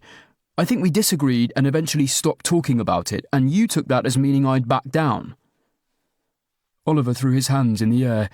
which was about 12 times more extravagant than any gesture I'd seen him make pre-wedding, and was now the kind of thing he did all the time. Fine, we'll get a DJ. We can have a 50-something failed musician pumping dad rock over tinny speakers the whole evening. Good DJs do exist, I pointed out. I can get Priya to recommend somebody if you want. Invoking people who weren't us, I'd learned, was a reasonable way to get Oliver to calm down. It was sort of Pavlovian, the spectre of an audience making his what will the neighbours think instincts kick in. I'm very fond of Priya, he said, but don't her tastes run a little alternative? It's a gay wedding, Oliver, I reminded him, for what might have been the 100th time. There's no point trying to make it not alternative, because in the eyes of the law and most of society, it's alternative by definition. Moving a stack of papers that I tried really hard to keep in the right order, I sat on the sofa. Besides, it's not like Priya has no sense of occasion. She wouldn't send us somebody who'd play lesbian thrash metal over the vows. And also, would there be anything wrong with having a DJ playing lesbian thrash metal? Oliver looked up sharply from his spot on the rug. Yes, the fact that it would be thrash metal. I am not getting married to thrash metal, lesbian or otherwise. I don't think that's a personality flaw. I think that's a very reasonable preference. Fine, I'll book us a string quartet. I didn't say book a string quartet. You can book whoever you like. I tried to roll my eyes without Oliver noticing. It didn't work. What I would like is to save a few quid, get a bloke with a laptop and not have to use my zero musical knowledge to decide which of 9 identical-seeming groups of blokes in waistcoats are going to do covers of Ed Sheeran songs at the only wedding we're ever going to have, especially since neither of us like Ed Sheeran. I thought Photograph had its moments. Photograph does not have its moments, I yelled. No Ed Sheeran song has moments. I can't believe I'm marrying someone who thought Photograph had moments. Oliver threw his hands in the air, again. You're marrying someone who is occasionally able to resist the hipsterish urge to dislike popular things. I like plenty of popular things. My head was starting to hurt. Talking to my boyfriend was actually giving me a headache. It's just none of them are made by smug ginger men. Lucian. Clutching at his forehead like he too was getting a headache, Oliver ticked something decisively off his list. Hire a band. I don't care which band, but hire a band. Fine. Do you want The Shine, Harvest Moon, or Ulysses? What part of I don't care am I failing to communicate? Snarled Oliver. And do you not think, I asked, that it is kind of fucked up that you don't care what band we hire? There's no point caring. The wedding is in 3 weeks. The choice now is either band or no band. Or DJ, I pointed out. There was a pause. Then Oliver turned around and stared like he didn't recognise me. Oh my God. This was your plan all along, wasn't it? We agreed on a band. We didn't agree. You said that you'd book one. You told me to book one. And then you just dragged your feet until it was too late, so you could get your own way regardless. And that, Lucian, is exactly the kind of thing your father would do. It was. But that was pretty fucking rich coming from Mr. My Way or the Highway. Oh, right, yeah. I'm definitely the one acting like his father here, because this high-handed, controlling, patriarchal, weirdly heteronormative attitude you're taking doesn't remind me of anybody at all. One of the many difficult quirks of my relationship with Oliver was that we had diametrically opposed anger reactions. And now Oliver was anger reacting all over the place, which for him meant getting very tense and calm. It isn't weirdly heteronormative, he said, not to want to get married in a pub.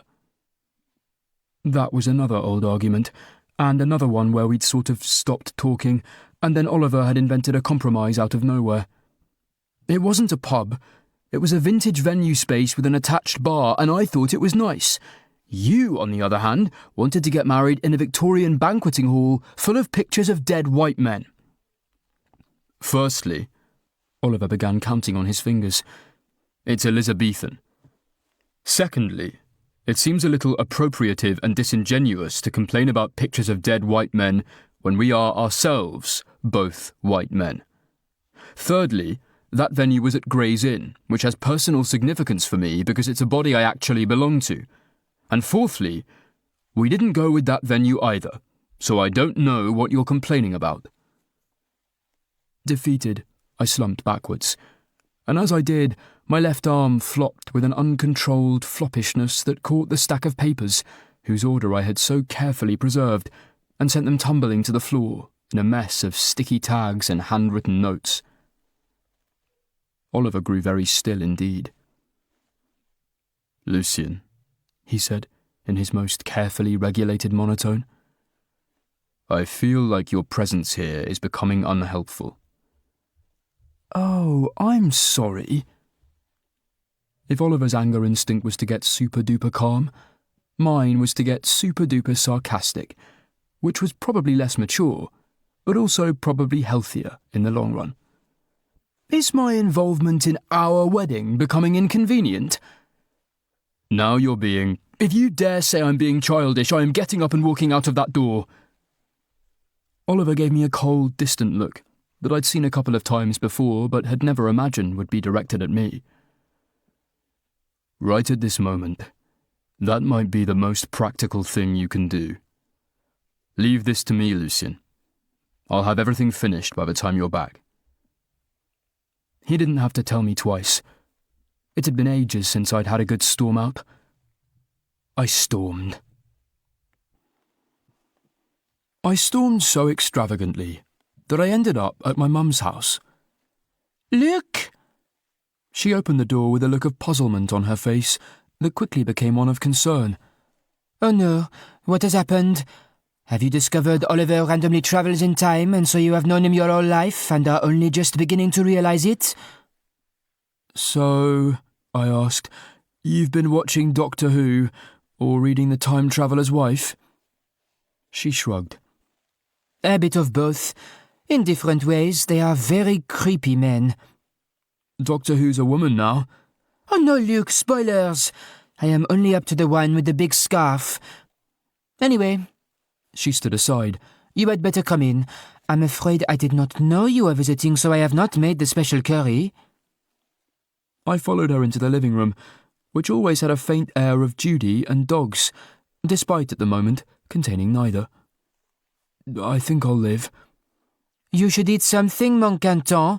Food is important when you've had a shock. "Just to clarify," I said, adopting a position of sophily slumpetide, "I've had a shock because I've had a fight with Oliver about the wedding, not about him being a time traveller. We're on the same page there, right?" You know, Mum sat down beside me and dragged the coffee table towards us. I am very happy for you to come here and talk to me about anything you like, even if Oliver is not a time traveller. But you are going to have to make yourself useful for once and help me with my jigsaw. I stared at the coffee table, which was strewn with little clumps of a partially assembled picture in a sea of pieces, many of them upside down. "What on earth are you doing?" Jigsaws are good for people of my age. They stop you getting the Alzheimer's. "Okay, but..." I kept staring, pushing back a rising suspicion that I was very much the Oliver in this room. "Why are you not starting with the edges?" Why would I do that? Embarrassingly, I had to think about it. Everybody starts with the edges. It gives you something to... It's more efficient. Oh my God, I was Oliver. Or maybe it was Jigsaw's. Were we all, deep down, an Oliver, and all it took to bring it out was a disassembled picture of the Moomins? No, Mum said firmly. efficient is not cutting the picture up in the first place. Doing a jigsaw is not about efficiency. It is about the journey. I gave her a look. "You mean the real jigsaw is the friends we make along the way?" She gave me a look back. No, Luc. A jigsaw is a jigsaw. Your friends are your friends. You cannot be friends with a jigsaw. What are you even talking about? It's just a thing people say. A light of what was probably misplaced understanding glimmered in her eyes. Ah, bon. Then yes, it is about being, as they say, friends with a jigsaw. One is not efficient when one is being friends with a jigsaw. Now, Her tone grew brisk. help me be friends with this jigsaw, because I am quite stuck. She squinted at her various clusters of movement. I am looking for the last piece of Papa's hat. And you don't think it'd be better to... I let it go, and started combing through the 926 pieces that remained in the 1,000-piece jigsaw to find the one bit that had a fragment of Moomin top hat on it. To Mum's credit, it was quite a relaxing process. I mean, I don't think I became friends with a jigsaw, but I did get to know a reasonable amount about it. So, Asked Mum, holding a piece to the light like she was checking it wasn't a forgery. what has happened with you and Oliver? Obviously, it was complex, and there were two sides to every story, and Mum cared about both of us, and if I wanted her to give me good advice, I'd present the situation in the fairest, most impartial way I could. He was just a dick, I explained. He's been a dick for months. There was a pause, Mum carefully finishing Moomin Mama's bowl of fruit. Are you sure? Because you know I love you, but between you and Oliver, if I had to guess who was the bigger dick, I would not normally expect it to be him. Thanks. And I've been very reasonable, while he's turned into some kind of steamrollery wedding tyrant. Another pause, as Mum either thought about this or got distracted by weird blue-eyed children. Marriage is complicated, and weddings are complicated, but most importantly, weddings are not marriages. Are you sure? I demanded. Because you know what they say. Steamrollery wedding tyrant me once, shame on you. Steamrollery wedding tyrant me for the rest of my life, shame on me. I do not like that idiom as much as be friends with a jigsaw. Mum sighed. I can see why you are concerned. But you have been with Oliver for more than 2 years, and he has never been like this before. Actually, I admitted, he's quite like this, but I thought I liked it. And you don't anymore? I tried to wedge a piece of top hat into place, but it turned out to be part of a cat's arse. It just feels different now. Everything is all... I don't know. He's also just lost his father, Mum pointed out. That can be very hard. Yeah, but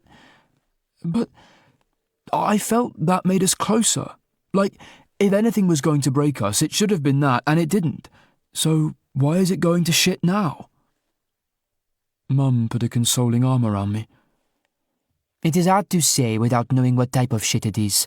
There are lots of different types of shit, and they are all shit in different ways. It's sort of... I tried to pin my thoughts down, but, thematically enough, it was like trying to nail shit to the wall. We're arguing kind of constantly about everything, and we never used to, not like this. And this morning we had the biggest fight we've basically ever had, and if you put a gun to my head, I'm not sure what it was really even about, and just... Is that what it's going to be like? Is that what being married will be like? With typical sang-froid, Mum shrugged. Probably not. Probably that is what organizing big life-changing events with lots of guests and rules and expectations together will be like. And you don't do that very often. We did it fine for the funeral, I pointed out. That was not the same. It was his father, and so he had the right to be what was it? A steamrollery tyrant if he wanted to? But your wedding, that is for both of you. Oliver doesn't seem to have got that memo, I told her glumly. Mum turned to look at me. There was an interrogating expression on her face I felt quite ambivalent about. Are you sure you sent it to him? Well, I think so. Because the Luc I know, he is not the sort of boy who would get cut out of his own wedding. That was kind of her. The Luc I knew would get cut out of his own funeral. Except if Oliver was cutting me out in order to create the heteronormative marriage of his dreams, you'd think he'd be happier about it. I'm not even sure it's that, I said. I'm involved. We're both involved.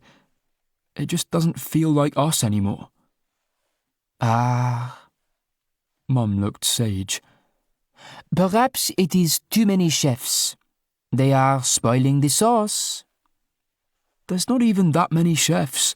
Like, I know the wedding cliché is everybody else is trying to get you to do their thing, but normally that's the families, and my family is you, and Oliver's family isn't even speaking to him, so this is totally on us.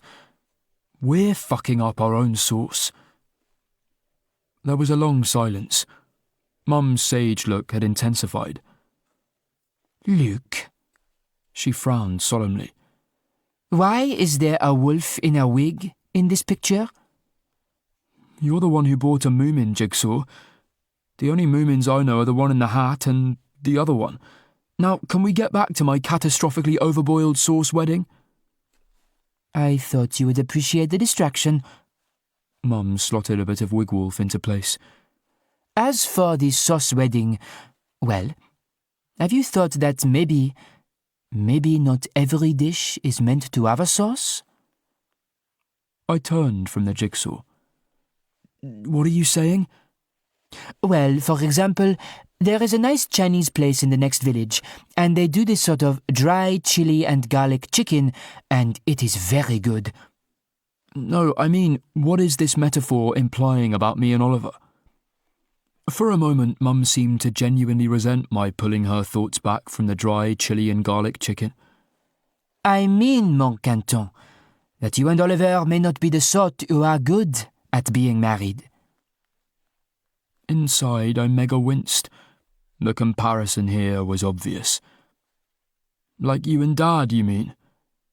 No, Luc? Mum looked at me like I was 6, and had just told her I thought cats were made of marzipan. Your father and I were not bad at being married. We were bad at him not being a lying, cheating sack of broken penises who only thinks about himself. But if we're not good at being married, what can we be good at? Another of Mum's trademark shrugs. Being not married? After all, you don't need to, not really. I tasted something bitter, a mix of superfood salad and bile. For a moment, Miriam Blackwood popped up at the back of my mind, saying, I don't understand why gay people want to get married at all. Sitting back on the sofa, I shuffled slightly farther away from Mum.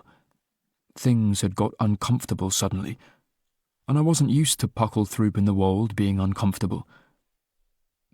That's... My stomach was making warbling motions, and I didn't like it. That's not okay to say. Why not? Mum seemed genuinely shocked. My skin was feeling cruelly, in a way I didn't want to be associating with my mum's house. Because that's what people like Oliver's parents say. Why do you have to get married? It's not like you can have babies. Oh, Luc. She didn't come any closer.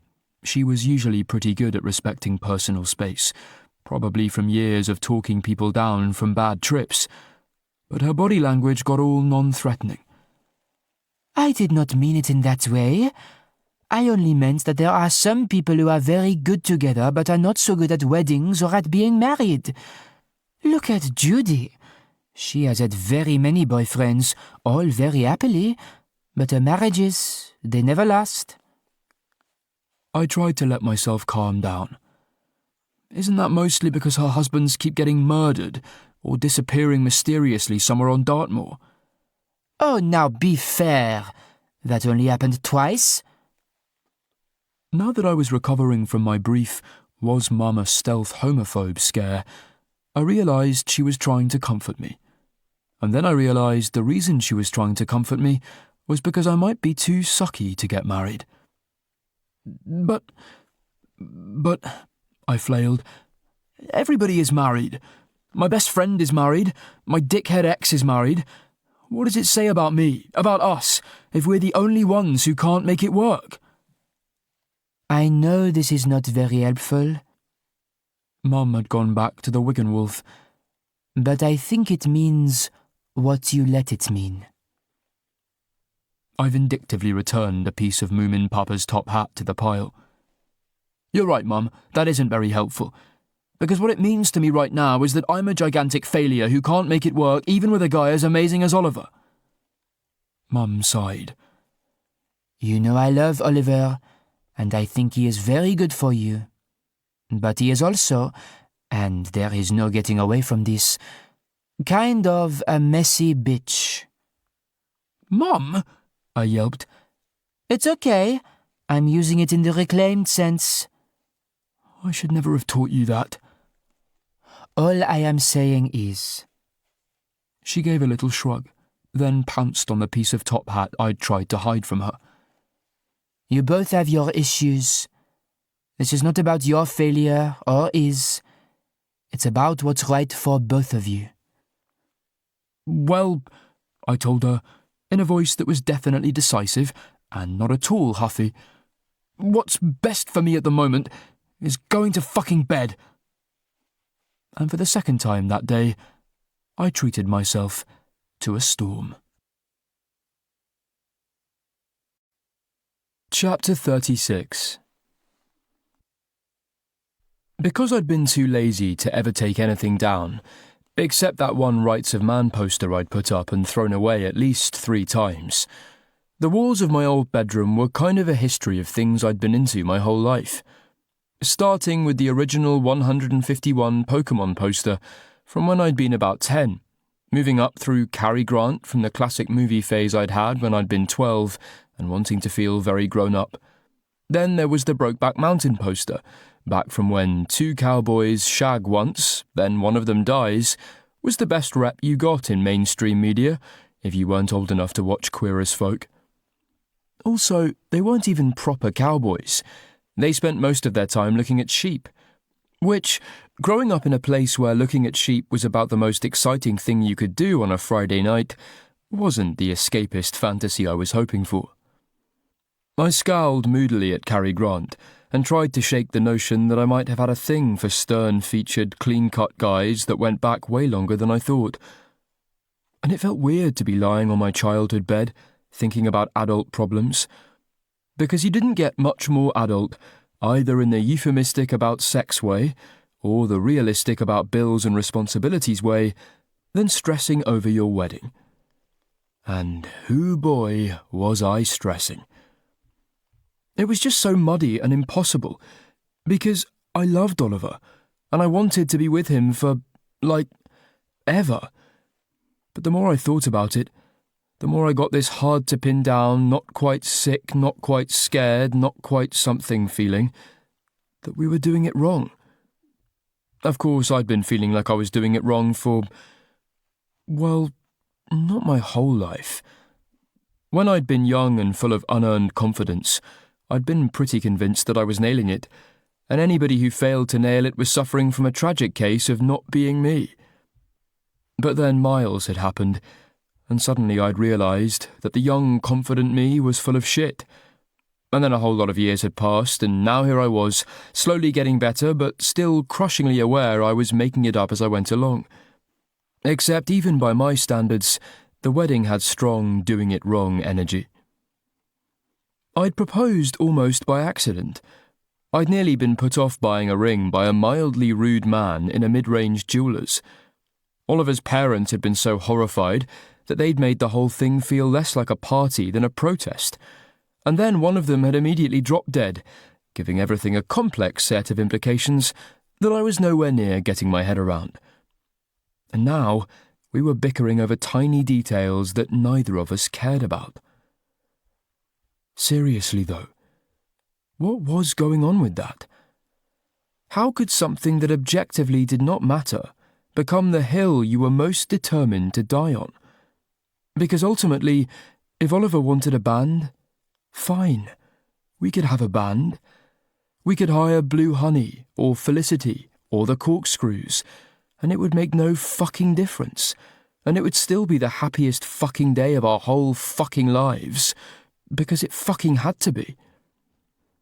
Except, the more I thought about it, the more I was determined to have a DJ. Because I did not want 4 men in cardigans, or 3 guys and a surprisingly attractive woman, doing a ska punk remix of Thinking Out Loud over our first dance as a married couple. Especially because Oliver couldn't dance, and it would make a ska punk remix of Thinking Out Loud our song. Fuck. We'd been together for nearly 3 years, and we didn't even have an our song. Or worse, we did, and it was This American Life. We were going to have our first dance to Sarah Koenig following a series of small cases through a county courthouse in Cleveland. To be fair, maybe that was a good argument against a DJ, because they'd ask, "So, what kind of music are you guys into?" And we'd have to say, "Well, my dad's in a band, but I hate his guts, and he listens to quirky horror podcasts and spoken word media about complicated political topics." Perhaps Mum was right. We just weren't people who were good at being married. Perhaps, given the fact that we, as this wedding was proving, had absolutely nothing in common and had only started dating as a literal hoax, we were the sorts of people who shouldn't be together at all. My phone rang. It was Oliver, and I wasn't in a space to be Olivering right now, so I let it go to voicemail, which again didn't say good things about my relationship. I bet James Royce never let James Royce's calls go to voicemail. I bet Bridge never let Tom's calls go to voicemail. I bet Prince Harry never let Meghan Markle's calls go to voicemail. I bet Prince Charles never let Camilla Parker Bowles's calls go to voicemail, although he probably should have, at least in the 80s. Fuck. We were going to have to break up. We were going to have to tell all the nice people who had RSVP'd months ago, because Oliver had started sending invitations out before Christmas, that actually, on second thought, we weren't getting married after all. And also, we were leaving each other because we'd each independently decided the other person sucked, and so now we were both available if anyone was interested. Not that anyone should be, on my end at least, because I had a crap job and couldn't make French toast. Then I'd get drunk, rock up at Miles and Jojo's house, and beg Miles to take me back, or at least let me in on a threesome. Okay, there was a tiny, very slight possibility I was spiralling. My phone buzzed. I didn't look at it. It buzzed again. I didn't look at it again. The buzzing and the not looking continued until I ran out of not looking energy. "Lucian, I know you're upset, but I'm at your flat," said the first text. "If you're inside, please let me know," said the second. "Or, if you aren't, please let me know where you are," said the third. "Not where you are, necessarily. It's okay if you want some privacy. I understand. But I'm worried something has happened. Not that I don't think you can take care of yourself. But, well, ... Sorry, that was probably a bit dramatic, actually texting an ellipsis. But, well, I've recently had a poor track record with arguing with people and then having them immediately die. And I know rationally that hasn't happened. At least it's very unlikely that it's happened. But I'm worried it has happened. Which I know isn't your fault, and isn't your problem.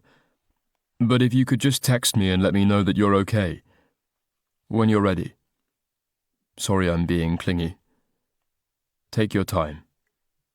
I'm just worried. Lucian? Are you okay? Lucian, I'm very worried. Sorry, I didn't mean to get like that. Take as long as you need. Lucian? I shouldn't have texted back, "Hello, I am a murderer. I took Luke's phone. He's dead now." But I did. I also shouldn't have followed it up with, "Bet you wish you'd got that DJ." But I did that too. Lucian, you are not funny. "Who is Lucian? I am a murderer." For a moment I thought I'd gone too far, but eventually Oliver came back with, Then how did you know about the DJ? "Luke told me," I texted back, "while I was murdering him." I hit send, then immediately followed it up with, "He said, oh no, if only Oliver had let me have a DJ, I wouldn't have been walking down this dark alley where I'm getting murdered." My phone rang, and this time I answered it. I'm sorry. I said hurtful things to you. It was a cocktail of 3 of Oliver's voices, stern, poured over a bass of secretly amused, with a dash of contrite. But please don't pretend to be murdered. The words, especially not when my dad just died, hung unspoken between us. And the fact that they remained unspoken was probably a sign that we were in a slightly better space than we had been a few hours ago. Sorry. I lay back on the bed and shut my eyes. For that, and for, I said some pretty mean things too. I think all the wedding stuff is just getting really... I know. Oliver did his best to beam understanding down the phone at me, and I caught at least some of it. I assume you're at your mother's? Yes, I told him.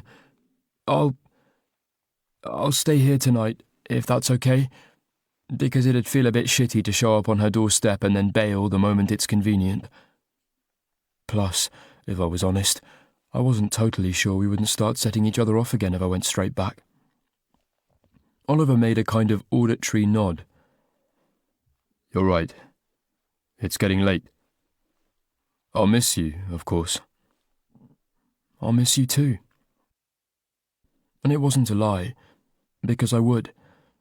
I'd miss his warmth and the steady rhythm of his breath in the dark, the way we'd sometimes roll apart naturally in the night, and Oliver would always end up rolling back.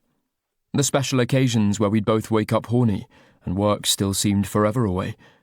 Not that there'd been so many of those lately. But right now, there were also a bunch of things I wouldn't miss, like the not-quite arguments, and the not-quite compromises, and the constant spectres of things not quite said. It was almost like one of us was cheating, except it wasn't one of us, it was both of us, and what we were cheating with was our own wedding. "What are we going to do?"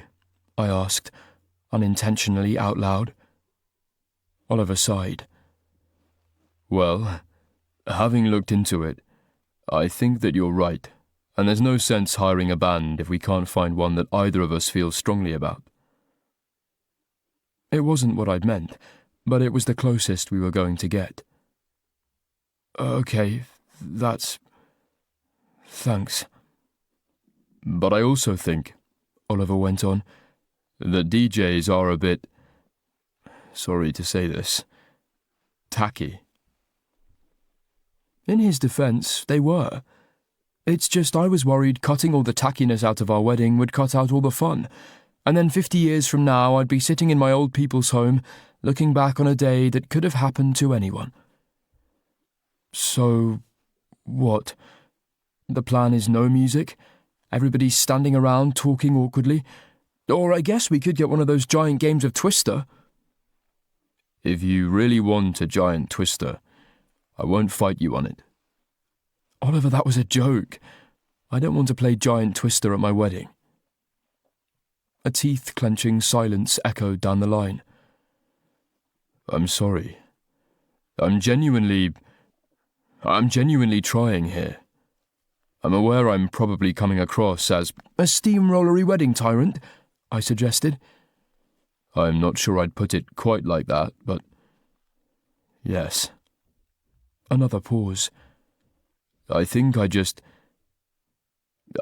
want everything to be perfect for us. Perfect was not a good word for Oliver. In fact, it had nearly ruined our relationship once already. But in some ways, hearing him say it was a relief, because it meant that actually he was the one with the problem here. And it was a problem I kind of knew how to fix. And that was way easier to think about than me, or how I felt, or if Mum had been right all along. Okay. I took a deep breath. I could do this. This was doable. We were going to figure this out. I think you might be getting in your head a bit. I am aware, he said, a little coolly. And I think, I continued, that where you're getting mixed up is that you're confusing perfect for us with perfect. The perfect wedding is in June, in the church you grew up in, and has a live band and centerpieces that match the bridesmaids' dresses. The perfect for us wedding is you and me, and people we care about, in a venue that fits a sensible number of people, and music we like played by... I could hear Oliver relaxing. A failed musician who says things like, "And now one for the oldies." Yeah, or, I don't know, a laptop. Or if you want, I could ask Reese to get the male voice choir back. Oliver's breathing was steadying, which I took as a good sign. Actually, I was wondering if, and if you think I'm being a steamrollery wedding tyrant, do say so. I thought it might be nice to put together a playlist, and perhaps get every guest to contribute a song. In practice, I was mildly concerned that this would mean Alex contributing the Eton boating song, and Professor Fairclough contributing a 2-hour lecture on Formicidae. But it did sound... That sounds perfect for us. Then I'll send out song requests. Thank you for being so... I'm sorry, Lucien. I really am. Me too. I thought it best to apologise back, even though we'd now formally diagnosed this as an Oliver issue. And it definitely was an Oliver issue, not one that my years of baggage and self-loathing were in any way exacerbating. And I'll be back first thing tomorrow to... What's next on the list? Bronwyn wants to finalise the menu. Oh yes, that was the other big compromise. We were having all vegan catering. But that one I'd been fine with, even though I'd have secretly loved a burger option. Because unlike the band, it had clearly mattered. I mean, I'm still the opposite of an expert. As long as it's got those spiced seed things, I'll be happy. He was smiling now. She'll be here at noon. Ugh. That meant getting up at a sensible time. I'll be there, I told him. Love you. He loved you too'd, and we hung up. Then I lay down on the bed, wondering why I didn't feel happier. I mean, we'd fixed the music thing, and found a middle ground that was a middle ground, instead of something neither of us wanted. And Oliver had apologised, and I'd apologised slightly less than he had, which, according to the Disagreeing Couples Act of 1974, meant I'd won. For fuck's sake. I was getting married. I was getting married to an amazing man I was in love with, as was my hard-won legal right. And yes, Mum had tried to do that thing that mums do when you're picked last in sports, where they tell you not everyone has to be good at everything. But this was my relationship, not a game of rounders. I couldn't just shrug and say, well, when am I ever going to need that in real life anyway? No. This was my fucking wedding. I'd planned it. I deserved it. And I was damn well going to have it. Chapter 37. Picking a best man was a complicated business, because you didn't want to be gender normative, but if you got too role reversey, you ended up with something that was gender normative in the other direction. For Oliver, it had been simple.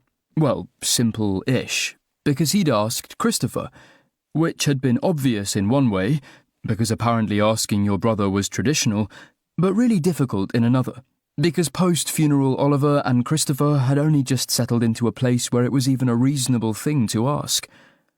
But they'd pushed through it and were now slowly building the kind of relationship where they could actually like each other.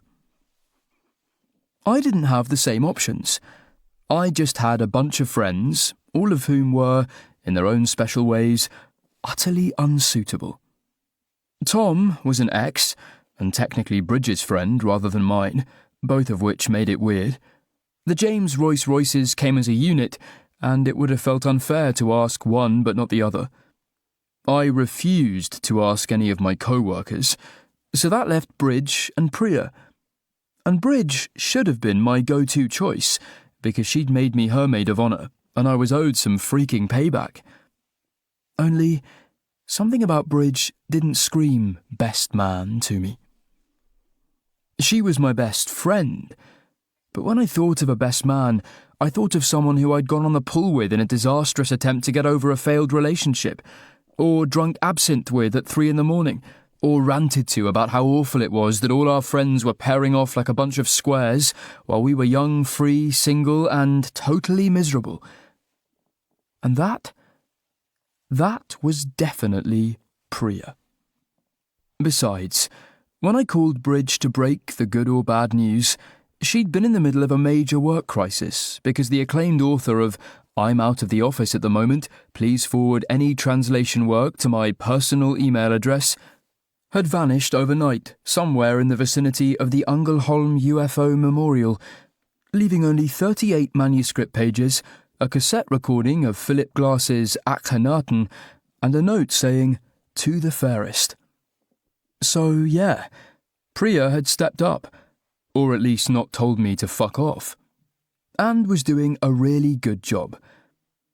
For a start, she totally ignored me when I said I wanted a small, low-key, non-gender-specific animal party, and instead threw me a massive rager at a friend's gallery.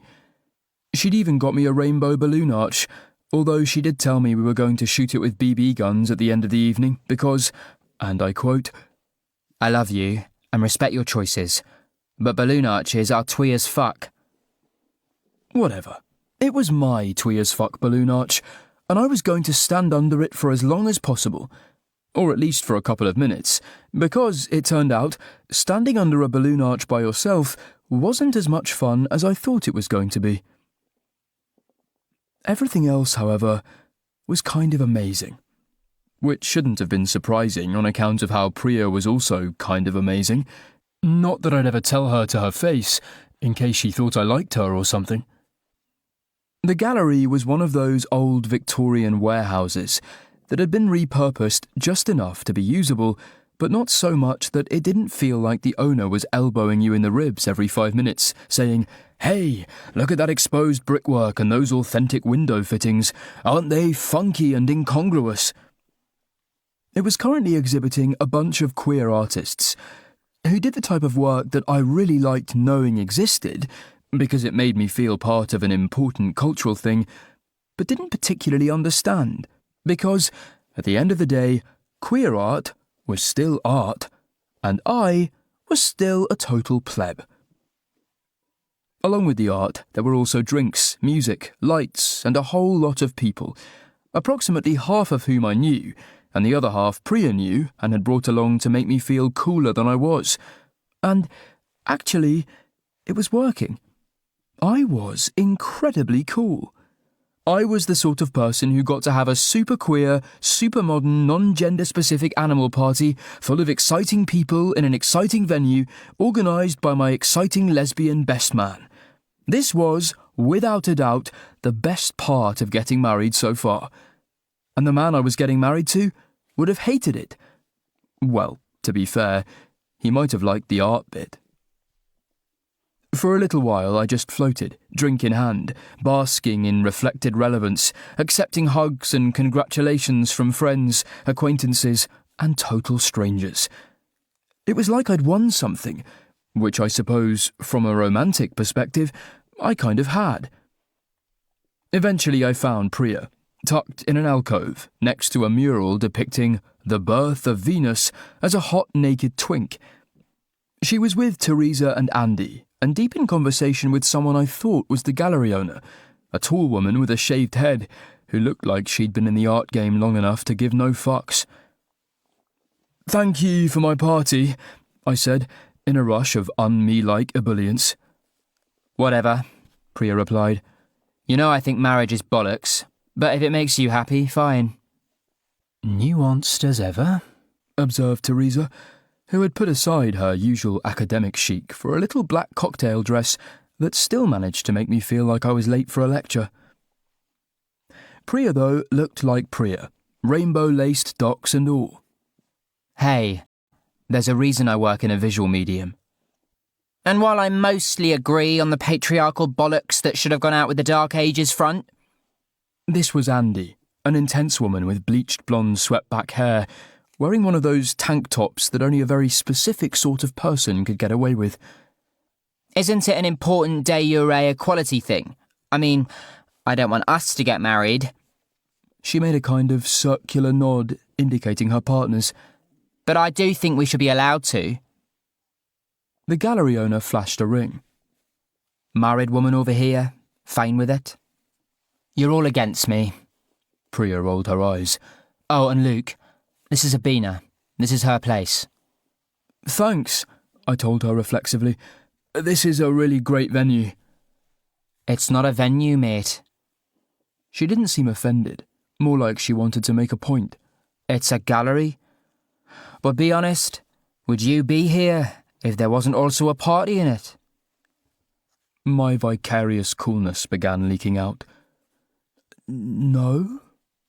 She gave a vindicated nod. Do the artists a favour. Try to actually look at a couple of pieces. And if you spill a drink on something, you buy it. I cast a guilty eye at the birth of Twink Venus and tried to think of something appreciative to say.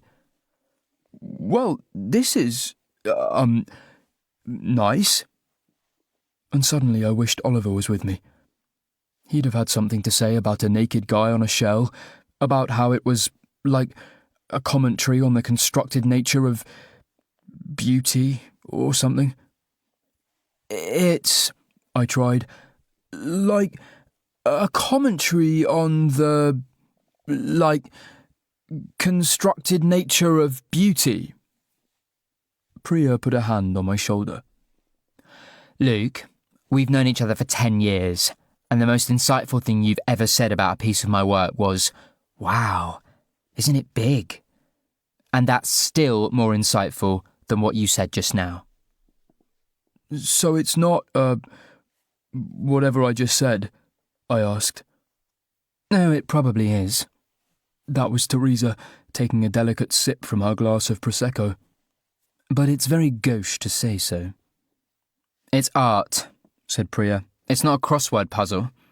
It's not supposed to have an answer. It's about what it makes you think and how it makes you feel. I glared at Twink Venus's tiny penis. It's making me feel I have inadequate opinions about art. Andy grinned. Yeah, that's the other thing art is about. It's about making you feel bad because you didn't go to the right school. I went to a fucking comprehensive, put in Priya, just like you. Yeah? Folding her arms, Andy gave Priya a hard stare. Then I went and got a job in a pub while you went to art college. Priya glowered back in a way that felt more sexual tensiony than I was really comfortable noticing. Why am I even dating you? Because I'm amazing in bed, Andy told her. Oh, not you as well. I gave a groan. Do you ever actually have sex? Or do you just boast to each other about how great you are? Teresa made an I don't know these people gesture with her free hand. Ignore it, Luke. It's their thing. Andy and Priya were still doing their sex glare at each other, and it was heating up the space. I turned to Abina. Are you beginning to feel like a 4th/5th wheel? Kind of, she said. We extricated ourselves from the get-a-room corner, and having taken the measure of me art-wise, Abina drifted off. That left me free to scan the gallery for familiar faces. I saw James Royce and James Royce, uncharacteristically unbabied, standing with Tom by a grey papier-mâché statue of a figure sitting hunched with its chin on its hands. Its body was covered in tally marks, and a stack of what looked like cherry stones were piled at its feet. "Well," James Royce was saying, "that's rather melancholy, isn't it?" I wandered over and exchanged hugs with the three of them. "Oh, don't. I've just been talking to Priya, and she's made it very clear that I can't art." With a smile, James Royce put a friendly arm around me. "Don't worry, Luke, my dear. Neither can any of the rest of us." "Apparently," I offered, "it's about what it makes you think and feel." James thought and felt for a moment. "I'm mostly thinking, would it go well in the corner of the restaurant?" He turned to his husband. "You know, by the door to the kitchen?" "Too hot," said James Royce, "and too humid. The paper would get soggy." "It must be—" James Royce stirred a hand in the air like he was whipping a soufflé, assuming you whipped soufflés. "lacquered or something. I'm sure it would be fine. And it'd be nice to have a souvenir of Luke's bachelor party." "Are the pieces even for sale?" asked Tom, who'd been busy texting while the James Royces had been doing comparative art shopping. Turning, I scanned the room for Abina. "The owner's over there. You could ask her." Before anybody could move, Tom looked up from his phone again. "That was Bridge," he said, to none of our surprise. "She'll be here soon. She got delayed because they sent one of their interns out to the Angleholm UFO Memorial to look for that author who went missing. And now he's gone missing too." That sounded basically normal, once you adjusted for the Bridges life factor. "Anyway, Pumpkin," James Royce gave me a squeeze. "you realise you're officially joining the ranks of the tediously wed." "How tedious is it going to be?" I asked. "Well," said Tom with a smile, "I'm still in the honeymoon stage, so not tedious at all." James Royce managed to maintain hug contact while turning to face someone else. "You're married to our Bridget. There are a number of problems I can anticipate in your future life, but tedium is not one of them." His expression grew slightly marshmallowy. "In my experience, Luke, married life is rather wonderful. And of course now we have baby Jay, which means every day is a fresh adventure." Oh, God. We were about to be told a fresh adventure. I was at a party celebrating the end of my youthful bachelorhood, while one of my married friends regaled us with stories about his baby. "Of course," James Royce went on, "we should probably be calling him Toddler Jay now." James Royce shook his head. "No, it's fine. We're using baby as an affectionate diminutive, not as reference to a specific developmental stage." "There's no need to be so literal, darling. I was just making a funny." Letting me go, James Royce produced his phone and started scrolling. "Yesterday he made a tower of 3 blocks, using the blue, the red and the purple, which I think shows a natural aesthetic sense. But apparently 4 blocks is what we're shooting for." We were shown the tower, then the tower with the blocks in a slightly different order, then an earlier version of the tower which had only been 2 blocks, none of which distracted from the fact that affectionate diminutive J still looked like a goblin. "Well," I said, "isn't he clever?" And once again, I wished Oliver was with me, because he could say things like that, and he wouldn't sound sarcastic. "You may scoff, Luke O'Donnell," declared James Royce. "This will be you in a few years' time." "Actually," I said, "I don't like to brag, but I reckon I could stack 3 blocks on top of each other right now." Putting a hand on his hip, James Royce somehow managed to pout with his eyes. "You know perfectly well what I mean. You and Oliver must have talked about it. Shitting hell. Must we? You're about to get married. Of course you should have. What if one of you does and one of you doesn't? Oh no. What if one of us did and one of us didn't? What if I did? What if I didn't? We could barely agree on band versus DJ, let alone baby versus not baby. My options were to calmly reflect on the sensible advice my good friend was giving me, or get incredibly fucking defensive. Oh, right, I said, because I suppose you two knew everything about each other's plans and goals and hopes and dreams before you even got engaged. Obviously we did. James Royce was trying really hard not to be aghast, but was failing dismally. Marriage is a serious commitment. It's forever, Luke. I squirmed. It's not though, is it? Divorce is a thing, and also, eventually one of you will die. Tell you what, said Tom, if those are your vows, I will have so much respect. They're not my vows. Now I thought about it, I probably needed to finish writing those. I just mean you can work it out as you go, and it's possible to overplan. The other James Royce took his husband by the hand and pulled him gently away. You'll be fine, he said. Everyone's got their own way of doing things. But, James Royce was protesting, but, look at baby Jay. James Royce manoeuvred James Royce's phone to James Royce's eyeline. James Royce visibly melted. Look at his little face, his darling little face. Oh, I miss him so much. Do you not miss him, James? Well, James Royce was at his most impassive. I was with him all day, and we've been out for 2 hours, so, no. We were interrupted by the tip-tap of heels on the concrete floor, and a cry of, Luke! I'm so sorry I'm late. Ooh, are those new baby J photos? This is my non-gender-specific animal party, Bridge, I wailed. We're meant to be celebrating the end of my wild single youth, not... It was too late. James Royce had his phone under Bridge's nose, and she was staring at it, entranced. Look, he was saying, here's baby J. Bridge clapped her hands. Oh my God, he's grown. He's grown so fast. He has. He's got so much bigger. I remember when he was only as big as a medium-sized turbot. That's very specific, I put in. But it was ignored.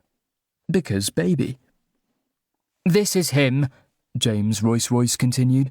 Well, actually, I'm not sure what he's doing with those bits of plastic fruit, but it seems advanced.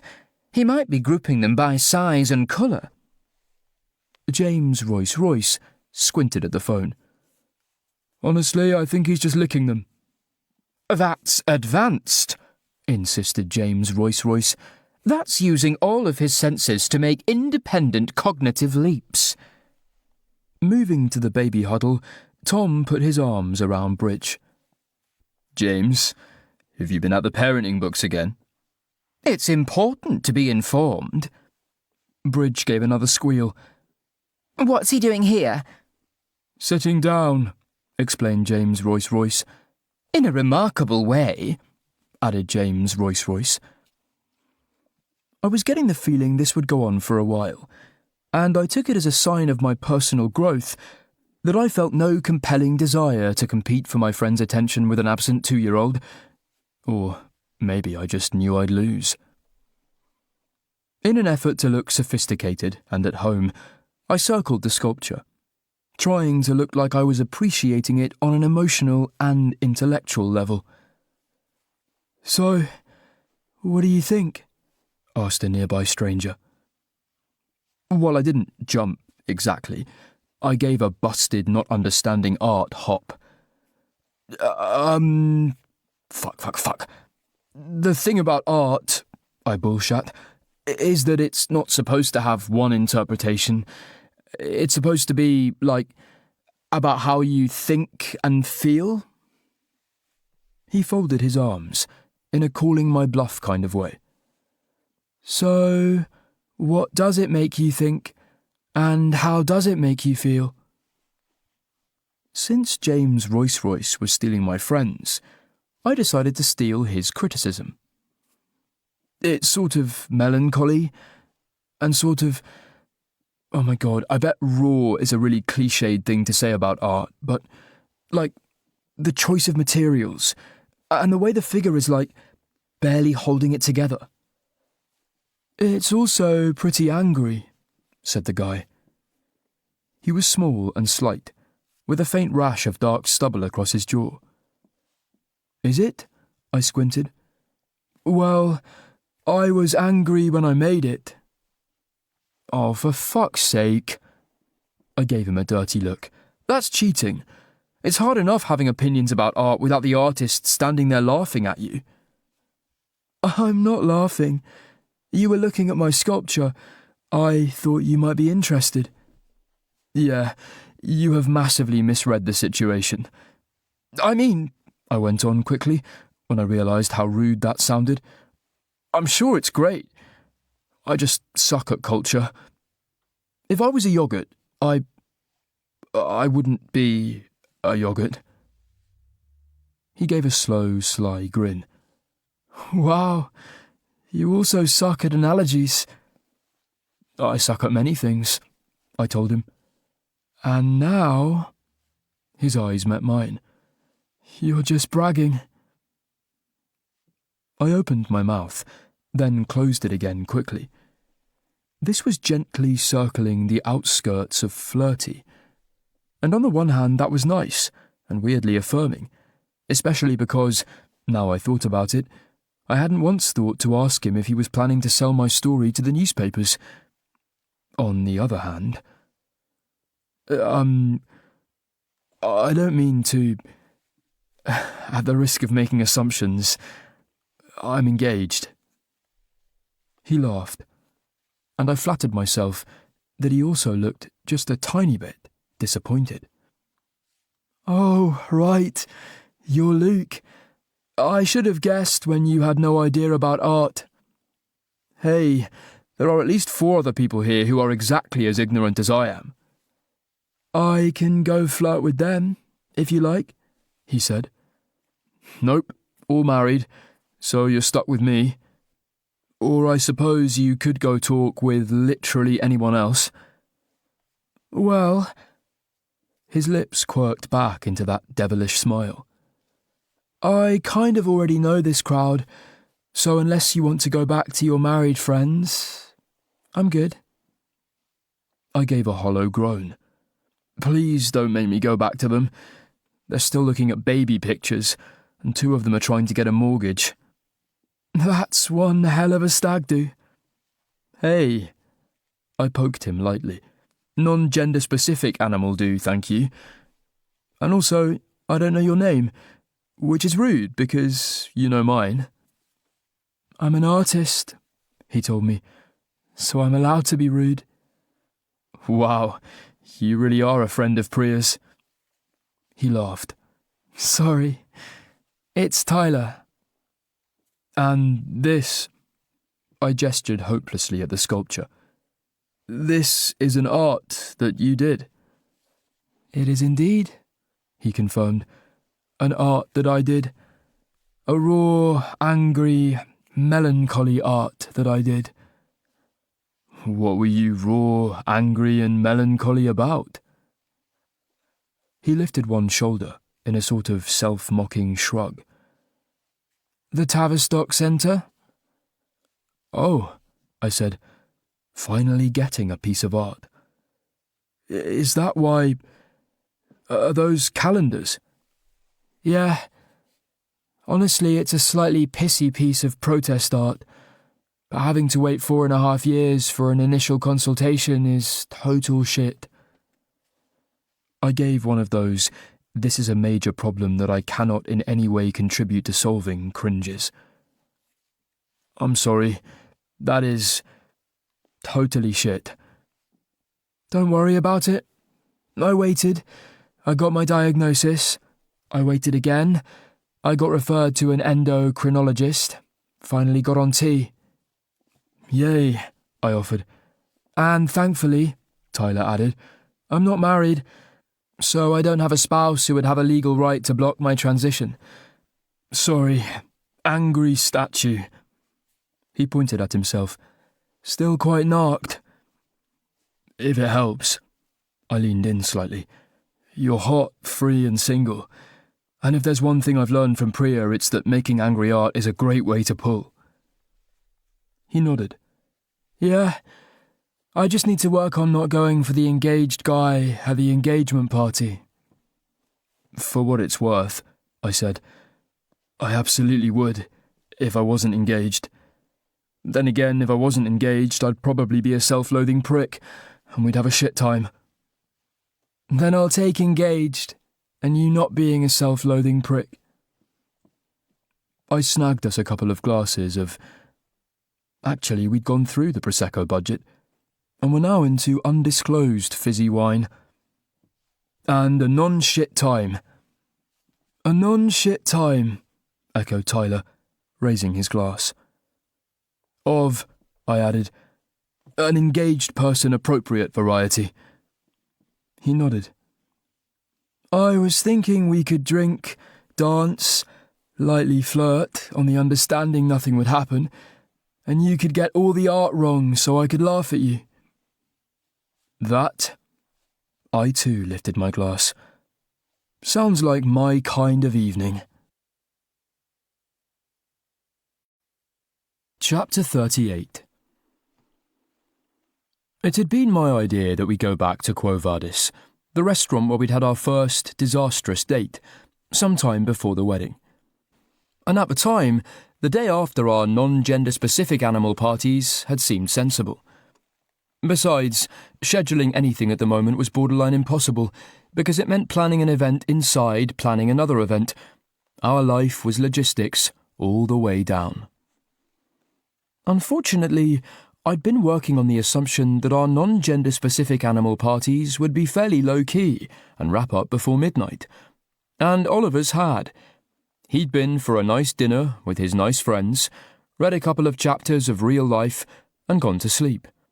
I, by contrast, had drunk more than I'd drunk in years, partied until dawn with a bunch of artists, had breakfast in... I couldn't remember, been deposited at my flat by kindly strangers, and woken at 3 p.m. with creases on my face from the sofa cushions, where I'd apparently passed out. All of which meant I was hungover and already late for the emotionally significant relationship bookending date I had myself arranged when my dad called. If I'd been thinking clearly, I wouldn't even have picked up, especially since the last time we'd spoken he'd made me yet another empty promise and then fucked off out of my life. But see above, late and hungover. Have you got cancer? I asked. Actually, even if you do, I don't care. I'm doing well, he told me, as if I'd made a sincere inquiry into his health, instead of strongly implying I didn't give a shit whether he lived or died. Thanks for asking. I didn't. There was the teeniest, tiniest of pauses. I was talking to NME today, and they wanted to know what I was doing for your wedding. Turning onto Dean Street, I paused, because barging into a restaurant late, hungover, and on the phone was the wrong kind of triple threat. I don't know, Dad. What are you doing for my wedding? Well... A still teenier, still tinier pause. That very much depends on you. I'd say this was John Fleming all over, but everything John Fleming did was John Fleming all over. As far as I could tell, being yourself all over at all times was basically how you got to be his brand of famous. Sorry, do you want to come to my wedding? I thought you might want me to come. Sorry, do you want to come to my wedding but also not want to say you want to come to my wedding because you have the emotional maturity of a... a complete wanker. If you don't want me there, I'll understand. I'm sure you still have a lot of complicated feelings. Oh, fuck him. He was going down this road again. And while this time I didn't have Oliver with me to call him on his bullshit, that was okay. Actually, I told him, my feelings are pretty simple. For a start, I was 100% confident that this was 100% about him thinking it would be good PR to be seen at his gay son's gay wedding, and 0% about anything else. I suppose it would be difficult for your mother as well, John Fleming mused. It was a pointed muse. And just for a moment, I could see the interview as if I was streaming it there and then. Obviously, I would have loved to go to Luke's wedding, but oh dear, she can be so unstable. I tried to defug my head, which was difficult given how late I'd been out the previous night. Are you really telling me I have to invite you to my wedding, or you'll shit on Mum in the tabloids? Of course not. He sounded offended, the way obnoxious people always sound offended when you confronted them with their obnoxious behaviour. Well, this sucked. On one level, I knew my mum could take care of herself. After all, she'd been taking care of herself for years, and she'd got spectacularly good at giving no fucks in her old age. On another, less rational level, I always hated it when my crap blew back on her. But I could do this. I was a strong, independent person, and I could handle my dad being a bully. Are you sure? I tried. Because it sounds a lot like that is what you're saying, and, well, remember that my fiancé is a barrister. Technically, of course, he wasn't that sort of barrister. I was just hoping that John Fleming's inability to pay attention to anything that wasn't himself meant he wouldn't realise. I've never had much time for lawyers, Dad replied. And perhaps I was imagining it, but he sounded cagier than he would have if he'd considered it a totally empty threat. Yeah, but lawyers are like gravity, I told him. It doesn't matter if you've got time for them. It matters that they've got time for you. And if you did start telling the Mail, or the Mirror, anything about Mum that could be considered, libelous, then I'd actually know who to talk to now. In fact, I decided to push my luck. These days, I even know a High Court judge or two. At the other end of the phone, John Fleming made a contemplative noise. He didn't seem bothered exactly. It took a lot more than the threat of legal action to bother John Fleming. But one of my dad's most useful qualities was a very specific kind of apathy. If fame or money were on the line, he was unstoppable. But for everything else, he'd always take the easiest possible road to get what he wanted. And if something looked like being even the slightest bit difficult, he'd drop it like he had his marriage and his child. I was just giving you a call, he said at last, to see if you wanted me at your wedding. But if you don't... He gave an infuriating pause. That's your choice. And I respect it. It is. And with that, I hung up. In some ways, that had gone better than any other conversation I'd ever had with my dad. But you couldn't win with him.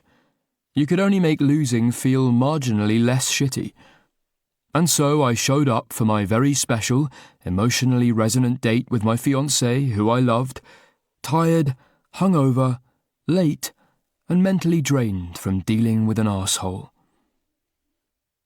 Oliver was already at the table, where he'd probably been for some time.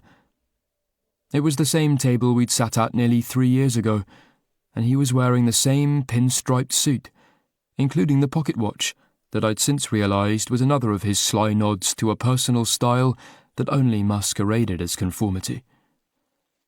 Oh God! I half-eased, half-tripped onto the banquette. I'm so sorry. Things got out of hand last night.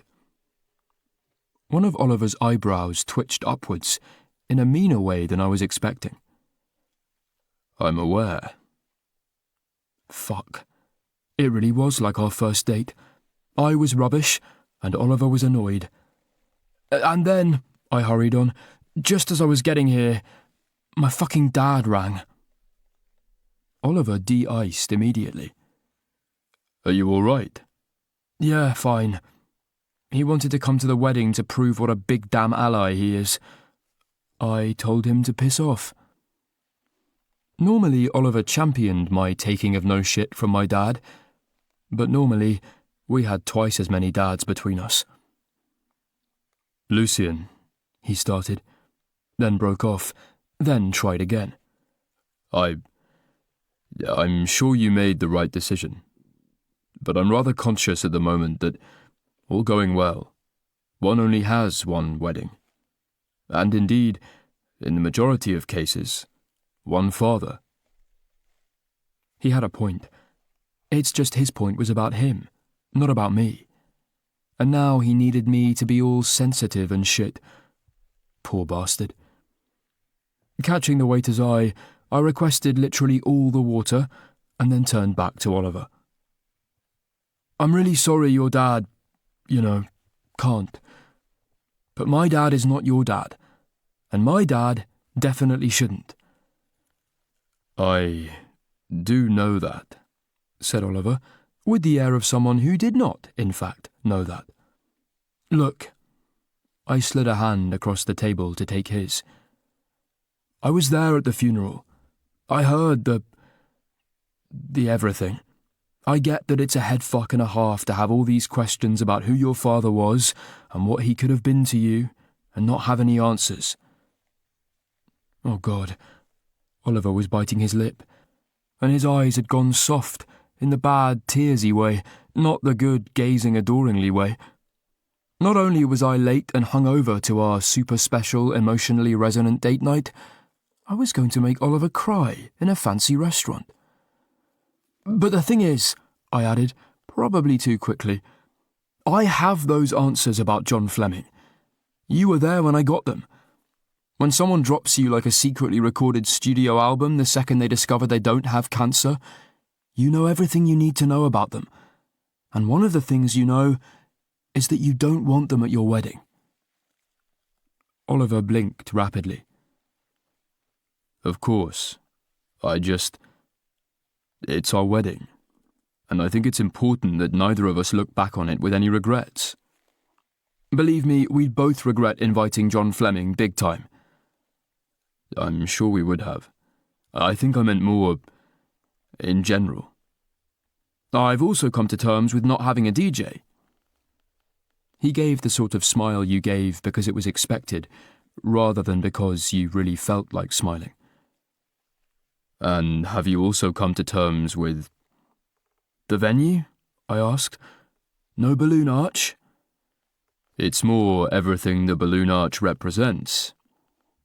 Oh no, we were back here again. Did we have to be back here again? At this point, Oliver, I don't even know what the balloon arch represents, except for trapped air and arguments. I've been wondering that myself, he said. And do you think it might represent, well, this? He passed his phone across the table, which was open at Bridget's Instagram feed.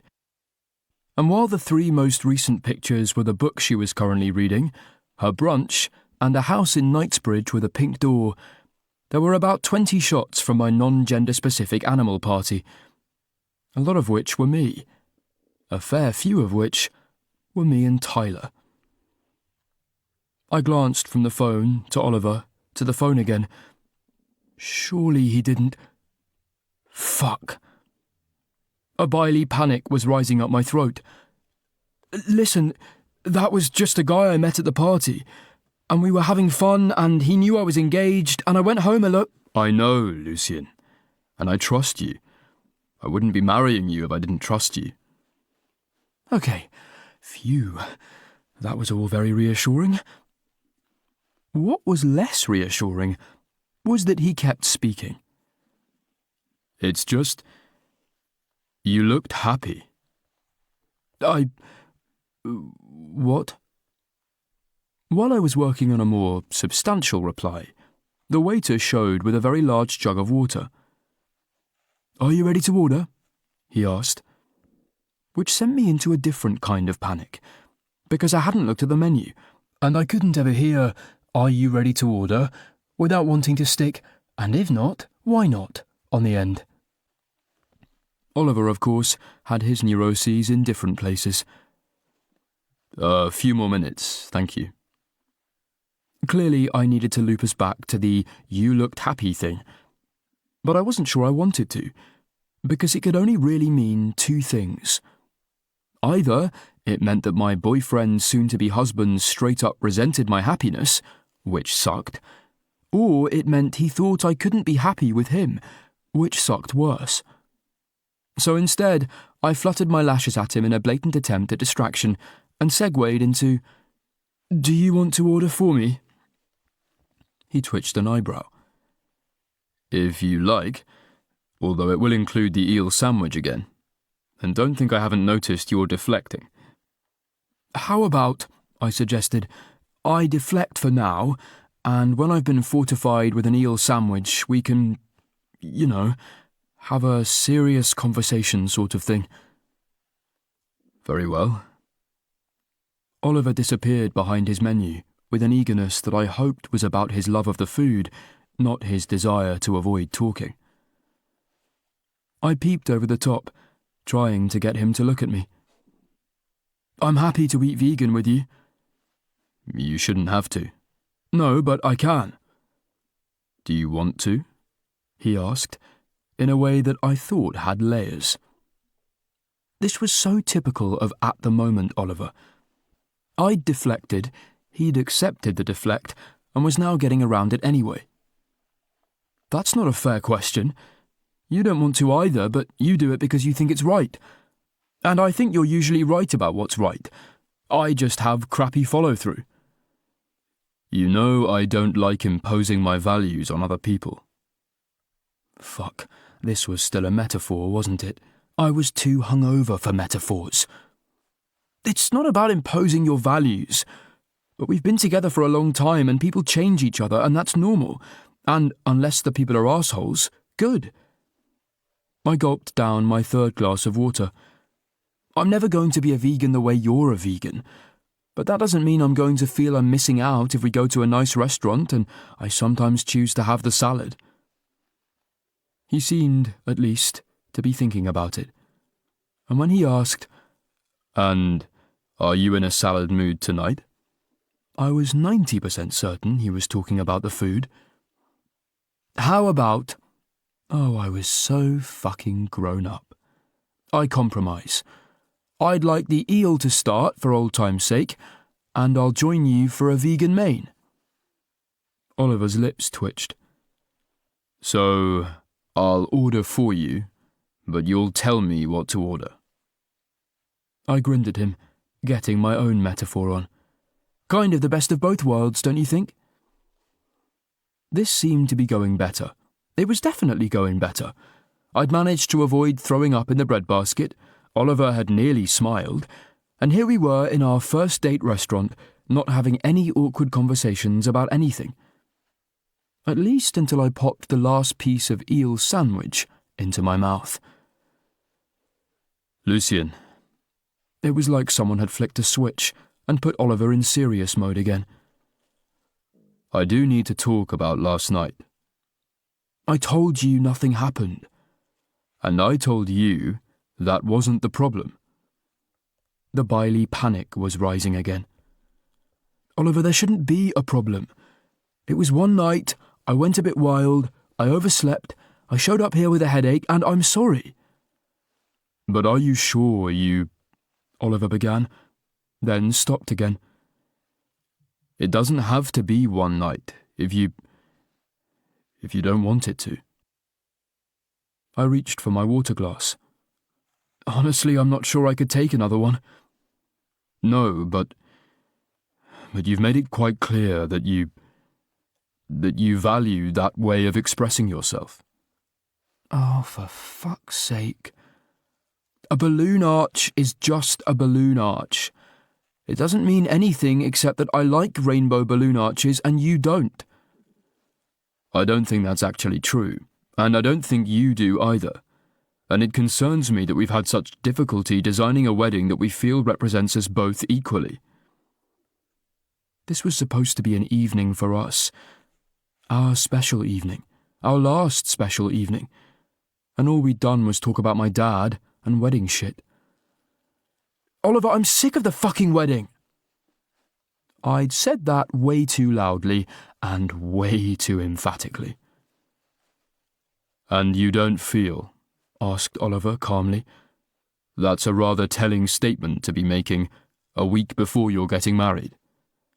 It's not about the marriage. It's about the... I waved my hands about. The everything else. I just want to be with you like we used to, before everything was about place settings and table confetti and never knowing which one of us is being the arsehole. What worries me is that it might be neither of us. I glared at him across the table. Only you could find that worrying. On the contrary.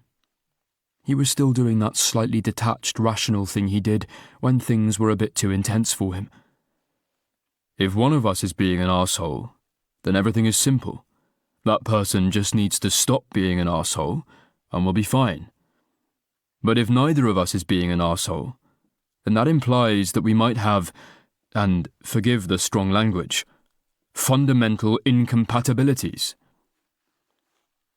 In any other context, I'd have found the fact he called the phrase fundamental incompatibilities strong language kind of endearing. This, our special, emotionally resonant date I'd been late for and hungover at, was not any other context. So, I was fucking terrified. Chapter 39. What kind of fundamental incompatibilities? I definitely did not screech. Because it feels like you're blowing the balloon arch up out of all proportion, which is, I suppose, at least appropriate for a balloon-based structure. It is not, said Oliver tightly. The fucking balloon. He broke off abruptly as the waiter set down our pea and broad bean rotolos. Thank you very much. Then unbroke equally abruptly. Arch.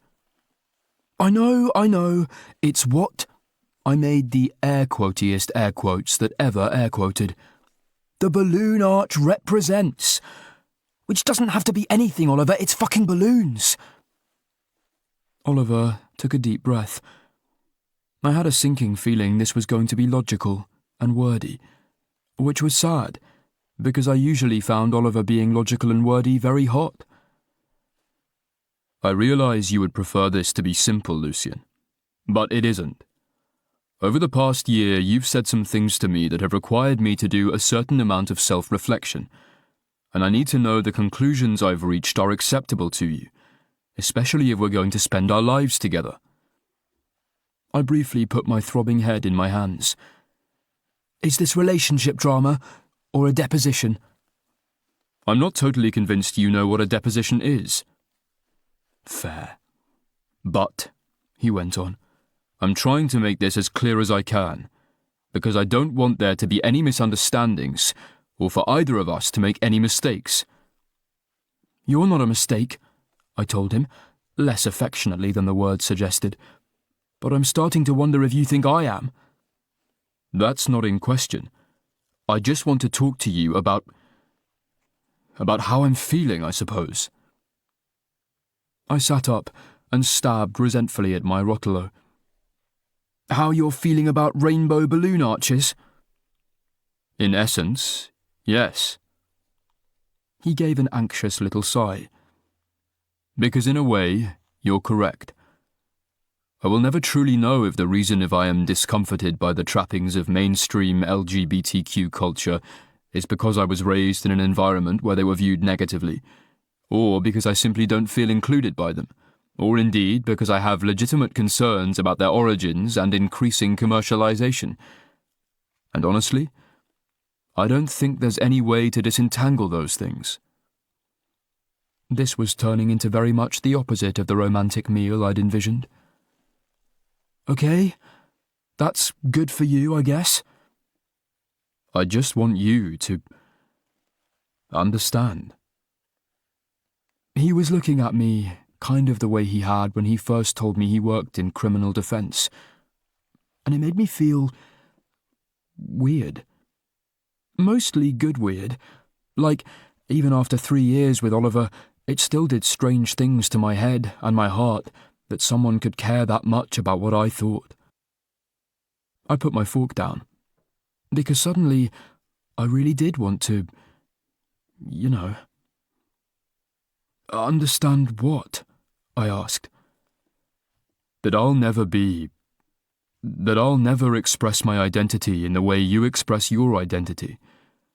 And while his mouth turned up wryly, that doesn't come from a wholly uncomplicated place. It isn't a flaw in who I am. It's just who I am. I thought I did understand that. But then again, I'd clearly given Oliver the impression I didn't, and Oliver was way smarter than me. I do get that, I tried. It's just sometimes hard to get my brain around. That's the problem. I'm not sure I want to be something that's hard to get your brain around.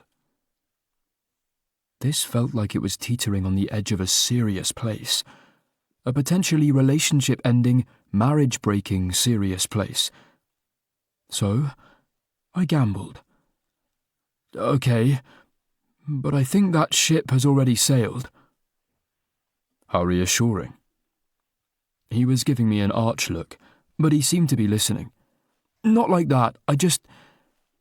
you think about things differently from me. About life, about the law, hell... I speared a piece of rotolo and waved it at him. Even about food. I don't want to be in a relationship with somebody I always agree with. I'm not sure that being vegan is the same as processing my identity in a way you can't access. Isn't it, though? I asked, hoping my double or nothing was going to come down double, not nothing. It's not like being gay.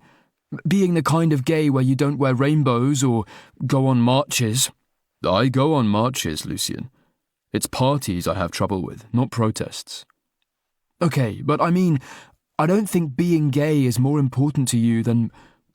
I waved my hands in a tight little circle. All the rest of it. Like, you actually care about shit. Way more shit than I care about. And that doesn't mean you're letting the other side down or anything. It makes you like a 1,000-piece Moomin jigsaw with a wolf in a wig. Oliver stared blankly at me, which I probably deserved. Sorry, my mum's randomly got into jigsaws and maybe the Moomins. I should have just said, you're complicated, but all the bits make a nice picture. He thought about this for a long time, then gave up. Thank you, I think. Oliver, I'm sorry. I tried again. I never meant to make you feel that I thought you were, doing gay wrong, or that you had to be like me, any more than you think I have to be like you. I paused. At least I hope you don't, because if you do, you're fucked. I've never wanted you to be anyone but yourself, said Oliver immediately, because he was also way better at being reassuring than me. And I don't want you to be anything but that either, I told him. So we're good. He wasn't giving me we're good face. He was giving me we might be good but face, which was better than we're fucked face, but not by much. My lingering concern is that works in theory, but in practice, you being who you are and me being who I am may not work. Shit. Not work how? And if you mention the fucking balloon arch one more time, I swear I'll... You're the one who keeps bringing up the balloon arch. But it is an appropriate example. If we get married underneath a rainbow balloon arch, we'll be denying who I am. And if we don't, will be denying who you are. And while that's a relatively trivial matter on its own, these things can add up. Over the long term, they can add up catastrophically. They haven't so far, I pointed out. No, but marriage can change things. That's why the pictures from your bachelor party bothered me so much.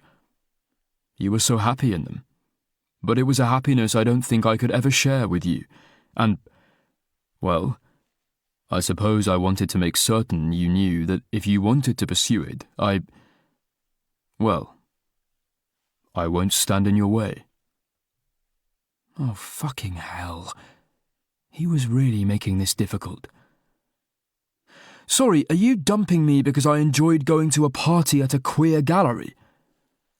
I'm not dumping you at all. He picked up his fork, eyed his rotolo, and then put the fork down again. I think what I'm doing is giving you a chance to dump me. Now I what? I said, still at very much the wrong volume for this kind of restaurant. There was a pause. Oliver was breathing in a very, very careful way, and his eyes had gone their flattest, coldest grey. When we first met, he went on doggedly, we were both, but you especially were in rather a bad place. And sometimes the person you need to be with when you're in a bad place isn't the person you want to be with when you're not. My mouth literally fell open. Fortunately, I'd recently taken a sip of water, so it was empty. What the fuck? Of all the things I'd expected to go wrong this evening, you going full, I have healed you and now I set you free, was not on the shortlist. I don't mean to... Oliver broke off, looking embarrassed. As well he bloody well should. That is... He squirmed. Again, in a different context, it would have been cute. I just saw the pictures of you looking happy and in your element, doing the sorts of things that, realistically, you're not likely to do very much of with me. And I suppose I got in my head. Too fucking right you did. I kicked him under the table, entirely deliberately. I look happy in those pictures because I'm at a party where I'm celebrating the fact that I'm getting married to the man I love. Who is you? You fool? You numpty? You absolute pillock? He was blushing now. Really blushing. Yes. Well, I suppose when you put it like that, it does make sense.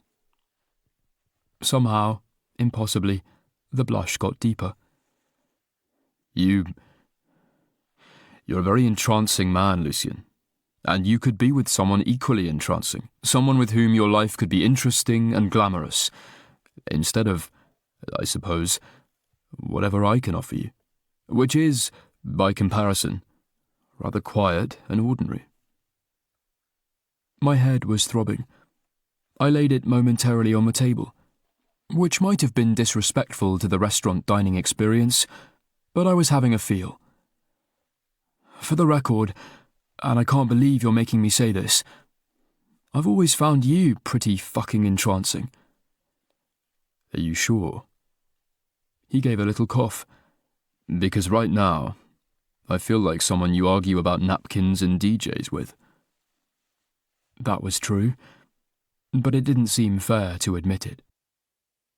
Yeah, but that's temporary. It's a wedding thing, not an us thing.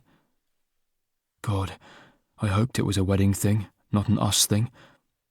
I levered myself back off the table. Oliver, I'm not going to lie, I had a great time last night. But the reason I had a great time was because when I lived that kind of life before, I was miserable and hating myself and trying to prove something to a world that could not conceivably have given less of a fuck. I reached for his hand, and he let me take it, the mediocre engagement ring I'd given him gleaming between us. Basically, that's the first time in a decade I've partied for fun. And I enjoyed it, and I maybe even needed it. but I also needed to be coming home to you. I mean, symbolically, because obviously I went back to the flat and face-planted on my couch. Oliver's fingers curled tightly around mine. I don't want to be taking anything away from you, or turning you into someone you're not supposed to be. I don't know who I'm supposed to be, I told him. I don't think anyone does. And being with you isn't a compromise for me. It's what I want. Otherwise I wouldn't have fucking asked you to marry me. Oliver gave a little smile. Yes, that was quite the gesture. I know, right? I risked smiling back.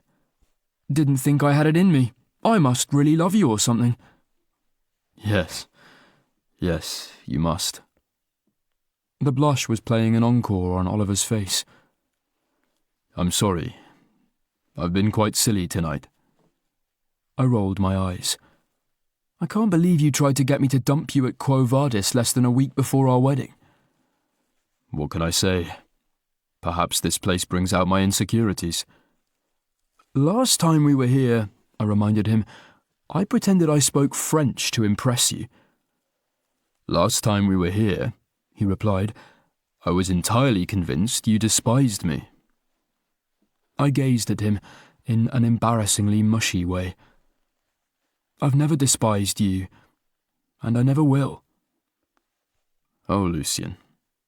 It was Oliver's driest voice. You always say the most romantic things. Hey, it could be worse. I could have called you a Moomin jigsaw again. At last, he laughed. And, figuring I was onto a good thing, I decided to seal the deal romance-wise. How about we share a lemon posset for dessert?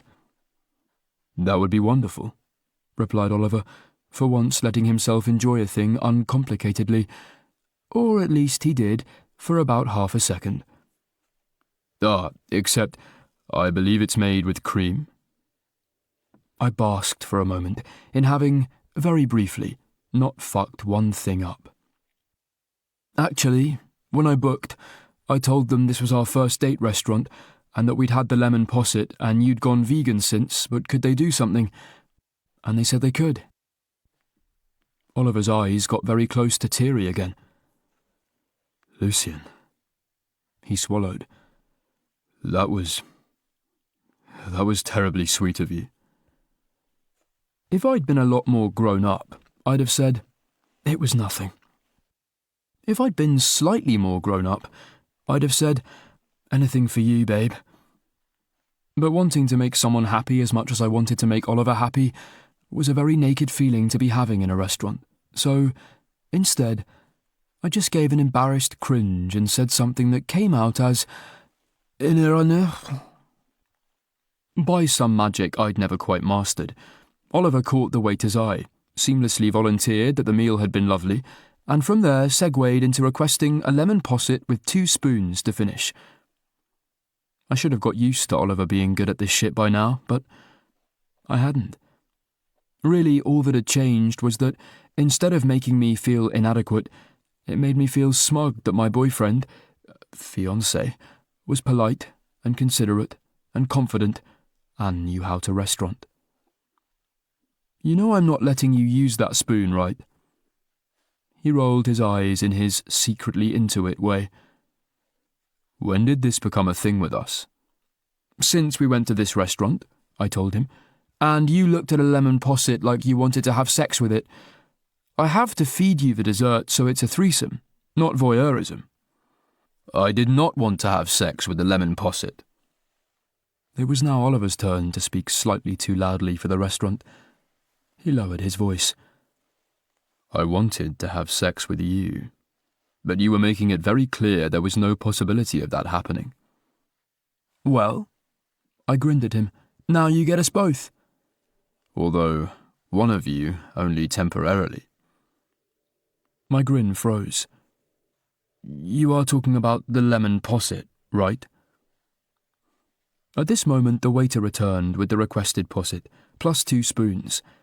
It was as beautiful as it had been last time, all sunshine yellow and tempting. Do you have something you want to tell me? I asked it, scowling. It probably said something about our relationship that Oliver had a specific, exasperated fondness sigh. Mr. Posset, remember that you have a right not to self-incriminate. Yeah, I threw back, having seen many police procedurals. But it may harm its defence if it fails to mention when questioned something it later relies on in court. Snatching up both the posset and one of the spoons, Oliver half turned away from me. Excuse me, I need to confer with my client. By confer with, do you mean eat? I'm pretty sure you can get disbarred for that. I can confidently say, Oliver dug the spoon into Mr. Posset, that I know of no barrister who has ever been disbarred for eating their clients. But not because it's allowed, because it's never happened.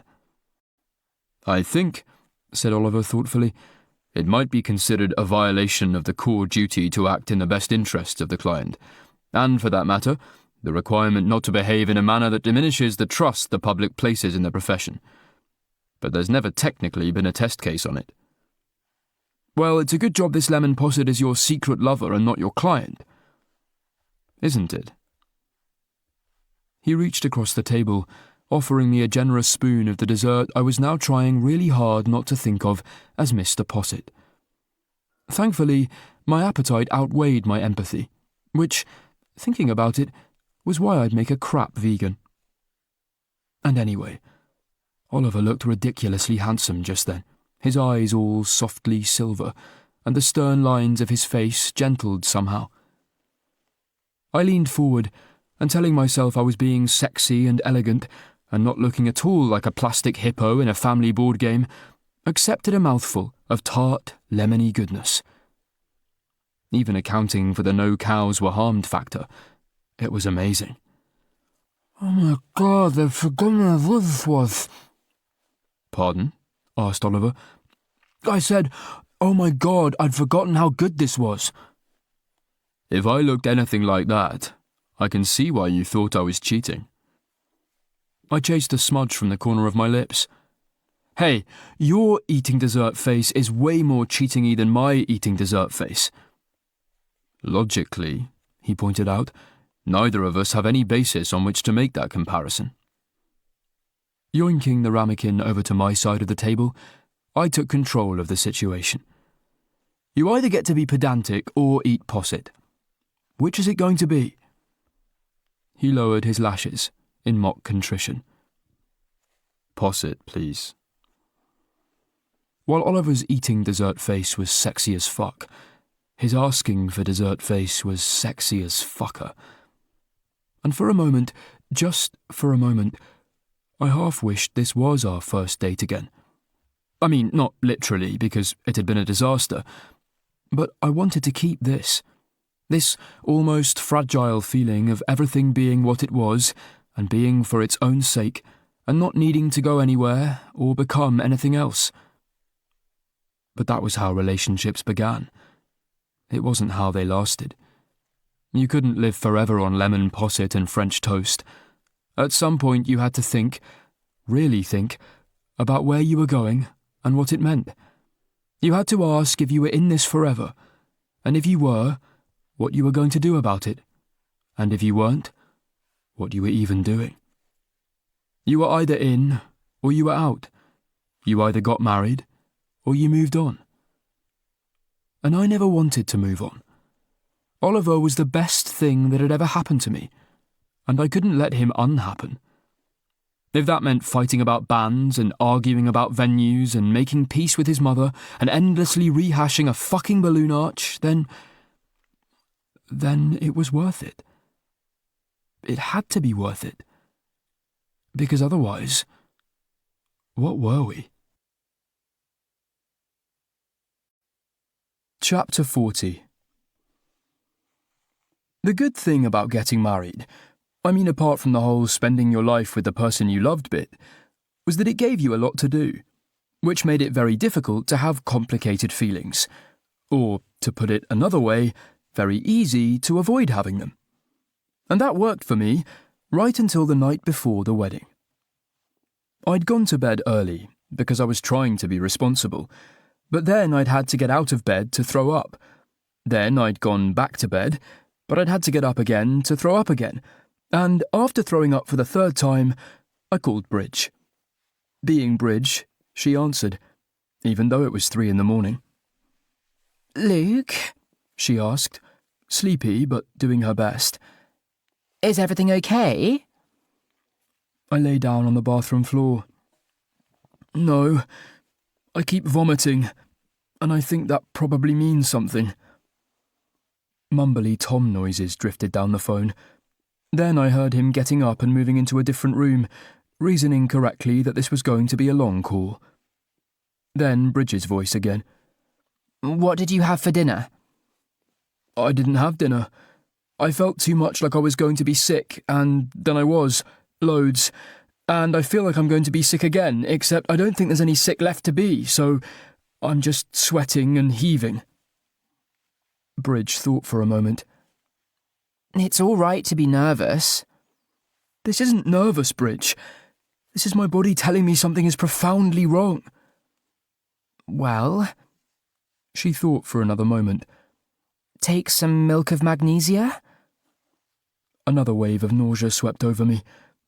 No, I mean profoundly wrong emotionally. It'll calm your stomach down, she insisted. Still feeling wobbly in 6 different ways for 6 different reasons, I crawled upright and checked my bathroom cabinet. I don't have any. I took another look. Ibuprofen and Bonjela.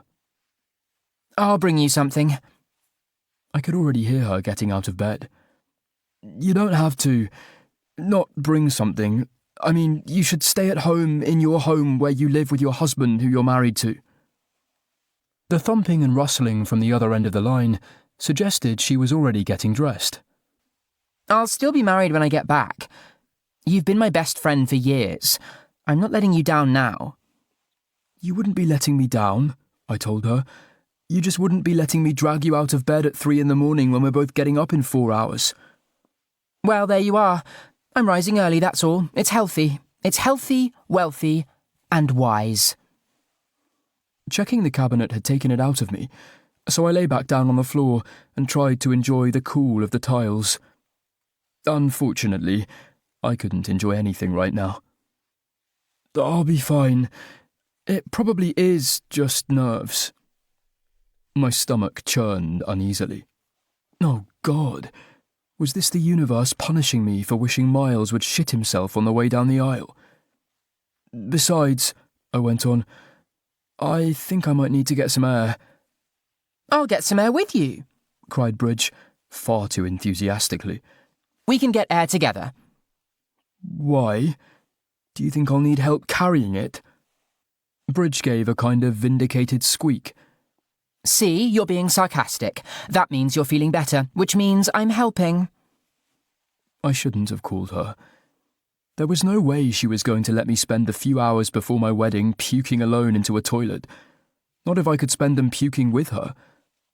But I'd panicked, because I was getting married in the morning, and instead of feeling excited, or giddy, or a little bit anxious, I was feeling like an informer from a 70s mob movie being slowly drowned in cement.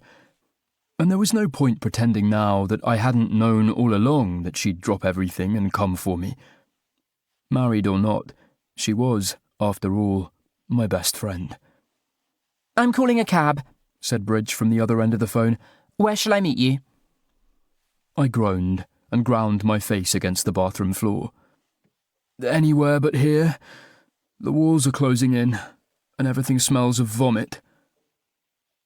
In hindsight, anywhere but here hadn't been a helpful thing to say. Something that became only more apparent as I half climbed, half fell out of my own taxi and made my way to our agreed rendezvous point in the middle of the Millennium Bridge. Why? I asked, as soon as I was in earshot. Is this because your name is Bridge, so you thought of a bridge? Her ash-blonde hair was whipping slightly in the wind. Maybe. I had just woken up. Although, also the nice thing about being on a bridge is that if you're sick, you can go over the side. I couldn't tell if that made me feel better or worse. What if I fall in the Thames? Then wedding nerves will be the least of your worries. Drawing my coat more tightly around me, I lurched over to the railing. Not because I had any intention of spewing over it, but because we were stuck on a bridge and there wasn't much else to do. It was a weird view because you had the city gleaming on either side, but the sky above and the river below were dull, black and voidy, which at least matched my mood. I don't think this is nerves, I said finally. I think this is, I've made a terrible mistake. Bridge came and stood beside me. Oh, it's so pretty at night, she cooed. Bridge, what part of terrible mistake did you not hear? The part where it makes any sense. I didn't say it made sense. Folding my arms on the top of the railing, I sagged. I said it was how I felt. For a moment, Bridge was silent on the silent bridge. Are you not in love with him anymore? The thought of not being in love with Oliver wasn't even vomit-inducing. It was just unapproachable from any angle. Of course I'm in love with him. Then everything is going to be fine. Bridge put a comforting hand on my arm. Love means never having to say, "Oh my God, I've made a terrible mistake." Except that's not true, is it? You can love someone and still royally fuck up. Yes, but because you love each other, you come through it. And that's what marriage is. I buried my face even farther into the crook of my elbow and made an embarrassing, half-sobby noise. Is it really? Yes, said Bridge, with utter confidence. But how do you know? I asked. What if it's not? What if it's like fighting all the time, or one of you walking out in 3 years, or something you can't do at all because the law says your relationship doesn't count, or constantly trying to keep up with your ex and his twink husband, who is going to be way less cute when he gets older, and then he'll find out what a prick he's married, or...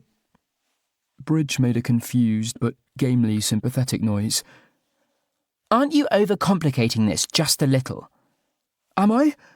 How can I tell? I've never had to think about marriage before. When was I meant to think about it? In the incredibly narrow window between it becoming a legal option and my boyfriend selling me out to a newspaper with a red top?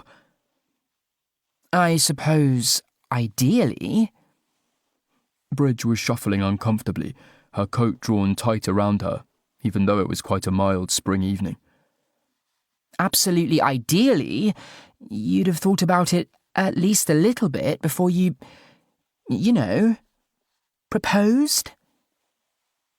I looked up from where I'd been making an unconvincing go of pretending not to cry. In case you haven't noticed, Bridge, I'm not an ideally sort of person. And now I'm stuck, because I'm getting married tomorrow, and I don't think I actually want to get married tomorrow. But if I don't, then I've destroyed the only good relationship I've ever had, and probably ever will have. You must have wanted to get married, though. Bridge had that hopeful but disoriented tone she always got when she butted up against ideas that didn't quite fit her view of the world. Otherwise, you wouldn't have asked him at all. This is just cold feet. My feet aren't the problem, I told her. The rest of me is. And I guess at the time I wasn't thinking about the future. I just knew I wanted to be with Oliver, and I wanted to show him that, and I didn't know how. Bridge was staring at me in a way I never wanted my best friend to stare at me. What do you mean, you didn't know how? She asked. You could have said, I love you and want to be with you, or... Inspiration struck her. Blowjobs. Men like blowjobs. Sorry, are you saying my options were propose marriage or suck him off? No, said Bridge firmly. The first thing I said you should do was tell him how you felt, and I think the fact that you blanked that option might mean something. Oh, God. I grabbed at my hair. I'm just not very good at expressing myself emotionally. It was right after Miles's wedding, and I was in a weird place, And it's really hard when you've been with someone a long time and it's working really well, but you've got no, way of showing or proving or... I broke off. And anyway, he said yes. What kind of arsehole says yes to a proposal from a famously self-destructive person a couple of days after his ex-boyfriend's wedding? I don't know, said Bridge. I suppose someone who loves you and supports you and wants to be with you no matter what?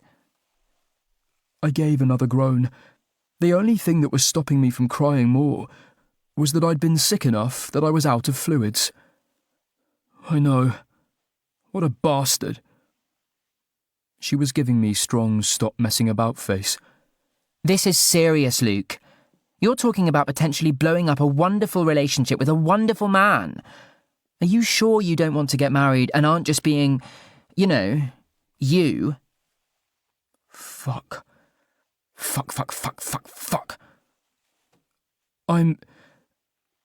I think I'm sure, Bridge. We had this really nice evening at Quo Vadis. Oh, your first date restaurant, cried Bridge, clasping her hands. That's so romantic. Yes. I found I was gripping the rail far too tightly, either for emphasis or security. That was the problem. It was romantic. It was... Well, actually, it had been fraught at the beginning. But then, it had been kind of perfect. It was great.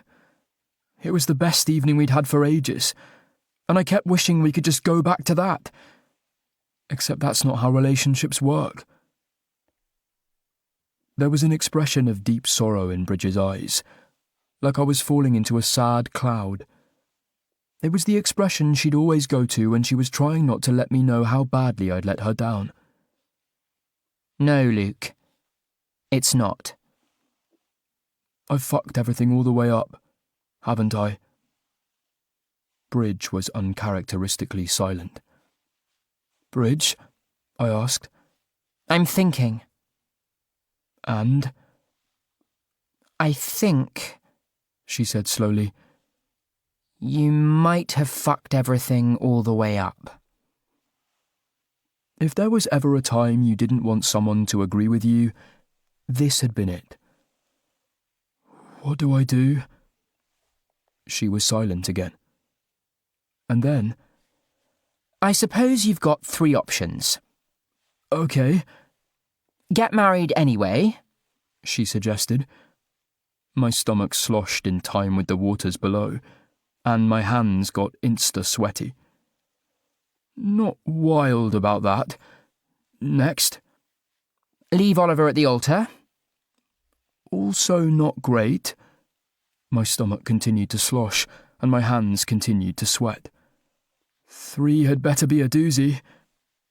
Hope really hard that the last few months have all been a dream? I'm hoping, I said. Is it working?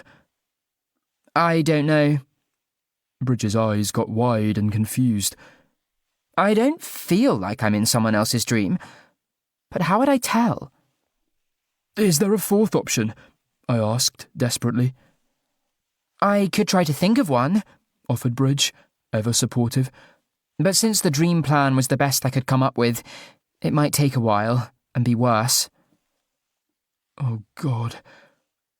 I'd had something wonderful, and I'd ruined it like I always did.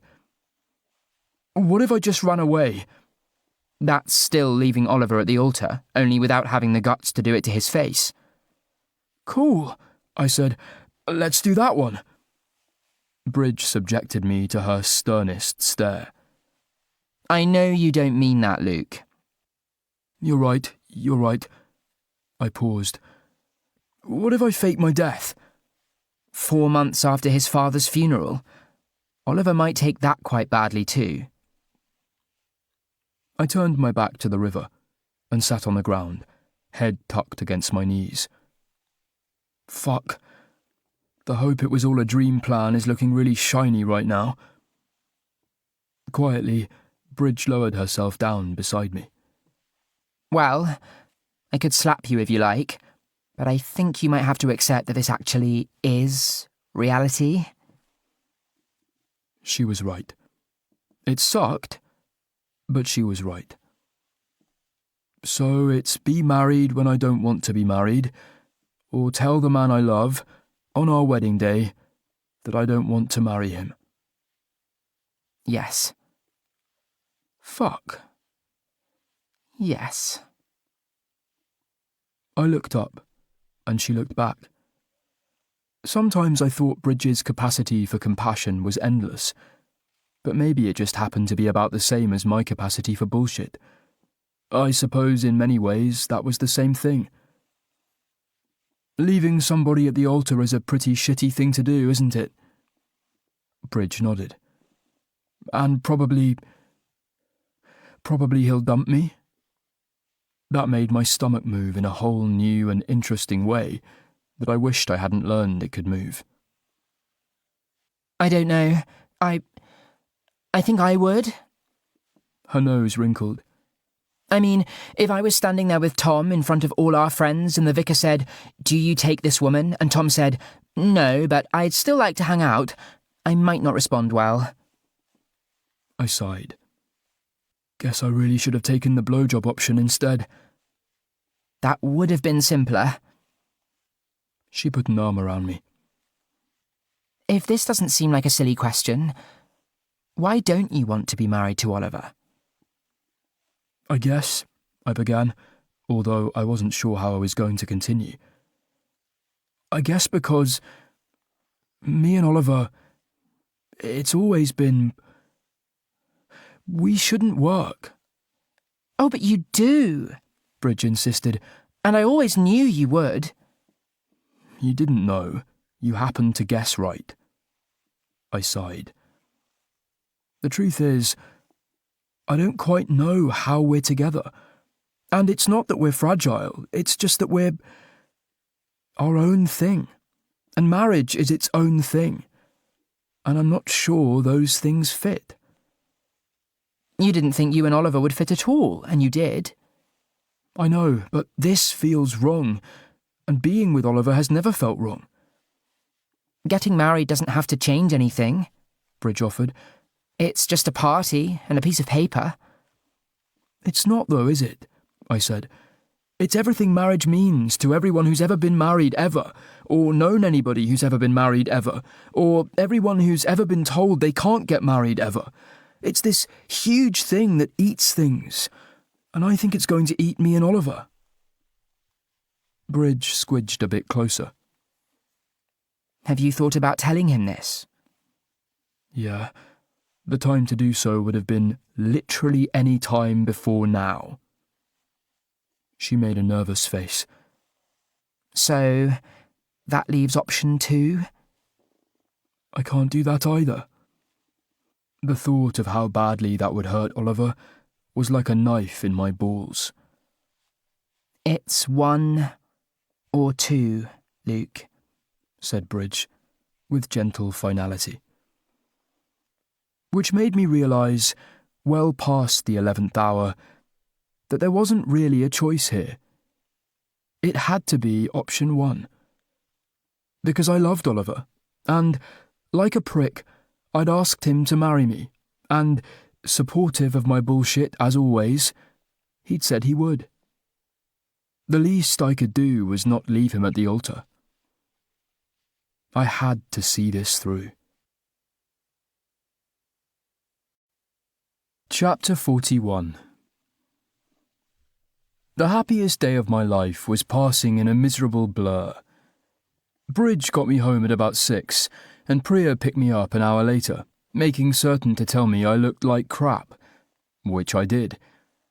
Oliver was going to be so proud to take this haggard, badly shaven wreck of a human being to be his lawful wedded husband. And now I'd been deposited in a side room at the Green Room. Why had we chosen a venue with multiple rooms that was only named after one of them, where I was managing very diligently not to jump out the window or drown myself in the tall Americano that Priya had bought me in an effort to get me functional. My brain was blank, apart from a scrolling marquee that read, "This is a terrible mistake. This is a terrible mistake." But we'd been through this last night. In the vortex of fuckery I'd made of my life, this was the least fucky way to fuck things. And we'd be fine. We'd be fine. We were a good couple. We worked. We weren't very good at organising weddings, but whatever happened with Oliver, I could be 100% certain I was never doing this again. So that was cool. I had learned a valuable lesson about myself and the world. Oh God. I was going to throw up. Lucian. I heard Oliver come up behind me as I was crouched over a waste paper basket in a state of pre-upchuck preparedness. Are you all right? Totally fine, I told him. I just dropped some cufflinks. You're not wearing cufflinks? No, because I dropped them. Your shirt has buttons on it. Obviously. I sat back on my heels, because otherwise my chest would be hanging out.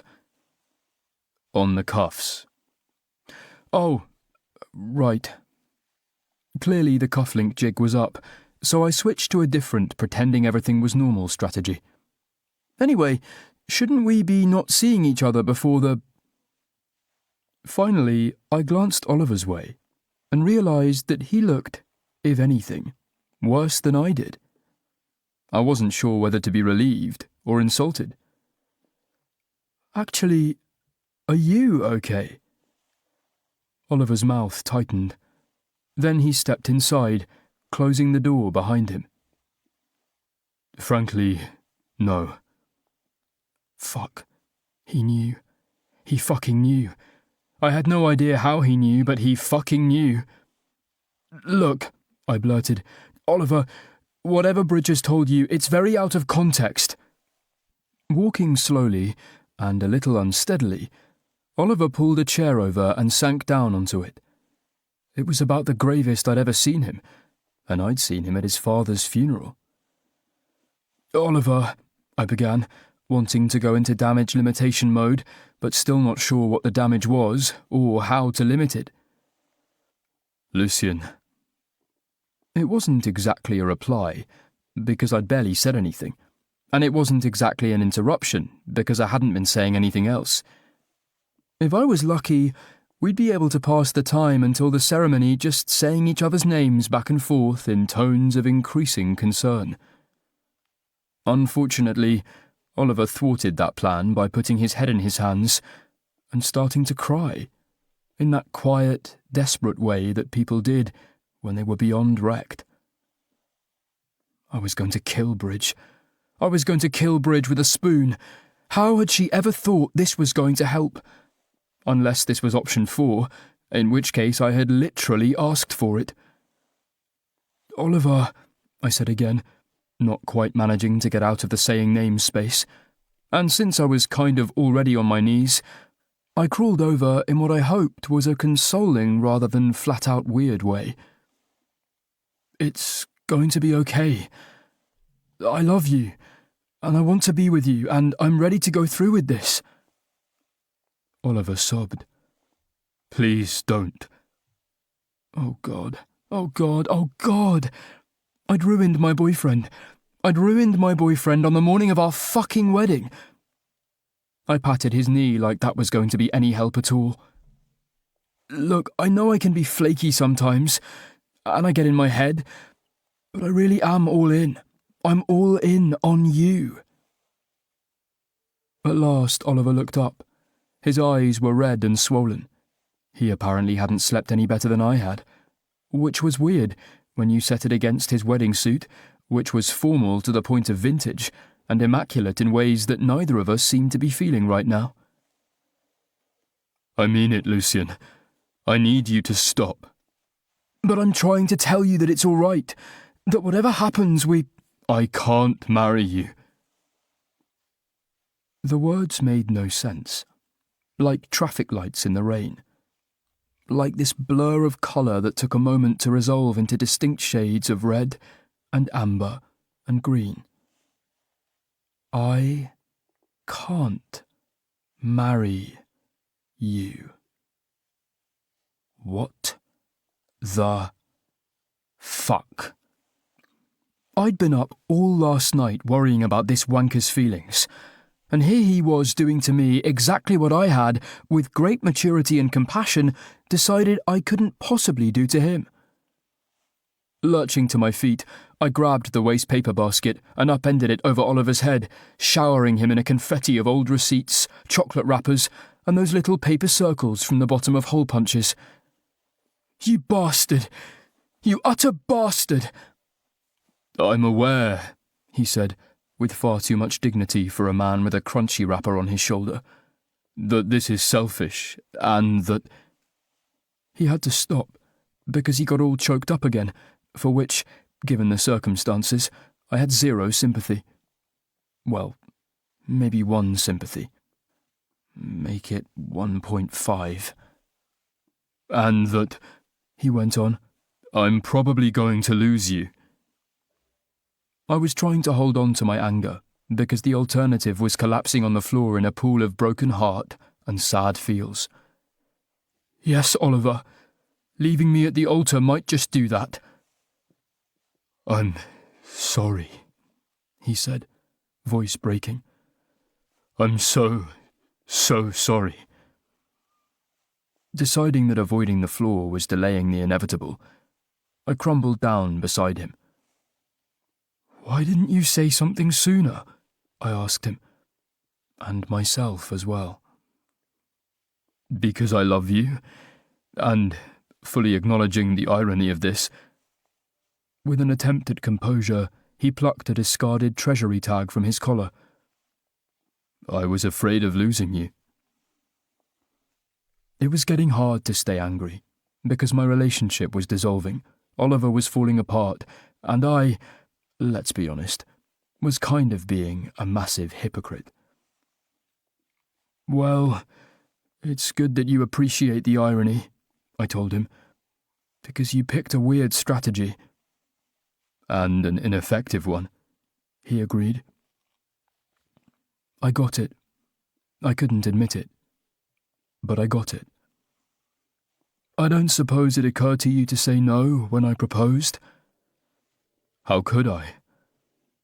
He gave me this devastated, half-pleading look.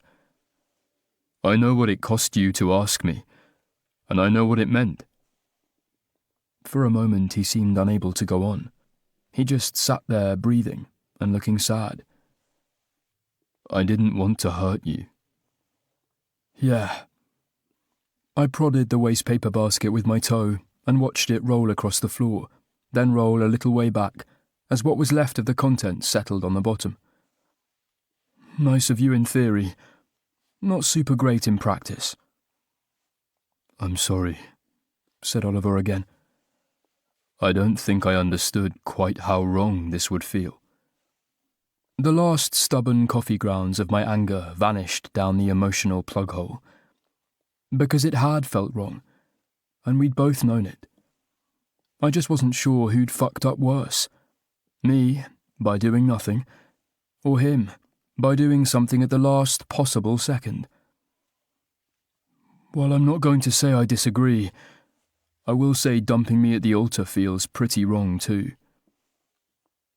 Standing, Oliver collected the waste paper basket and set it carefully back in its place. Perhaps it was the only thing in the room he knew how to fix. "I know how badly I've hurt you, Lucien. But," he returned to his seat, "would you truly rather I married you, even if it would make both of us miserable?" I imagined the room outside, bristling with our friends, family and work colleagues I would rather not have invited. How they would all be sitting there, waiting for us to prove our relationship was just as good as theirs. And I remembered last night, standing on the Millennium Bridge with my best friend, trying not to throw up at the thought of letting Oliver down. "Yes."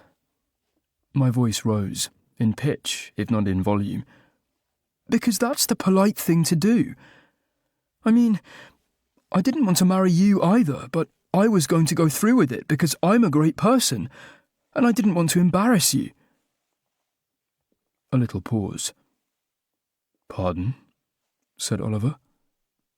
Welp. There went the moral high ground. Nothing.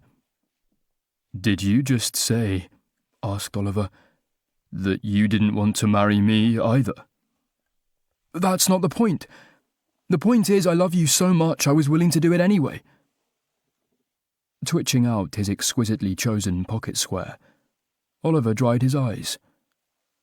Well, that's very flattering, but clearly an abysmal idea. Whereas breaking up on our wedding day is a fucking corker. I drew my knees up to my chest and hid my face against them. This was, like, the worst day of my life. Even worse than the day I passed a newsstand and realised my entire relationship with Miles was now a tell-all story in the tabloids. At least then there'd been a clear villain. Now I was being left at the altar by a genuinely wonderful guy for reasons that were... Actually... Hey, I said, hang on. Why don't you want to marry me? He gave me a challenging look. Why don't you want to marry me?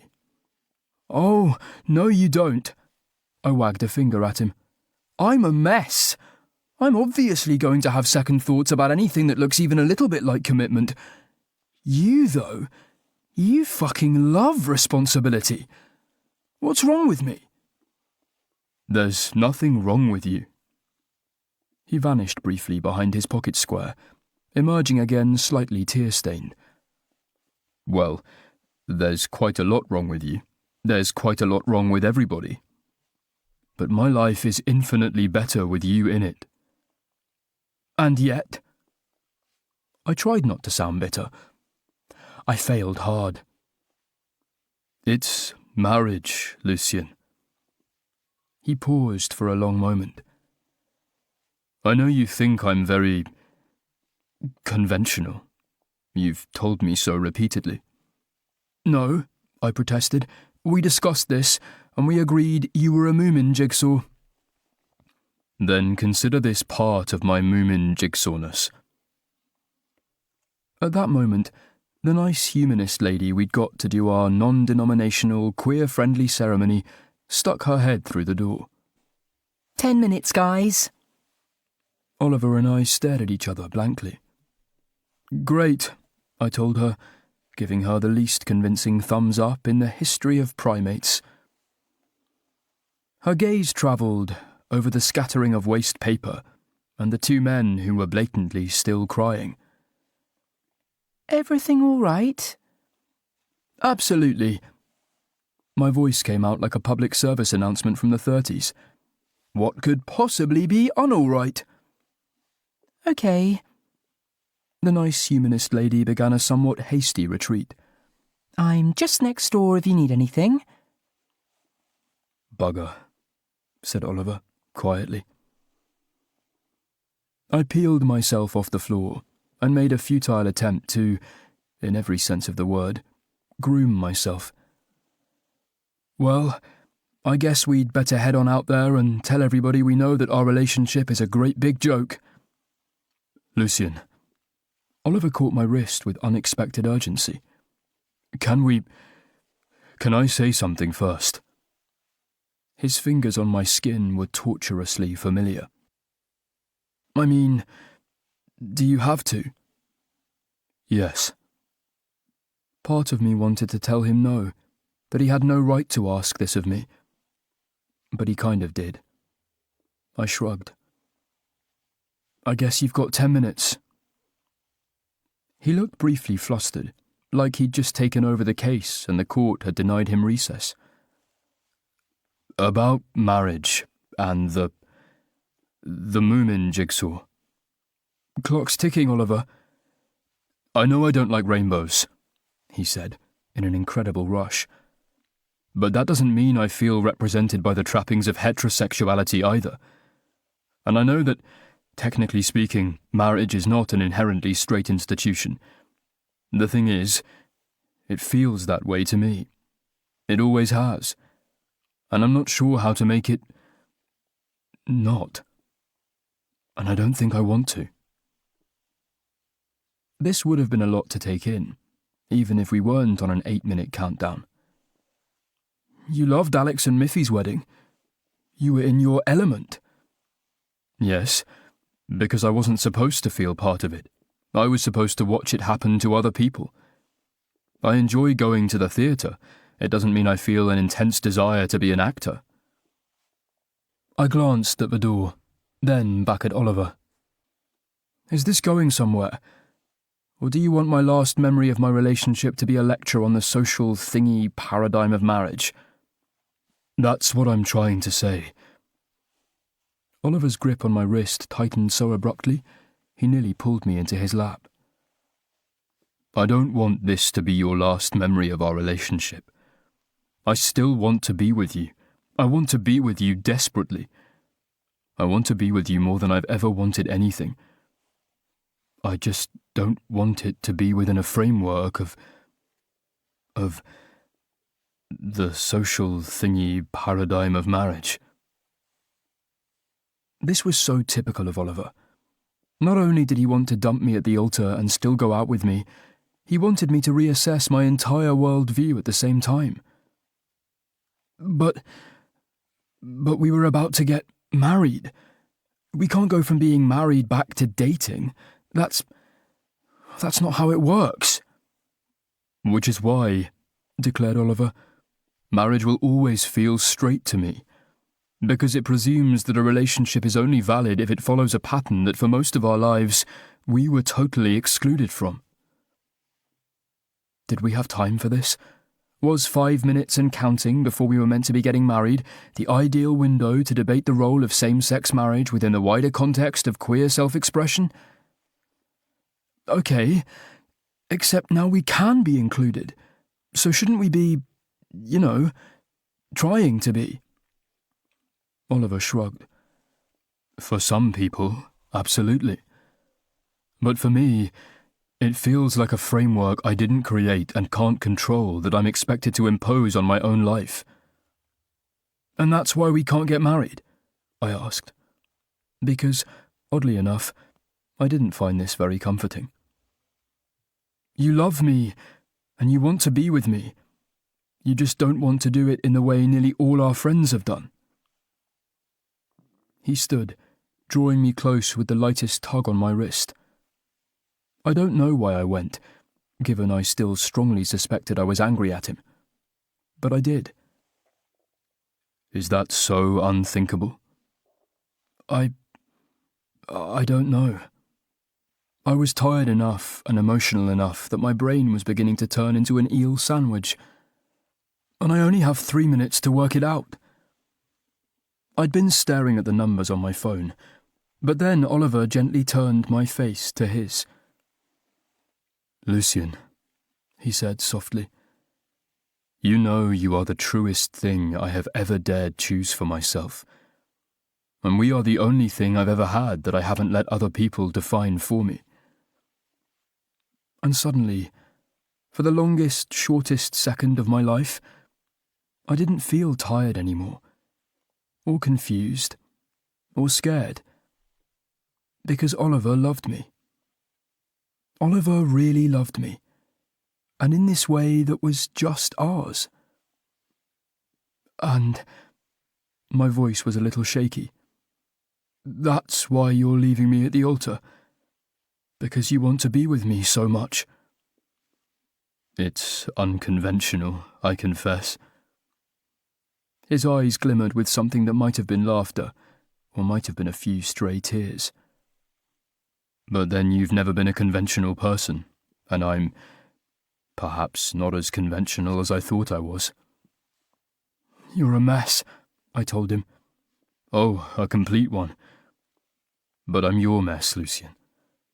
And always will be, if... He hesitated, his stern mouth softening in that way that felt very particularly mine. If you still want me. How could anyone not want Oliver Blackwood? Unlike Bridge, I'd never bothered to imagine what it might be like to be proposed to, but I couldn't imagine it feeling better than this. Fine, I told him. Since you asked so nicely, I'll not marry you. And I guessed the lack of sleep and the wedding day stress and the whole not getting married after all had finally caught up with Oliver, because he pulled me tightly into his arms and started laughing. Lucian O'Donnell, you have made me the happiest of men. There was a knock on the door, and the nice humanist minister stuck her head briefly back in. 1 minute, guys. We'll be right out, I called, from where my head was buried in the crook of Oliver's neck. I don't know if we actually waited a minute, but then Oliver gently untangled us, took my hand, and led me through to face all the people who we loved, and who loved us, and who we'd massively inconvenienced for no reason. Mum, Judy, and Eugenie were in the front row, 2 of the 3 doing an excellent job of not licking the other guests.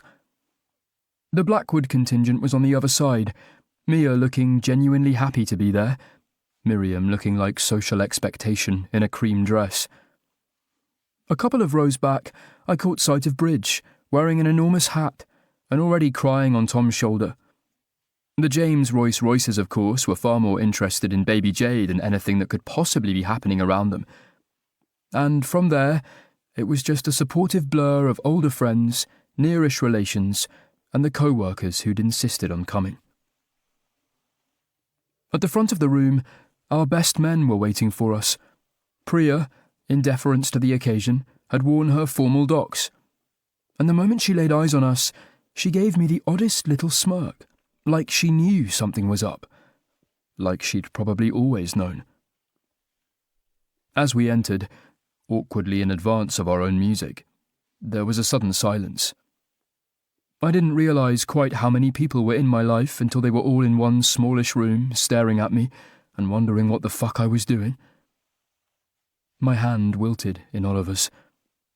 Making a wedding happen had been bad enough. I had no idea how to make one unhappen. Thank you for coming, said Oliver, as if he did this kind of thing all the time, which, between this and his dad's funeral, he almost did. I'm afraid Lucian and I have decided that marriage isn't right for either of us, and we'd rather be together on our own terms. Please do enjoy the party, and make the most of the open bar. And then we ran, hand in hand, up the aisle, out the doors, through the venue, and into the sudden storm that had turned a busy London street into... Well, okay, it was still a busy London street. But the pavement was shining silver, and the raindrops were playing our tune, and I was in Oliver's arms, and we were laughing and kissing, and all around us, the passers-by were putting up umbrellas in every colour of the rainbow.